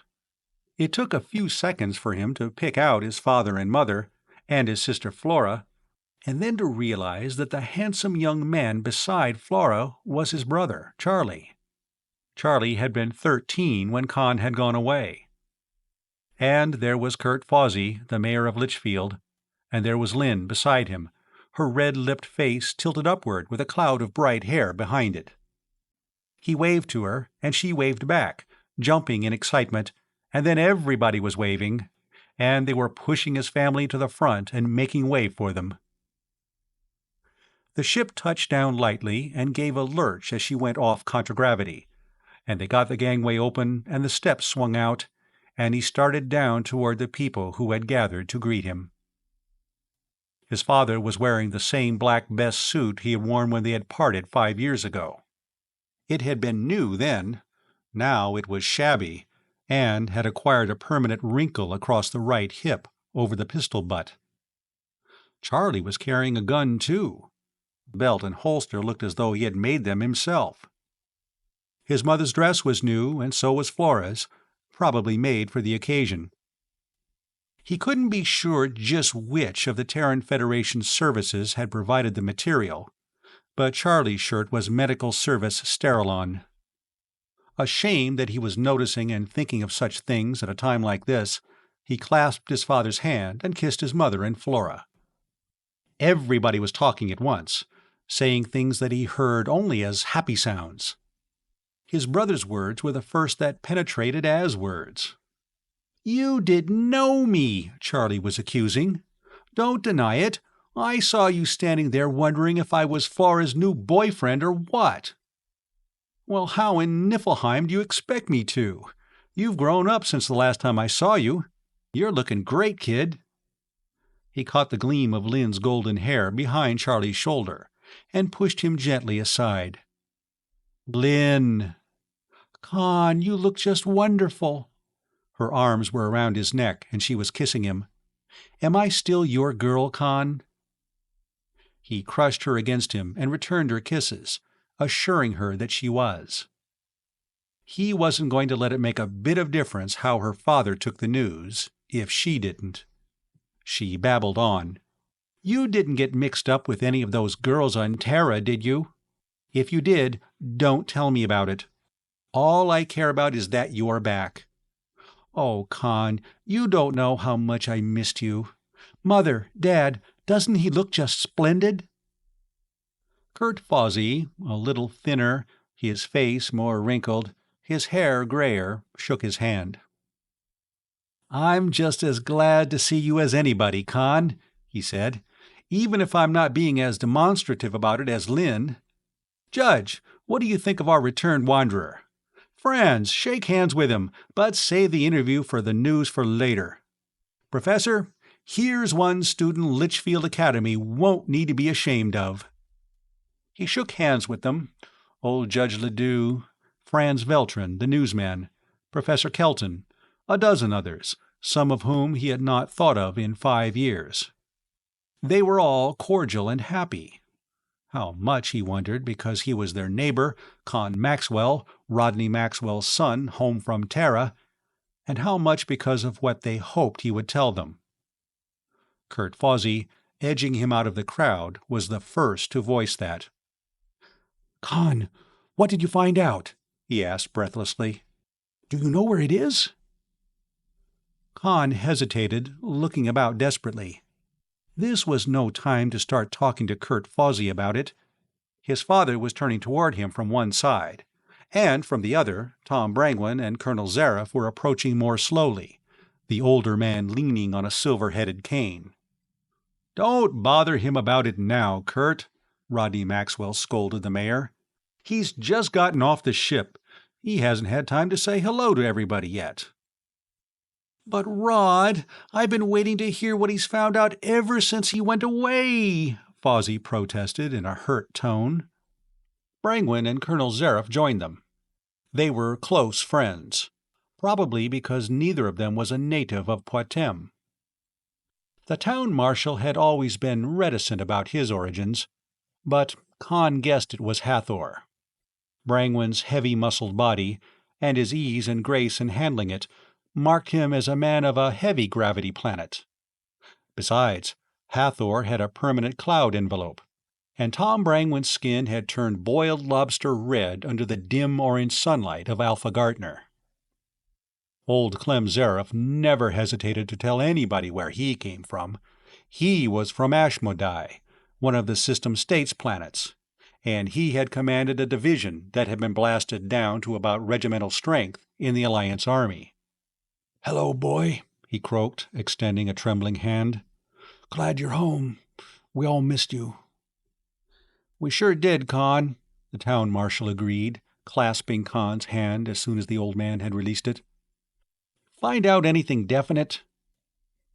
Kurt Fozzie looked at his watch. "Con, we've planned a little celebration for you.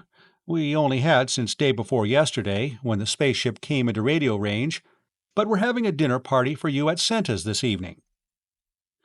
"You couldn't have done anything I'd have liked better, Mr. Fozzie. I'd have to have a meal at Senta's before really feeling that I'd come home." "Well, here's what I have in mind. It'll be 3 hours till dinner's ready. Suppose we all go up to my office in the meantime. It'll give the ladies a chance to go home and fix up for the party, and we can have a drink and a talk." "You want to do that, Con?" his father asked, a trifle doubtfully. "If you'd rather go home first." Something in his father's voice and manner disturbed him vaguely. However, he nodded agreement. After a couple of drinks, he'd be better able to tell them. "Yes, indeed, Mr. Fozzie," Con said. "I know you're all anxious, but it's a long story. This'll be a good chance to tell you." Fozzie turned to his wife and daughter, interrupting himself to shout instructions to a couple of dockhands who were floating the baggage off the ship on a contragravity lifter. Con's father had sent Charlie off with a message to his mother and Flora. Con turned to Colonel Zareff. "I noticed extra workers coming out from the hiring agencies in Storsenda, and the crop was all in across the Calders. Big wine pressing this year?" "Yes, we're up to our necks in melons," the old planter grumbled. "Gehenna of a big crop. Price'll drop like a brick of collapsium, and this time next year we'll be using brandy to wash our feet in." "If you can't get good prices, hang on to it and age it. I wish you could see what the bars on Terra charge for a drink of 10-year-old Poitem." "This isn't Terra, and we aren't selling it by the drink. Only place we can sell brandy is at the Storsenda spaceport, and we have to take what the trading ship captains offer. You've been on a rich planet for the last 5 years, Con. You've forgotten what it's like to live in a poorhouse, and that's what Poitem is." "Things'll be better from now on, Clem," the mayor said, putting one hand on the old man's shoulder and the other on Con's. "Our boy's home. With what he can tell us, we'll be able to solve all our problems. Come on, let's go up and hear about it." They entered the wide doorway of the warehouse on the dock-level floor of the airport building and crossed to the lift. About a dozen others had joined them, all the important men of Litchfield. Inside, Kurt Fozzie's laborers were floating out cargo for the ship, casks of brandy, of course, and a lot of boxes and crates painted light blue and marked with the wreathed globe of the Terran Federation, and the gold triangle of the 3rd Fleet Army Force, and the 8-pointed red star of Ordnance Service. Long cases of rifles, square boxes of ammunition, machine guns, crated autocannon and rockets. "Where'd that stuff come from?" Con asked his father. "You dig it up?" His father chuckled. "That happened since the last time I wrote you. Remember the big underground headquarters complex in the Calders? Everybody thought it had been cleaned out years ago. You know, It's never a mistake to take a second look at anything that everybody believes. I found a lot of sealed-off sections over there that had never been entered. This stuff's from one of the headquarters defense armories. I have a gang getting the stuff out. Charlie and I flew in after lunch, and I'm going back the first thing tomorrow." "But there's enough combat equipment on hand to outfit a private army for every man, woman, and child on Poitem," Khan objected. "Where are we going to sell this?" "Store send to spaceport. The tramp freighters are buying it for newly colonized planets that haven't been industrialized yet. They don't pay much, but it doesn't cost much to get it out, and I've been clearing about 300 sols a ton on the spaceport docks. That's not bad, you know." 300 sols a ton. A lifter went by stacked with cases of M504 submachine guns. Unloaded, one of them weighed 6 pounds, and even a used one was worth 100 sols. Khan started to say something about that, but then they came to the lift and were crowding onto it. He had been in Kurt Fawsey's office a few times, always with his father, and he remembered it as a dim, quiet place of genteel conviviality and rambling conversations, with deep, comfortable chairs and many ashtrays. Fawsey's warehouse and brokerage business, and the airline agency, and the government, such as it was, of Litchfield, combined made few demands on his time and did not prevent the office from becoming a favored loafing center for the town's elders. The lights were bright only over the big table that served, among other things, as a desk, and the walls were almost invisible in the shadows.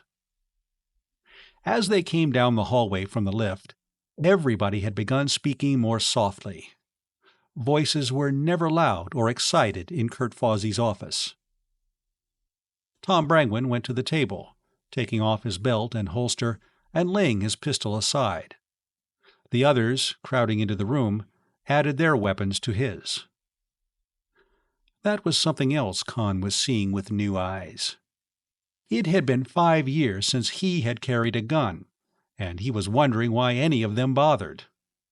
A gun was what a boy put on to show that he had reached manhood, and a man carried for the rest of his life out of habit. Why, there wouldn't be a shooting a year in Litchfield, if you didn't count the farm tramps and drifters, who kept to the lower level, or camped in the empty buildings at the edge of town.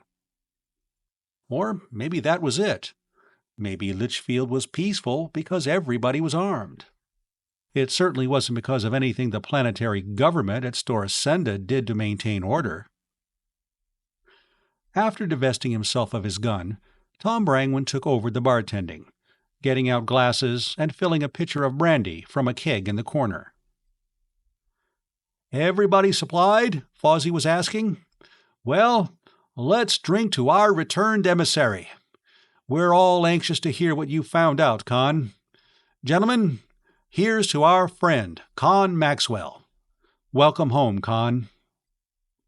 "Well, it's wonderful to be back, Mr. Fawsey." "No, let's not have any of this Mr. foolishness. You're one of the gang now. And drink up, everybody. We have plenty of brandy, even if we don't have anything else." "You telling us, Kurt?" somebody demanded. One of the distillery company. The name would come back to Khan in a moment.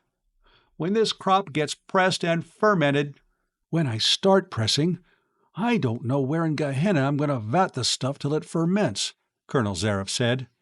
"Or why. You won't be able to handle all of it." Now, Fawsey reproved. "Let's not start moaning about our troubles. Not the day Khan's come home. Not when he's going to tell us how to find a Third Fleet Army Force brain."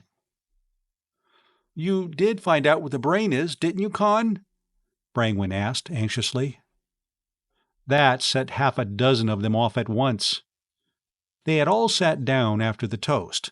Now they were fidgeting in their chairs, leaning forward, looking at Khan fixedly. "What did you find out, Khan?" "It's still here on Poitem, isn't it?" "Did you find out where it is?" He wanted to tell them in one quick sentence and get it over with. He couldn't. any more than he could force himself to squeeze the trigger of a pistol he knew would blow up in his hand. "Wait a minute, gentlemen." He finished the brandy and held out the glass to Tom Brangwen, nodding toward the pitcher. Even the first drink had warmed him, and he could feel the constriction easing in his throat and the lump at the pit of his stomach dissolving. "I hope none of you expect me to spread out a map and show you the cross on it where the brain is. I can't. I can't even give the approximate location of the thing."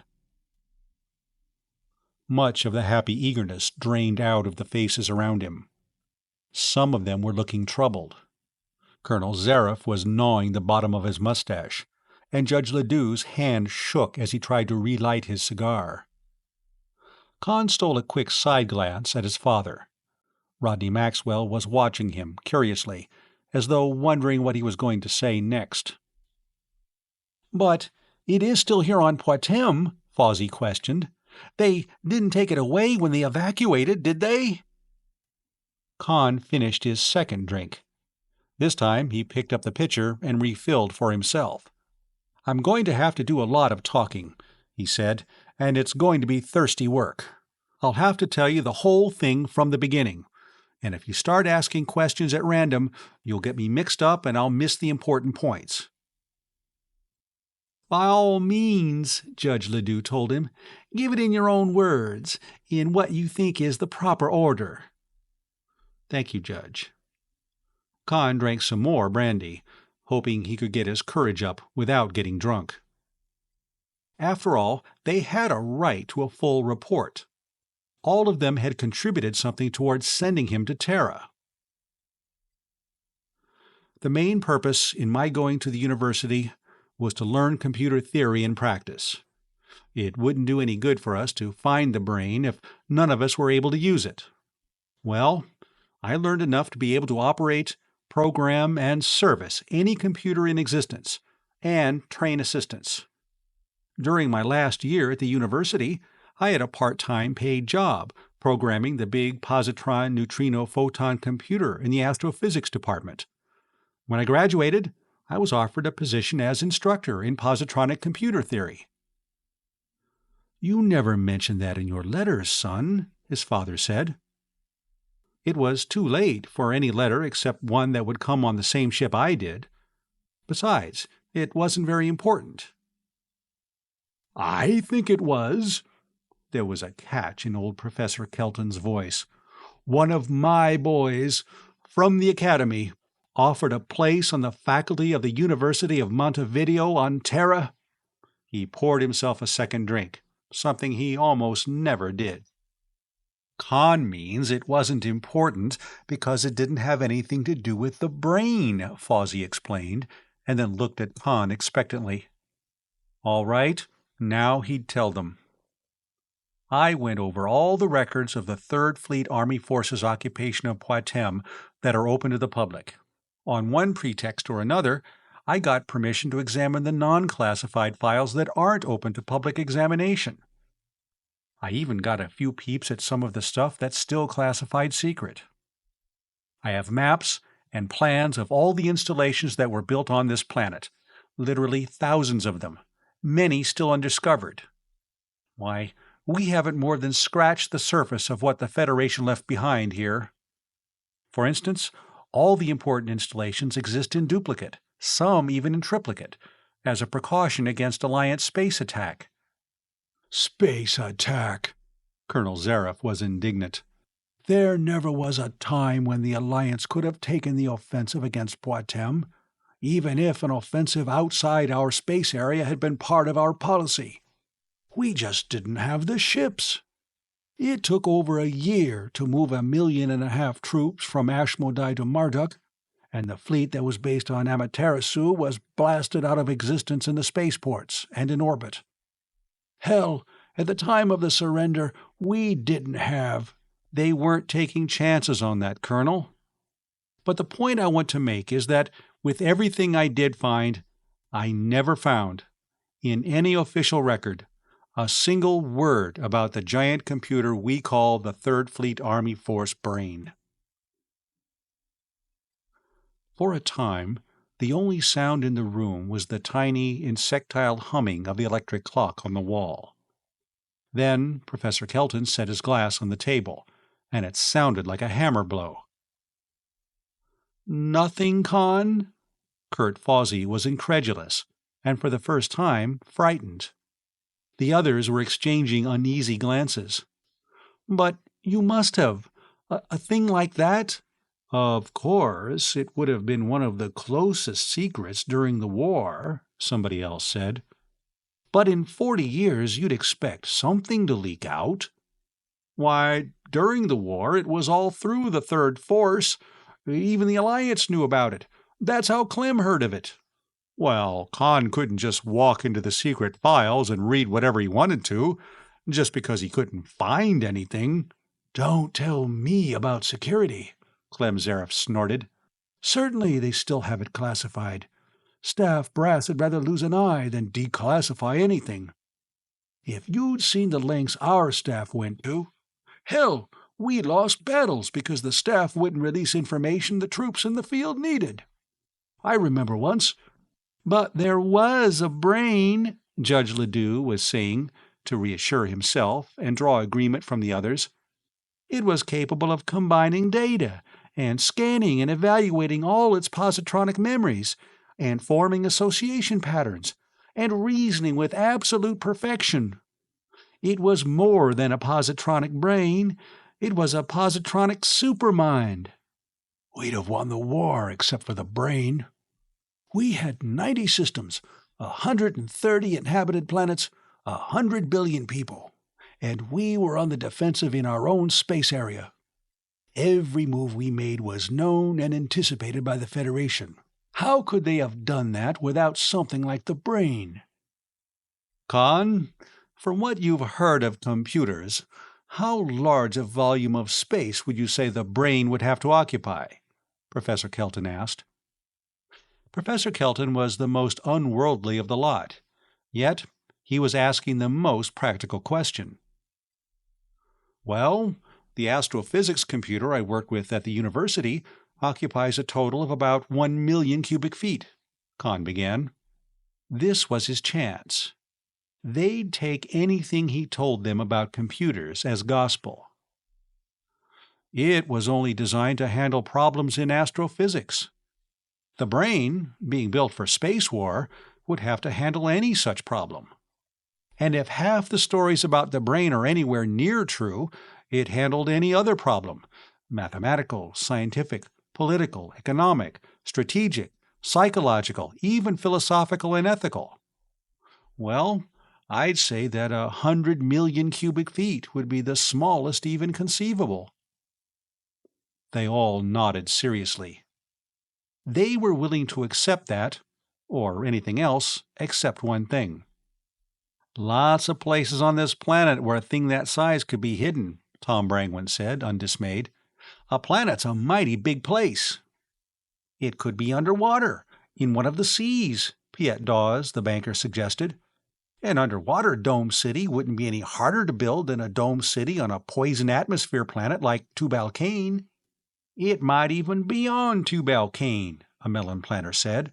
"Or Hiawatha, or even one of the Beta or Gamma planets. The Third Force was occupying the whole tri-system, you know." He thought for a moment. "If I'd been in charge, I'd have put it on one of the moons of Pantagruel." "But that's clear out in the Alpha system," Judge Ledoux objected. "We don't have a spaceship on the planet, certainly nothing with a hyperdrive engine. And it would take a lifetime to get out to the Gamma system and back on reaction drive." Khan put his empty brandy glass on the table and sat erect. A new thought had occurred to him, chasing out of his mind all the worries and fears he had brought with him all the way from Terra. "Then we'll have to build a ship," he said calmly. "I know when the Federation evacuated Poitem, they took every hyperdrive ship with them. But they had plenty of shipyards and spaceports on this planet, and I have maps showing the locations of all of them, and barely a third of them have been discovered so far. I'm sure we can find enough hulks and enough hyperfield generator parts to assemble a ship or two. And I know we'll find the same or better on some of the other planets. And here's another thing, he added. When we start looking into some of the Dome City plants on Tubal-Cain and Hiawatha and Maruna and Koshai, we may find the plant or plants where the components for the brain were fabricated. And if we do, we may find records of where they were shipped. And that'll be it. You're right, Professor Kelton cried, quivering with excitement. We've been hunting at random for the brain, so it would only be an accident if we found it. We'll have to do this systematically, and with Khan to help us. Khan, why not build a computer? I don't mean another brain. I mean a computer to help us find the brain. We can, but we may not even need to build one. When we get out to the industrial planets, we may find one ready except for perhaps some minor alterations. But how are we going to finance all this? Clem Zaref demanded querulously. We're poorer than snakes, and even one hyperdrive ship's going to cost like a henna. I've been thinking about that, Clem, Fawsey said. If we can find material at these shipyards Khan knows about, most of our expense will be labor. Well, haven't we 10 workmen competing for every job? They don't really need money, only the things money can buy. We can raise food on the farms and provide whatever else they need out of Federation supplies. Sure, as soon as it gets around that we're really trying to do something about this, everybody'll want in on it, Tom Brangwyn predicted. And I have no doubt that the planetary government at Storsenda will give us assistance, once we show that this is a practical and productive enterprise, Judge Ledoux put in. I have some slight influence with the president, and I'm not too sure we want the government getting into this, Kurt Fawsey replied. Give them half a chance, and that gang at Storsenda'll squeeze us right out. We can handle this ourselves, Brangwyn agreed. And when we get some kind of a ship and get out to the other two systems, or even just to Tubal-Cain or Hiawatha, first thing you know, we'll be the planetary government. Well, now, Tom, Fawsey began piously, the brain is too big a thing for a few of us to try to monopolize. It'll be for all Poitem. Of course, it's only proper that we, who are making the effort to locate it, should have the direction of that effort. While Fawsey was talking, Rodney Maxwell went to the table, rummaged his pistol out of the pile, and buckled it on. The mayor stopped short. You leaving us, Rod? Yes, it's getting late. Con and I are going for a little walk. We'll be at Senta's in half an hour. The fresh air will do both of us good, and we have a lot to talk about. After all, we haven't seen each other for over 5 years. They were silent, however, until they were away from the airport building and walking along High Garden Terrace in the direction of the mall. Con was glad. His own thoughts were weighing too heavily within him. I didn't do it. I was going to do it every minute. I was going to do it, and I didn't. And now it's too late. That was quite a talk you gave them, son, his father said. They believed every word of it. A couple of times, I even caught myself starting to believe it. Con stopped short. His father stopped beside him and stood looking at him. Why didn't you tell them the truth? Rodney Maxwell asked. The question angered Con. It was what he had been asking himself. Why didn't I just grab a couple of pistols off the table and shoot the lot of them? He retorted. It would have killed them quicker and wouldn't have hurt as much. His father took the cigar from his mouth and inspected the tip of it. The truth must be pretty bad, then. There is no brain. Is that it, son? There never was one. I'm not saying that only because I know it would be impossible to build such a computer. I'm telling you what the one man in the galaxy who ought to know told me, the man who commanded the Third Force during the war. Fox Travis? I didn't know he was still alive. You actually talked to him? Yes, he's on Luna, keeping himself alive at low gravity.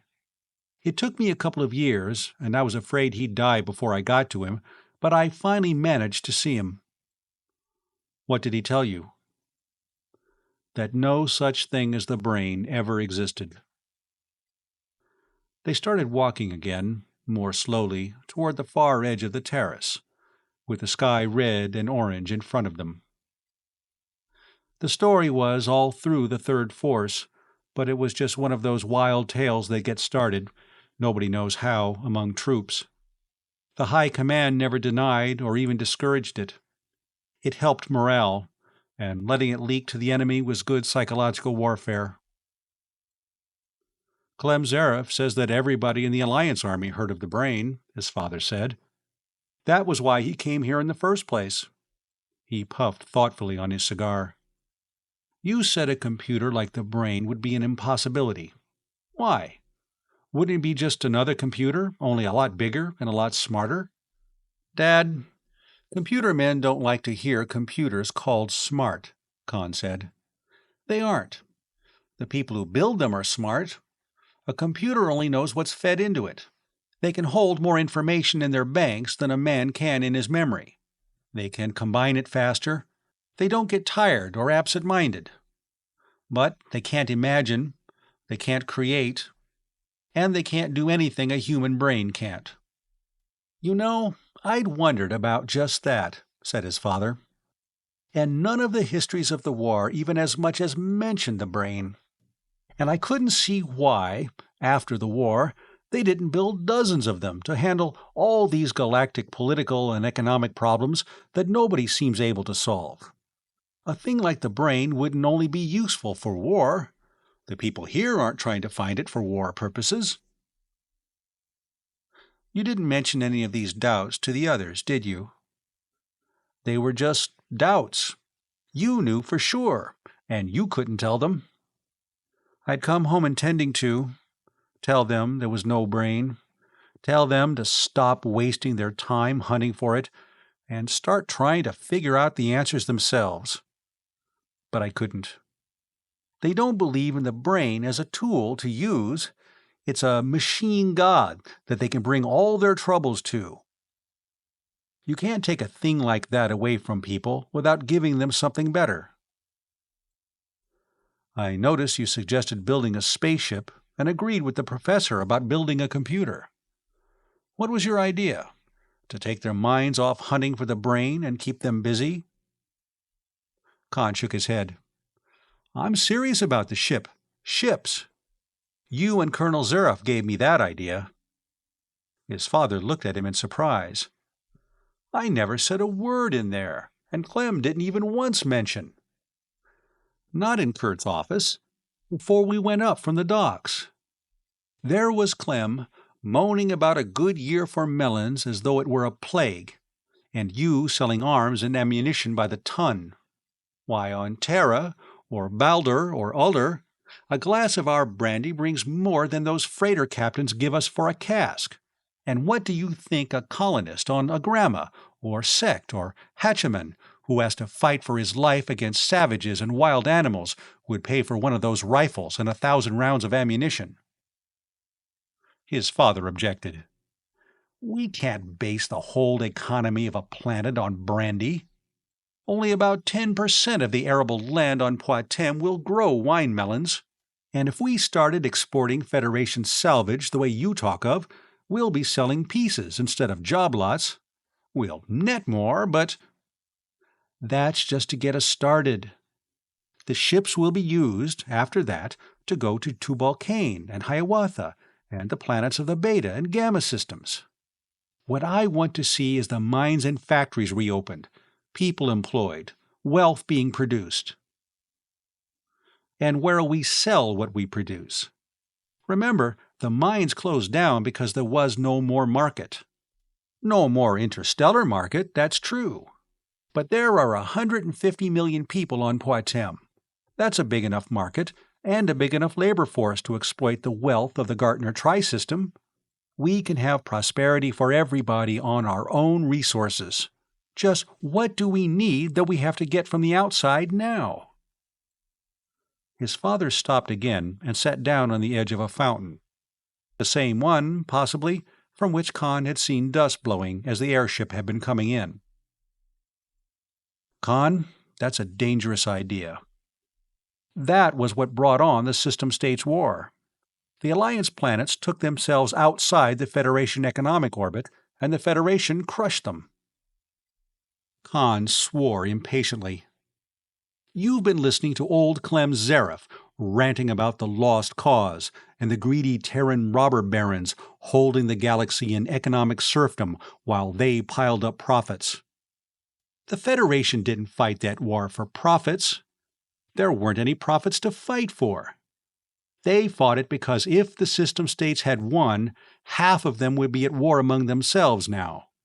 Make no mistake about it. Politically, I'm all for the Federation. But economically, I want to see our people exploiting their own resources for themselves, instead of grieving about the lost interstellar trade, and bewailing bumper crops, and searching for a mythical robot god." "You think, if you can get something like that started, that they'll forget about the brain?" his father asked skeptically. "That crowd up in Kurt Fozzie's office? Niflheim, no. They'll go on hunting for the brain as long as they live, and every day they'll be expecting to find it tomorrow. That'll keep them happy.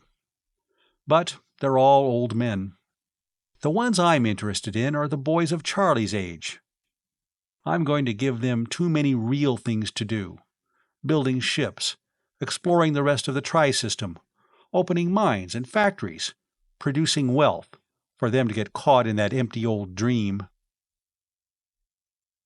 He looked down at the dusty fountain on which his father sat. "That ghost dream haunts this graveyard. I want to give them living dreams that they can make come true." Khan's father sat in silence for a while, his cigar smoke red in the sunset. "If you can do all that, Khan, you know, I believe you can. I'm with you as far as I can help, and we'll have a talk with Charlie. He's a good boy, Khan, and he has a lot of influence among the other youngsters." He looked at his watch. "We'd better be getting along. You don't want to be late for your own coming home party." Rodney Maxwell slid off the edge of the fountain to his feet, hitching at the gun belt under his coat. Have to dig out his own gun and start wearing it, Khan thought. A man simply didn't go around in public without a gun in Litchfield. It wasn't decent. And he'd be spending a lot of time out in the brush, where he'd really need one.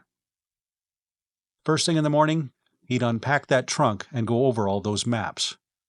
There were half a dozen spaceports and maintenance shops and shipyards within a half day by airboat, none of which had been looted. He'd look them all over. That would take a couple of weeks. Pick the best shipyard and concentrate on it. Kurt Fawsey be the man to recruit labor. Professor Kelton was a scholar, not a scientist. He didn't know beans about hyperdrive engines, but he knew how to do library research.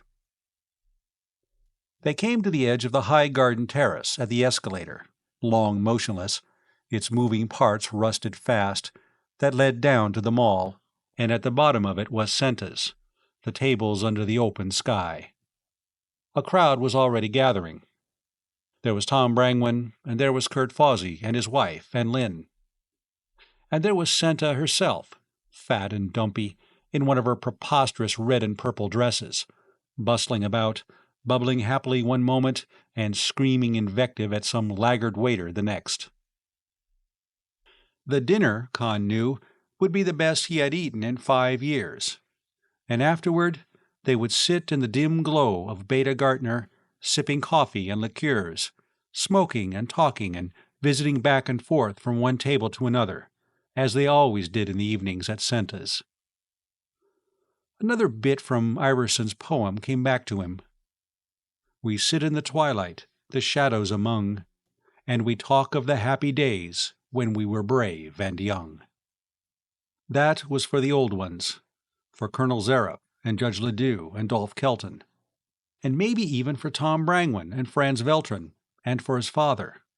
But his brother Charlie and the boys of his generation would have a future to talk about. And so would he, and Lynn Fawzy. That wraps up H. Beam Piper's 5 sci-fi short stories, where the extraordinary becomes reality. If you love the journey, subscribe to keep your sci-fi radar buzzing with more. After all, the universe is vast, and we've only just started exploring. Until next time, safe travels through the stars.